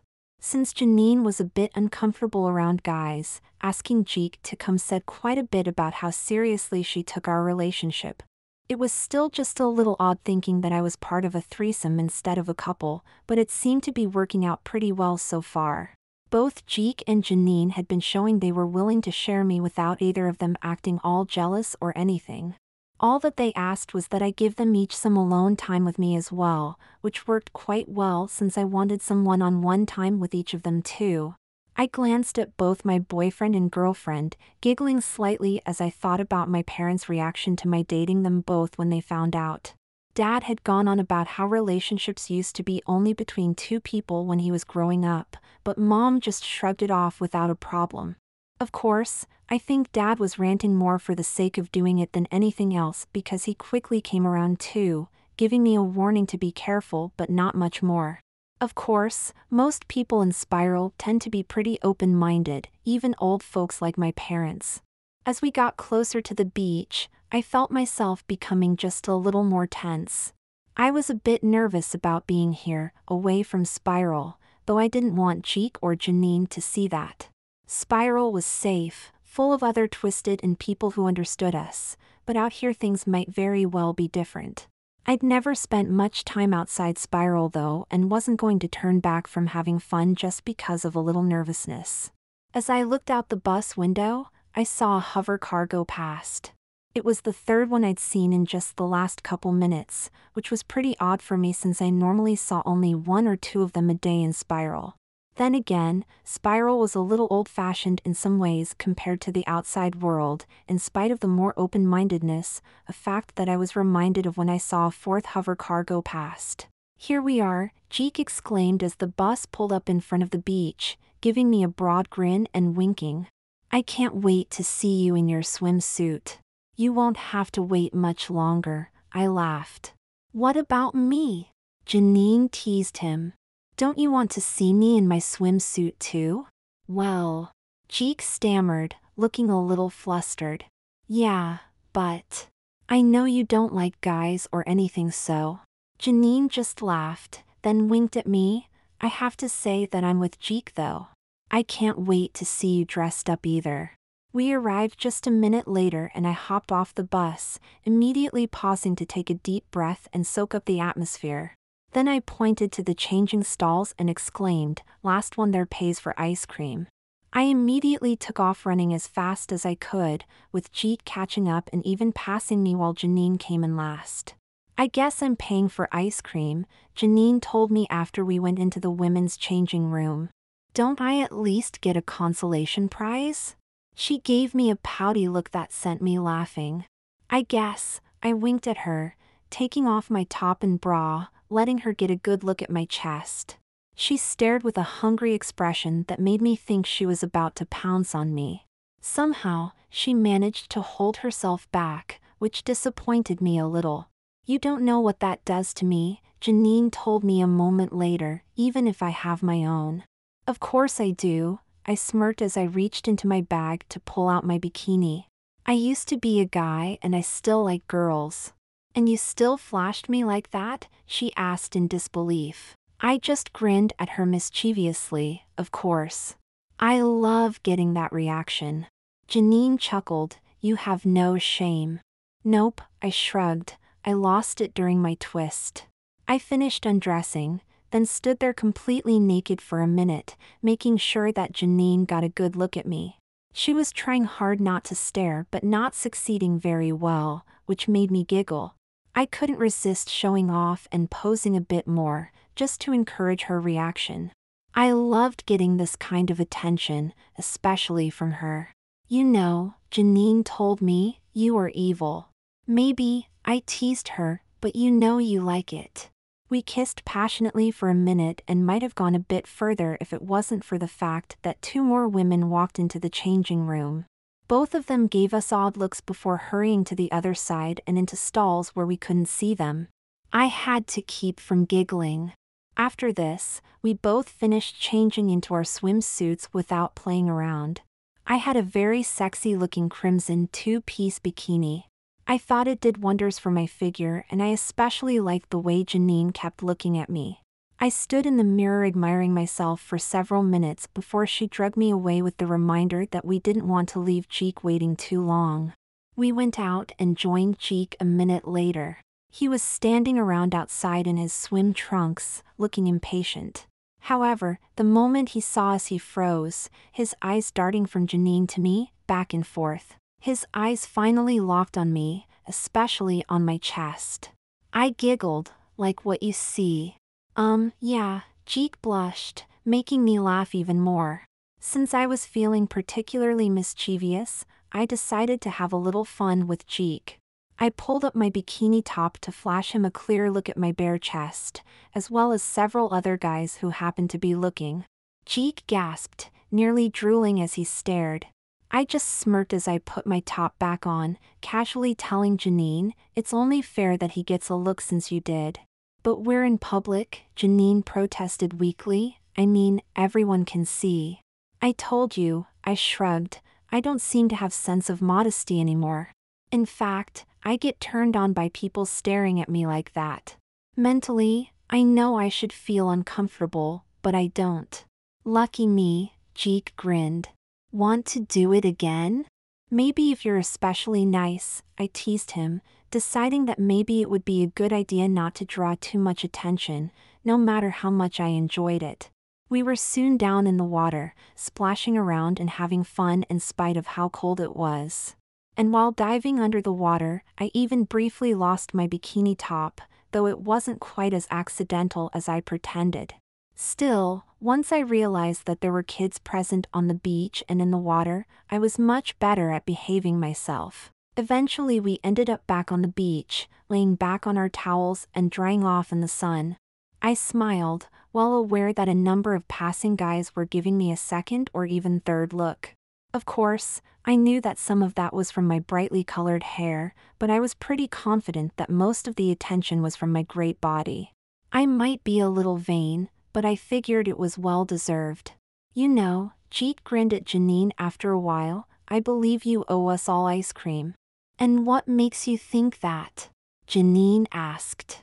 Because you lost the race to the changing rooms, I reminded her with a grin, earning a tongue stuck out at me in response. Janine looked back towards the snack bar near the changing rooms and frowned thoughtfully. Okay, she asked, what kind do you two want? Cheek gave her a triumphant grin as he announced, chocolate ripple if they have it, or just plain chocolate if they don't. Okay, Janine responded, turning to me and grinning, we've heard from the peanut gallery, but what do you want? I don't know, I admitted. I mean, I'm not sure if my taste in ice cream changed or not, so I'd better come along so I can sample some just in case. I guess I'll go too, Cheek sighed, looking as though he didn't particularly want to get up at the moment but doing so anyway. A few minutes later we were walking back with ice cream cones in hand. Cheek was happy since he'd gotten his chocolate ripple, Janine was satisfied with some fruity sherbet, while I was licking on a toffee cream chunk that was just as good as I remembered. This was the perfect snack for a great day on the beach. Just then, Jeek suddenly froze. "What?" I asked. "Look at that dog." Jeek pointed to a large dog that was standing about 20 yards away, looking straight at us. It was big and black, one of the largest dogs that I'd ever seen. And at the moment, I didn't see any sign of an owner nearby. "He's a monster. Careful," Janine teased him, "he might come over and bite your jewels off." Jeek winced at that and protested, "That's not funny. Losing them isn't that bad." I teased him as well. "Besides, he's probably just interested in our ice cream. I'm sure it tastes much better." Janine stuck her tongue out at Jeek. I chuckled at that and we continued on our way, taking only one more glance at the dog before continuing back to our spot. After we settled back down to soak up the sun, I looked around for the dog again, but this time there was no sign of him. I let out a faint sigh of relief, having imagined a few dog attack scenes inspired by Janine's joking comments. Just minutes after we had settled back into our spot, I noticed a small group of guys standing a way off and staring at us. I smiled faintly, enjoying the attention as always, though these ones did seem to be staring just a little hard. Finally, they noticed me staring back and started to walk in our direction. "It looks like we're about to have company," I told Jeek and Janine, wishing that they hadn't decided to come over. It was one thing to enjoy attention, but I didn't want to actually have to deal with these guys while I was on a date with my boyfriend and girlfriend. "Oh great," Janine spat, almost sounding disgusted. I frowned slightly as the four guys came closer, giving me a better look at them. One of them was tall and thin, with long dark hair and a bit of a goatee. The second one was fairly short, just over 5.5 feet tall, but he was also heavily muscled and could almost be a bodybuilder. The third was an athletic-looking black guy with all sorts of LASIK tattoos all over his skin, the kind made with that new tattoo ink that glows in the dark. The last of the four was a tall and athletic-looking guy with a pleasant smile and a pair of glasses. The glasses were actually kind of cute since I knew it would have been easy to just go into nearly any doctor's office and get most vision problems short of blindness fixed in just an hour or so. Jeek scowled. "Why do I have the feeling I'm about to get sand kicked in my face?" "Hey," the guy I'd mentally named Glasses greeted me, giving me and Janine both a pleasant smile while completely ignoring Jeek. "You two ladies are pretty good looking.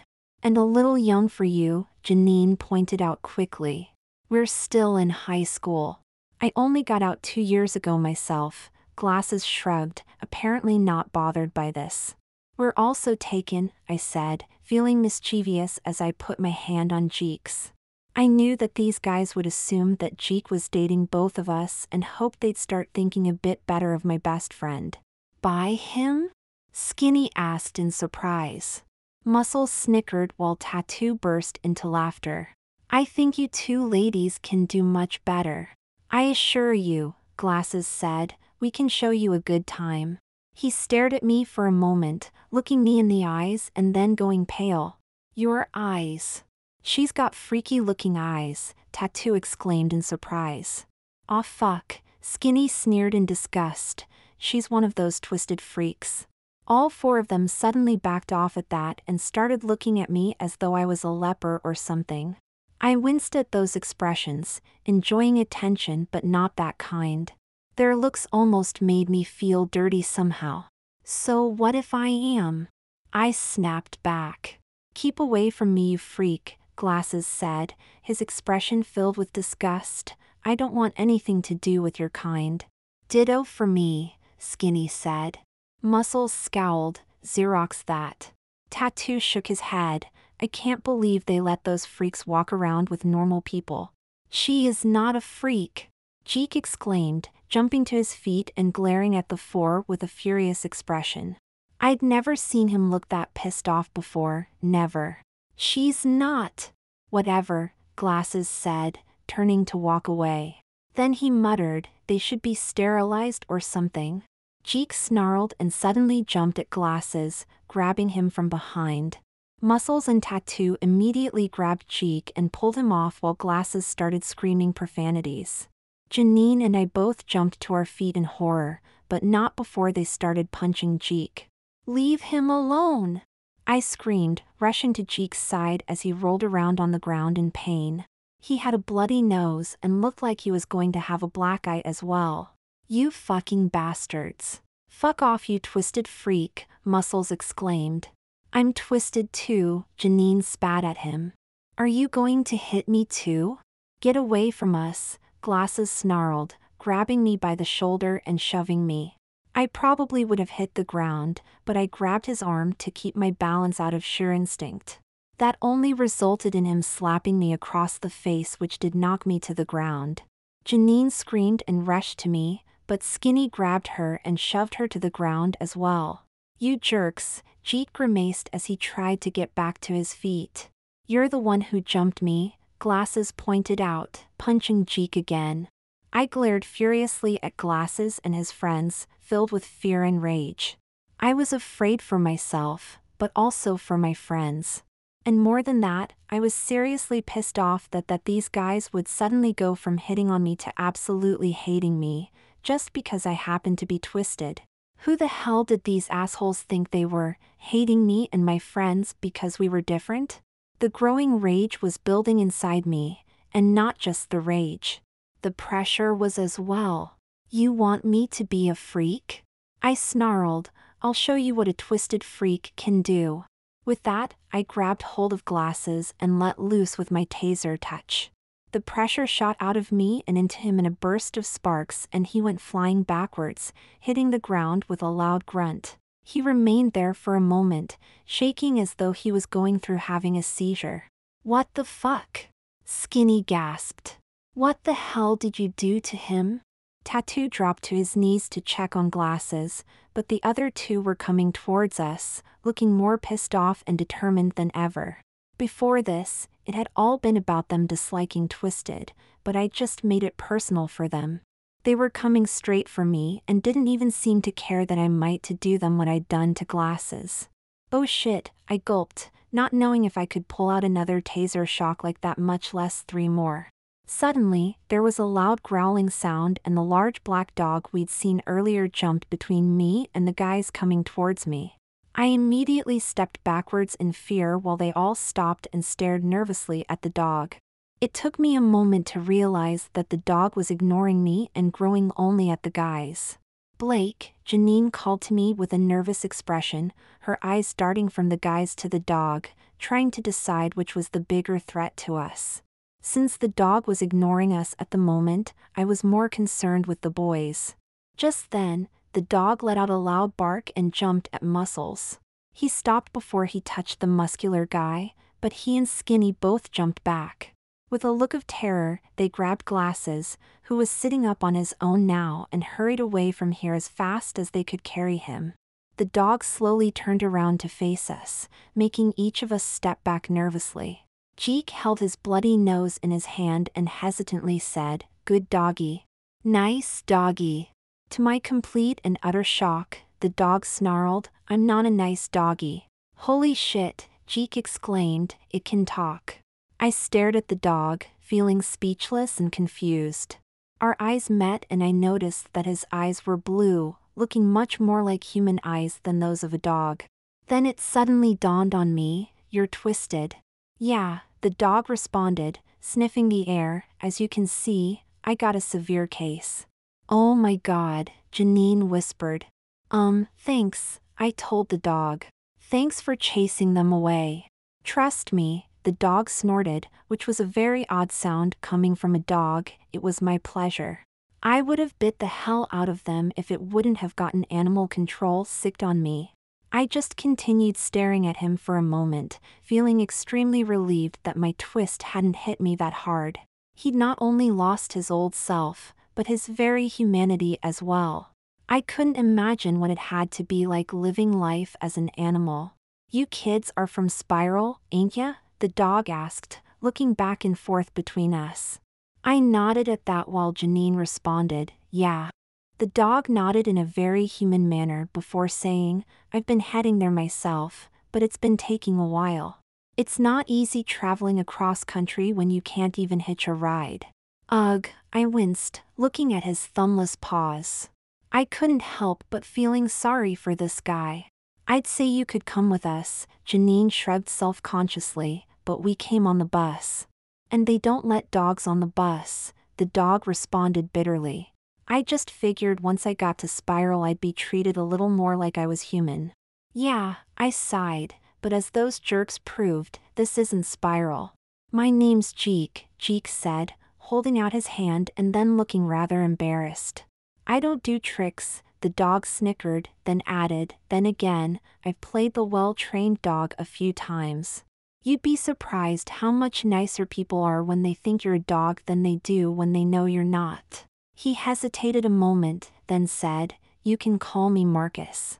Janine and I introduced ourselves, then we just stood there and talked with Marcus for a while as he told us a bit of his life story. He didn't go into much detail, but it basically came down to the fact that after he'd gone through his twist, he'd been treated as a freak and animal, even by a few other twisted. He'd spent years pretending to be a real dog, then he finally decided to make his way to Spiral where he hoped he'd be more accepted. After about 10 minutes though, Jeek pointed out, I think we should get going. We're getting some odd looks. I looked around and realized that Jeek was right. There were a lot of people looking at us nervously, and it wasn't the kind of looks that I liked getting. There were suspicious and hostile looks from people who had either seen or heard about our encounter with those guys. I had little doubt that they were blaming the whole encounter on us twisted, which seemed to be normal in the news. Let's get going, I said nervously, deciding that it would be better to avoid further trouble. Marcus nodded, I'll watch your backs until you're safely on your bus. Thanks, I told him, feeling grateful for the offer. But how are you going to get to Spiral? The same way I made it this far, he snorted. I've got 4 good feet and I'll make it there in no time. We packed up our towels and went back to the changing rooms while Marcus stood guard outside, just in case Glasses and his friends decided to come back. Fortunately, there was no trouble of that sort, but I did get a glare from a woman who hurried out of the dressing room the moment we entered, even though she obviously wasn't completely ready. Damn, I told Janine, if it's this bad now, I can't imagine what it had to be like for the first twisted. We're lucky we live in Spiral, she told me with a knowing look. Janine and I stood there staring at each other, realizing that the mood had been broken. I didn't feel the least bit romantic at the moment and neither did she. Those guys and the dirty looks we'd gotten on the beach had certainly taken care of that. Who would have thought, I sighed. I guess I don't like getting as much attention as I thought, at least not when it's this kind.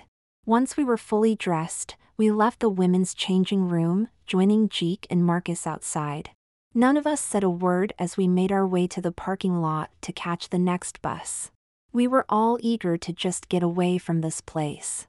Somehow, I thought it would be a long time before I felt like coming back to Morgan Beach. While we were walking across the parking lot to where the bus would pick us up, I noticed Glasses and his friends standing by a car with the trunk open. Unfortunately, they noticed us too and gave us a look that made me extremely grateful that looks couldn't kill. Not these guys again, Jeek groaned, looking as though he was about to suggest running. Then one of them grabbed a crowbar from the trunk, which seemed to be all that the others needed to follow his lead. They started grabbing things they could use as weapons from the trunk as well, but Glasses reached through the passenger side door and came out holding a gun. Oh shit, I gulped, clutching Janine's hand tightly. We have to teach these twisted freaks that they can't go around messing with normal people, Tattoo said to his friends who came towards us with grim looks of determination. Oh shit, I repeated, my eyes locking on the gun in Glasses' hand. From the look on his face and the way he was raising it to point at us, I had no doubt that he was willing to use it. I grimaced, feeling the fear and anger returning, not that they had really gone away completely. At the same time, I could feel the pressure building inside me again as well, though my little taser trick wouldn't do any good from a distance. This time, there wasn't anything I could do against Glasses and his friends, and they seemed to have figured this out by the fact that they were standing back with their weapons ready and angry looks on their faces. I can't believe people let these twisted bastards run around, Muscles exclaimed. No kidding, Skinny added, they ought to be quarantined before they cause another Antarctic flu outbreak. Glasses didn't waste time talking to his friends. He glared at me with an expression of pure hatred, largely fueled with a thirst for revenge after what I'd done to him. There was no hesitation in him, only a look of satisfaction as he pointed the gun straight at me and pulled the trigger. As soon as Glasses shot his gun, I felt a sudden explosion, not of the bullet hitting me but of the pressure I had built rushing out all at once. There was a burning sensation through my body and a blue glow that filled my vision. It took me several seconds to clear my head enough to realize what was going on, and when I did, I could only gasp and stare with my mouth open. There was a wall made of glowing blue light just a few feet in front of me, or at least that was my first impression.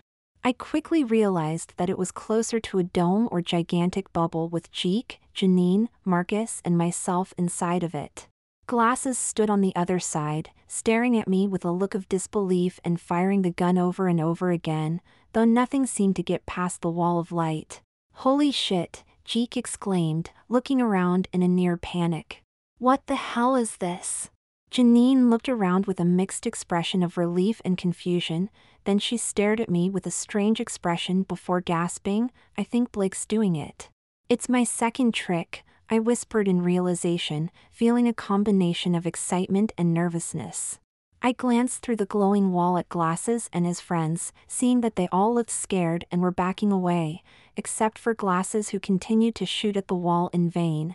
I gulped, glad that I had this strange glowing wall but having no idea how long it would last or if it would keep Glasses and his gang away long enough for us to do something. I can't believe it, Jeek gasped, you've got a fucking force field. Interesting trick, Marcus stated calmly, sounding only vaguely interested. Just then, the glowing bubble around us began to flicker. I could feel it weakening, even as blue sparks shot across its surface. Finally, even Glasses turned and ran with his friends, perhaps fearing that I was going to do something horrible to them. Fortunately for us, they didn't realize we were actually losing our protection instead. Then in one big flash, the entire force field collapsed and faded, leaving sparks and small bursts of electricity to fly around us for a moment before fading as well. Did you see that? Jeek gasped. No fucking way. I think, Janine responded nervously, glancing in the direction the guys had run off in, we should get out of here now. I agreed with her completely. We didn't stay there long enough to catch the bus but instead hurried away from the park until we came to a bus stop just as the bus was arriving. Thankfully, it was a bus from the same route so we wouldn't have to transfer over. The bus driver stared in surprise as Marcus climbed onto the bus after us and snapped, "No dogs allowed." "I'm not a dog lady," Marcus snapped, causing the bus driver to gasp in complete shock. "I'm just severely deformed." "You don't want to discriminate against the handicapped, do you?" The bus driver looked as though she wanted to argue, though she apparently decided that it would be easier and less troublesome to just let us all on the bus. After all, if she let us on and just pretended none of us existed for a while, then she wouldn't have to deal with the threat of a potential lawsuit. I let out a sigh as soon as we crossed the city limits back into Spiral, and I wasn't the only one. It was as though we were instantly safe again, and perhaps we were. This trip had driven home the point about just what a safe haven Spiral really is for us twisted. Most other places, even ones as close as Morgan Beach, weren't nearly as welcoming or accepting of us. It was a hard fact, but one I would have to accept since I was twisted in a world that was often hostile towards us. Once the bus finally came to a stop, Marcus immediately leapt out the door. He self-consciously admitted, "I'm not used to riding in vehicles anymore, especially not with a bunch of people who know what I really am." "Things should be easier for you here in Spiral," I told him. Marcus nodded, "I hope so, kid." Then he looked at all three of us before saying, "I've been trying to come here for some time, so I'm gonna go take a look around. I hope I see you kids again." Then he turned and ran off. After Marcus was gone, I let out a sigh. I'm glad that's all over with.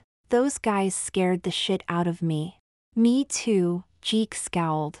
I stared at Jeek for a moment, especially at the dried blood around his nose. Thanks for standing up for my honor, I told him. It was really brave. Then I bent forward and gave him a kiss. Once I was done with the kiss, I slapped in the back of the head and said, "Just don't be such a dumbass again." Jeek looked a bit embarrassed while Janine laughed at the look on his face. I smiled faintly, thankful that we were all back home safe and sound, but wondering how I was going to tell my dad about my new trick and how I discovered it. Somehow, I had a feeling that it wasn't going to be a fun conversation, especially not after he'd warned me about how dangerous it could be for twisted outside of spiral. Still, I'd rather face my dad than glasses and his goons any day. I awoke in the morning with my guts suddenly feeling like they'd been twisted in knots or as if I had a ferret gnawing on my insides. I grunted in pain, barely able to move my blankets aside, and then only seeing the blood all over my covers. At that sight, I did what anyone would do and screamed. "What's wrong?" Mom demanded as she burst through the door a minute later, huge and heavily muscled as she'd obviously just returned from the gym. She paused to take everything in, then gasped, "You're having your period." Period, I grimaced, suddenly hating the word like never before. I'd been expecting this, or at least expecting that I would have a period soon, but I'd never imagined it could be so painful. "Come on out of bed," Mom told me with a sympathetic look, but when I could barely move she sighed, "Quit being a baby. Women go through this every month and you'll have to get used to it too." I grimaced and sat up, trying to get out of bed in spite of the fact that my insides were hurting like hell. Mom helped me to the bathroom and got a wet rag to help me clean up the mess I'd made of myself, but she frowned as he did so. After I was clean, she said, "Something's not right." "You think?" I spat out bitterly. "You're flowing more heavily than normal," Mom told me, looking a bit worried. "Well," I grimaced, "I'd hardly call any of this normal." "It is from now on," Kim snickered as she joined us. She stood there and looked at me for a moment with an expression of smug satisfaction, then she sighed and touched my arm. Suddenly the cramps faded away almost entirely until they were little more than a dull ache and I could let out a sigh of relief. "That should help you for a while." "Thanks," I told her, suddenly very thankful for Kim's trick. A short while later, I was dressed and wearing a pad, thankful that it was that rather than a tampon. Unfortunately, it soon became clear that I was still bleeding too much for it to be as effective as Mom and Kim thought it should be. In fact, Mom was getting more and more worried. Finally, Mom said, "This isn't normal. We're taking you to a doctor." An hour later, we were at the clinic seeing Dr. Franklin in an emergency appointment. Dr. Franklin immediately rushed me into her office for a private exam, even putting me on that weird scanning table again. Unfortunately, Kim's trick was beginning to wear off, so the cramps were returning, though they hadn't gotten back to the level they were when I woke up. Still, it was enough to make this examination even more uncomfortable. "There doesn't seem to be anything wrong with you," Dr. Franklin finally told me, looking serious as she looked through my scan results. "It is true that you're having a more severe period than is normal for women, however, it looks like this is normal for your body." "Just great," I grimaced, wincing at the idea of not only having to go through a period every month, but one worse than normal girls go through. Dr. Franklin gave me a steady and sympathetic look. "I believe this is another side effect of your heightened metabolism. Your periods will be much more severe than normal, but at the same time, they should end much sooner as well. In fact, I expect that this one will end within 2 days. You should still be on a monthly cycle though, so you won't have to deal with this any more frequently." 2 days? I gasped, horrified at the idea of feeling like this for 2 whole days. I was hurting like hell and bleeding in places no one should. I couldn't live like this for 2 days, especially not every month. "Look at it this way," Dr. Franklin told me with a faint smile. "Most women have to go through their period for 5 days every month while you only have to deal with it for 2. Lucky me," I spat out bitterly. Dr. Franklin nodded then told me, I'm going to prescribe you a few things that will help ease your symptoms and your discomfort some. However, I don't think we have anything as effective for removing the discomfort as your own sister's trick." I just groaned, hating the idea of relying on Kim for the next 2 days, much less several days every month. For that matter, I don't think that she'd be willing to hang around helping me out that much either. I could just imagine Kim making me pay for that kind of service with my whole allowance or something worse. No, I definitely wasn't going to count on Kim for relief. When we left the clinic a short time later, Mom seemed to be partly relieved and partly concerned. I guess she was happy there wasn't something really wrong with me, but at least she was sympathetic for what this would be like. Kim almost seemed amused by the whole thing, though at least she used her trick on me one more time to ease my cramps. At home, I settled down to watch TV while trying to ignore what was going on with my body. It wasn't easy though, and was so distracting that I couldn't even focus on reading the book I'd been meaning to. I just wish I could have seen this coming. Of course, I had known I would get a period eventually, but it almost seemed abstract. I hadn't even given it a second thought when I'd started feeling nauseous during my date with Jeek last night. I just shrugged it off as coming down with a cold, not the start of something much worse. I was still sitting back like this when Janine arrived several hours later. My mom let her into the house and she came to see me with a grin, which only made my bad mood even worse. If I was stuck feeling this miserable, why should anyone else love company? I'd never understood how women could be like that during their period until that very moment. "What's wrong?" Janine asked, noticing the look on my face. "I'm having my first period," I snapped at her, "and I'm stuck wearing a stupid diaper." Janine blinked in surprise, then shrugged. I don't know whether to say congratulations or offer my sympathies. Then she added, "I know wearing a pad isn't the most comfortable, but you'll get used to it." I just glared at her. "I'm not wearing a pad. I'm wearing a diaper, literally." "What?" Janine's eyes went wide as she sat down beside me. "You're kidding me." I shook my head at that. "I wish. My weird metabolism means I've got a really nasty period. I'm leaking too much for a pad, so the doctor said I should wear an adult diaper. It's damn humiliating." Ugh, Janine winced at that, giving me an extremely sympathetic look. "So you've got to wear a diaper for 5 days or so?" I shook my head again. "The doctor said it'll probably be over by tomorrow night." Something about my metabolism making the whole thing just run its course a lot faster than normal. "At least that's something." Janine tried comforting me, though I wasn't really in any mood to be comforted, even by her. Janine and I sat there and talked for a while before she realized that I wasn't very good company at the moment, especially not with the effects of Kim's trick rapidly wearing off. I was getting grumpier and grumpier, finding it harder to be nice and pleasant due to the heavy cramping. Finally, Janine said, "I guess I'll go and let you rest then." She looked disappointed. "I guess you won't be up for going out tonight either." She was even more disappointed at that, making me wish I did feel up to going out with her. "I'm sorry, but I don't think so," I told her with honest regret.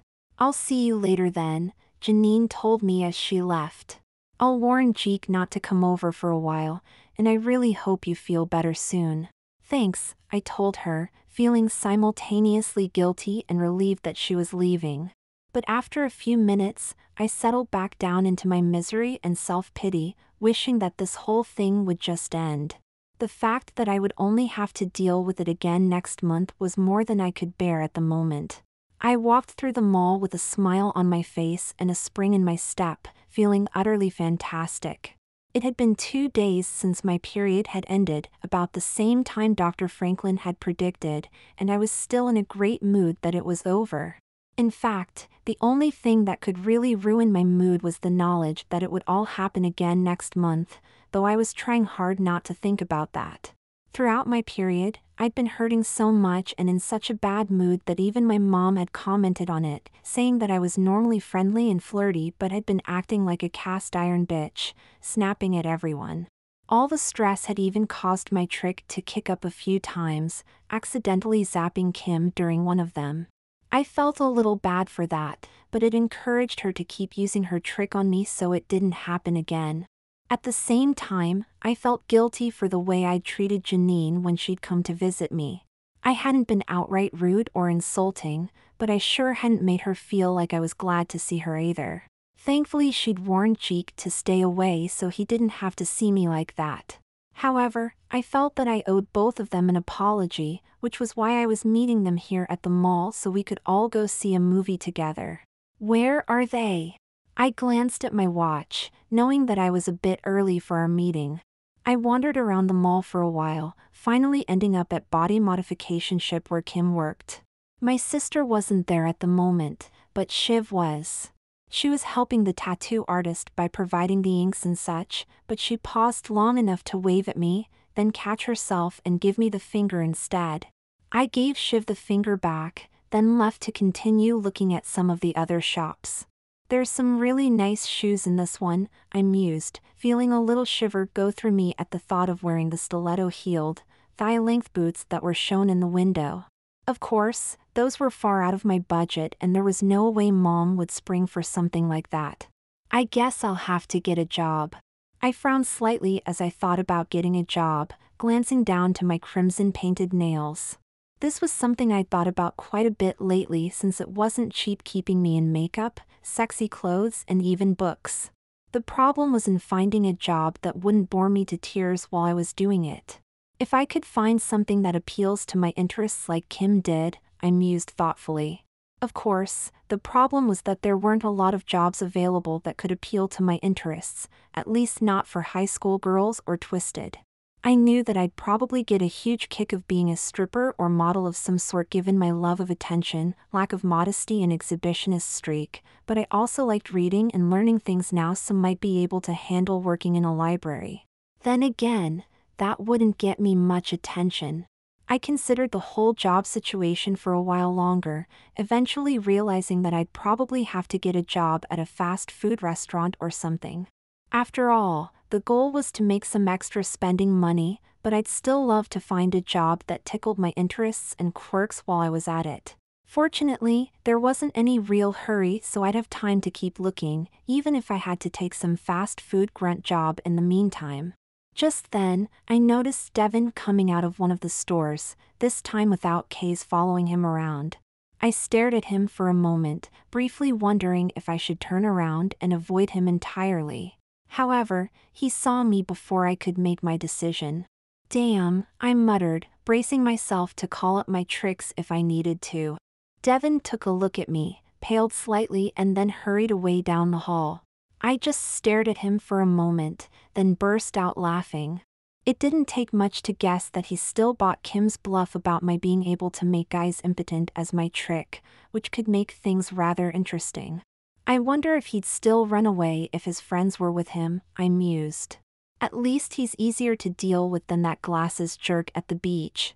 Eventually I made my way back to the spot where I was supposed to meet Jeek and Janine, and to my delight, Jeek was already there waiting. I ran up to him with a grin and surprised him with a long and passionate kiss which drew attention from just about everyone nearby. I heard a few people giggling at our display but I didn't care. God, this felt good. So, I winked at him. How's my best friend been doing? Jeek blinked as he gathered his wits, then gave me a goofy grin. A lot better now. That's good to hear, I smirked, feeling quite pleased with myself and just how easily I'd managed to daze him. I'd never been able to get that kind of reaction from him before, but then again, I certainly hadn't tried or wanted to either. Jeek gave me an odd look, then cautiously said, Janine told me you were having your period. What's it like?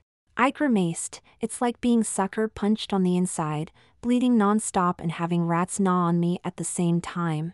Ugh, Jeek looked like he was going to be sick. Tell me about it, I snorted.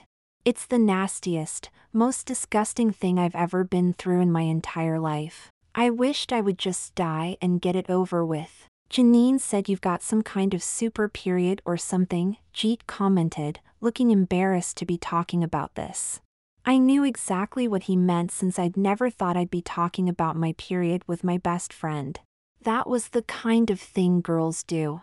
Then again, I definitely fit into that category now.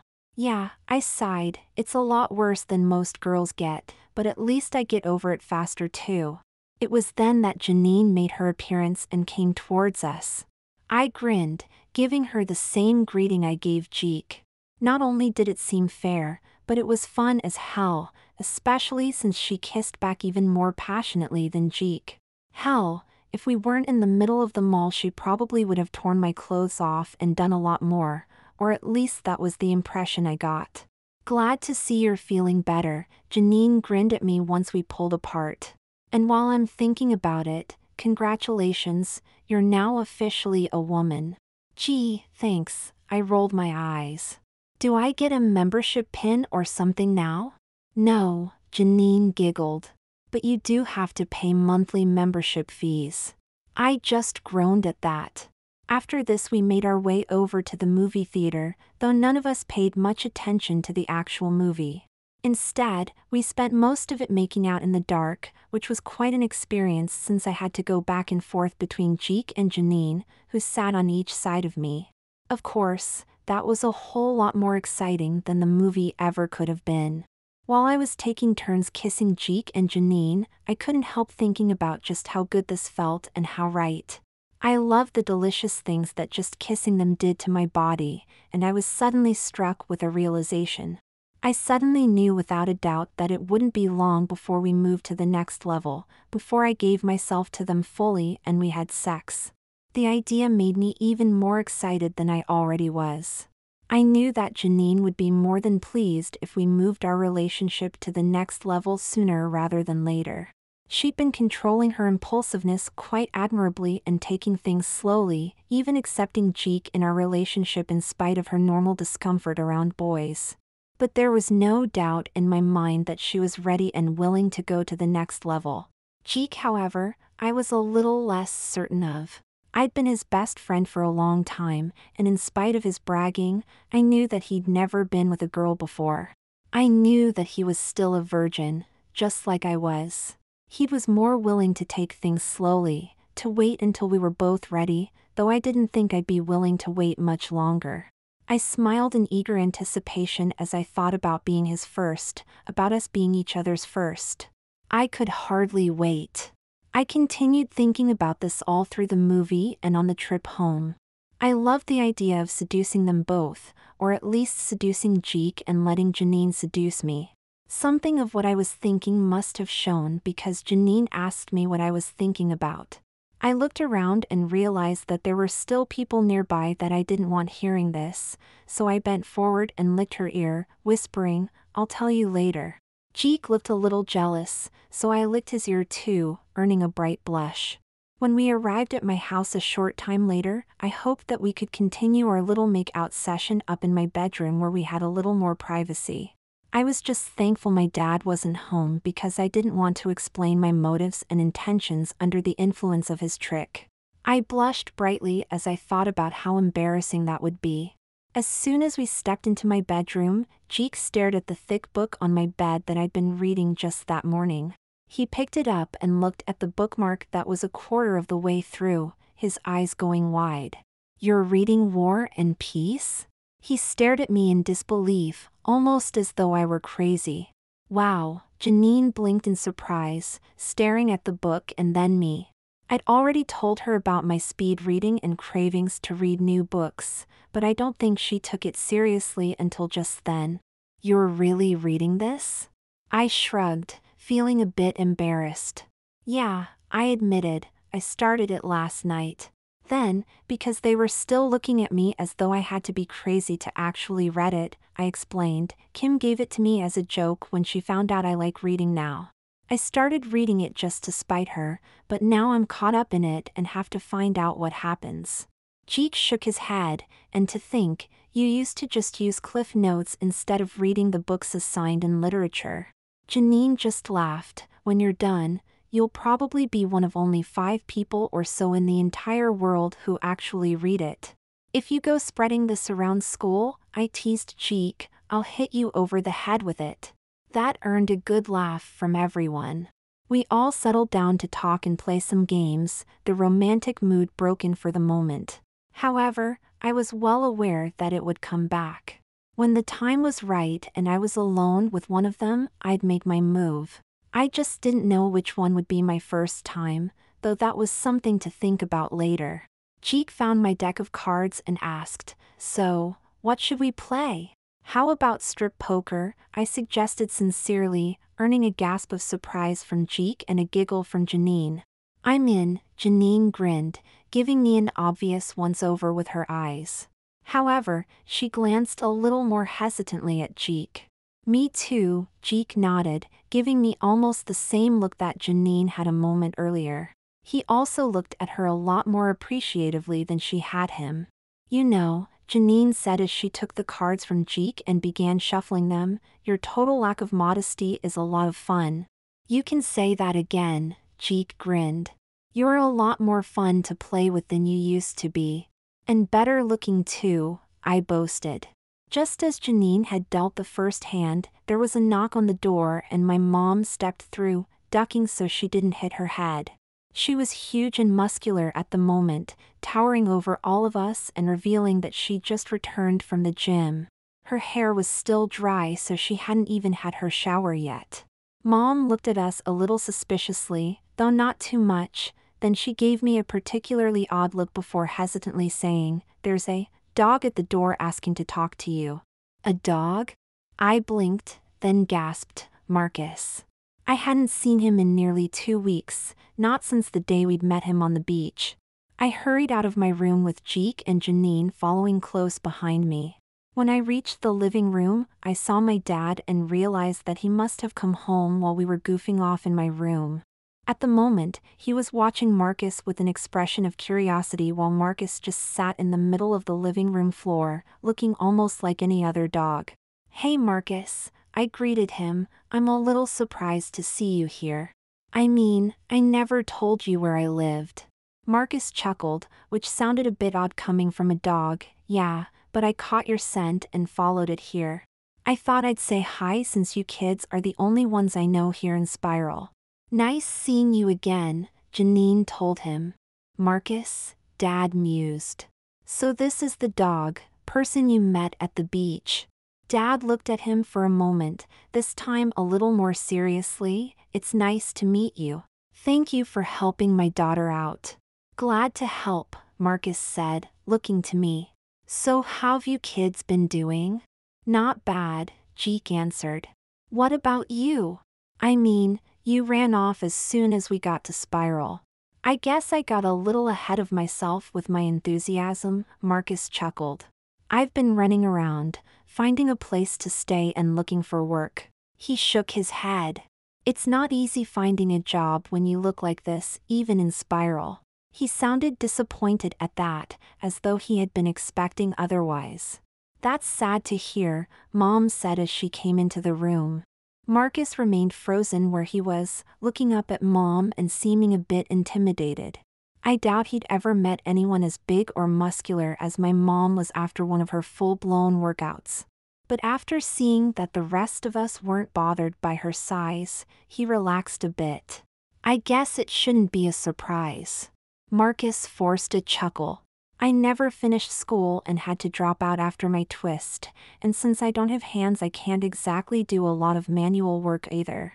"That's terrible," Dad exclaimed, giving Marcus a sympathetic look. Then he abruptly asked, "How much like a dog are you?" Marcus hesitated, as though he didn't know whether to be offended or not. Then he carefully answered, "Pretty much all the way physically." Dad looked a little more interested. "Do you have the same kind of sense of smell as a dog?" "Sure," Marcus responded. "I've got great hearing too, though my eyesight isn't the best." Dad just sat there looking thoughtful for a moment, then he said, "I've got some friends in the police department, and I think they'd be interested in someone like you." "What?" Marcus asked suspiciously. "They use trained dogs for a variety of things," Dad explained. "They use dogs to find drugs, explosives, and people. But their dogs aren't flexible enough to shift around or smart enough to make judgment calls. If you've got all the abilities of a dog and the intelligence of a man, you'd be absolutely invaluable to them. Marcus snorted. Yeah, right. He isn't lying, I pointed out. My dad can't lie. It's part of his twist. This made Marcus look at him with a new interest, even considering what Dad said. Of course they'd probably do a background check on you and the like, Dad continued. But they're pretty flexible here in Spiral. They used to have me there to help during interrogations. Still, even if the police aren't interested, I can pretty much guarantee that the security office in my company would be interested in someone who's both security guard and guard dog at the same time. Police work in security, Marcus mused to himself, giving a strange dog grin. I'd never thought about doing that kind of thing before, but I think you're right. I'd be a natural. At this point, Dad and Marcus were talking so intently to each other that the rest of us were completely left out. They started off talking about what kind of jobs Marcus could do, something that really excited him and made him happy. Then they shifted to other things such as politics and eventually even sports. The rest of us drifted away while their conversation continued for several hours. I had a feeling that I'd just introduced my dad to his new best friend. That night Cheek, Janine and Marcus were all invited to stay for dinner. Marcus was surprised when we offered him an actual place at the table, along with a real plate to eat off instead of automatically assuming he'd eat off the floor.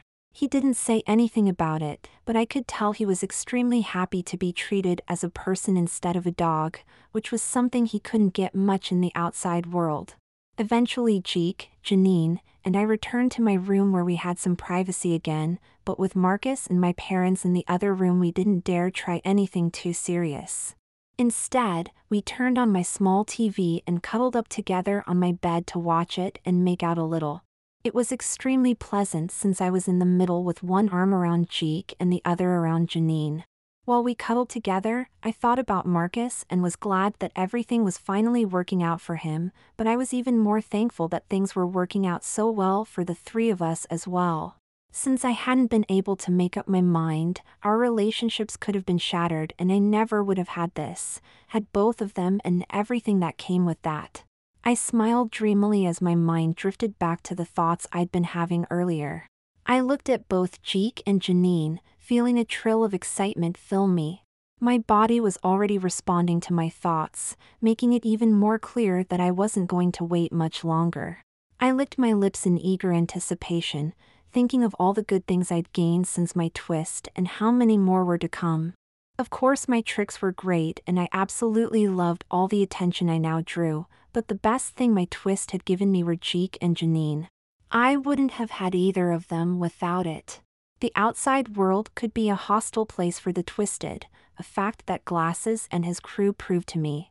But things were different here in Spiral. Here, I was surrounded by friends and family, by people who cared for me and accepted me for who and what I was even when I didn't always know what that was myself. But I knew who I was now, or at least I was quickly learning.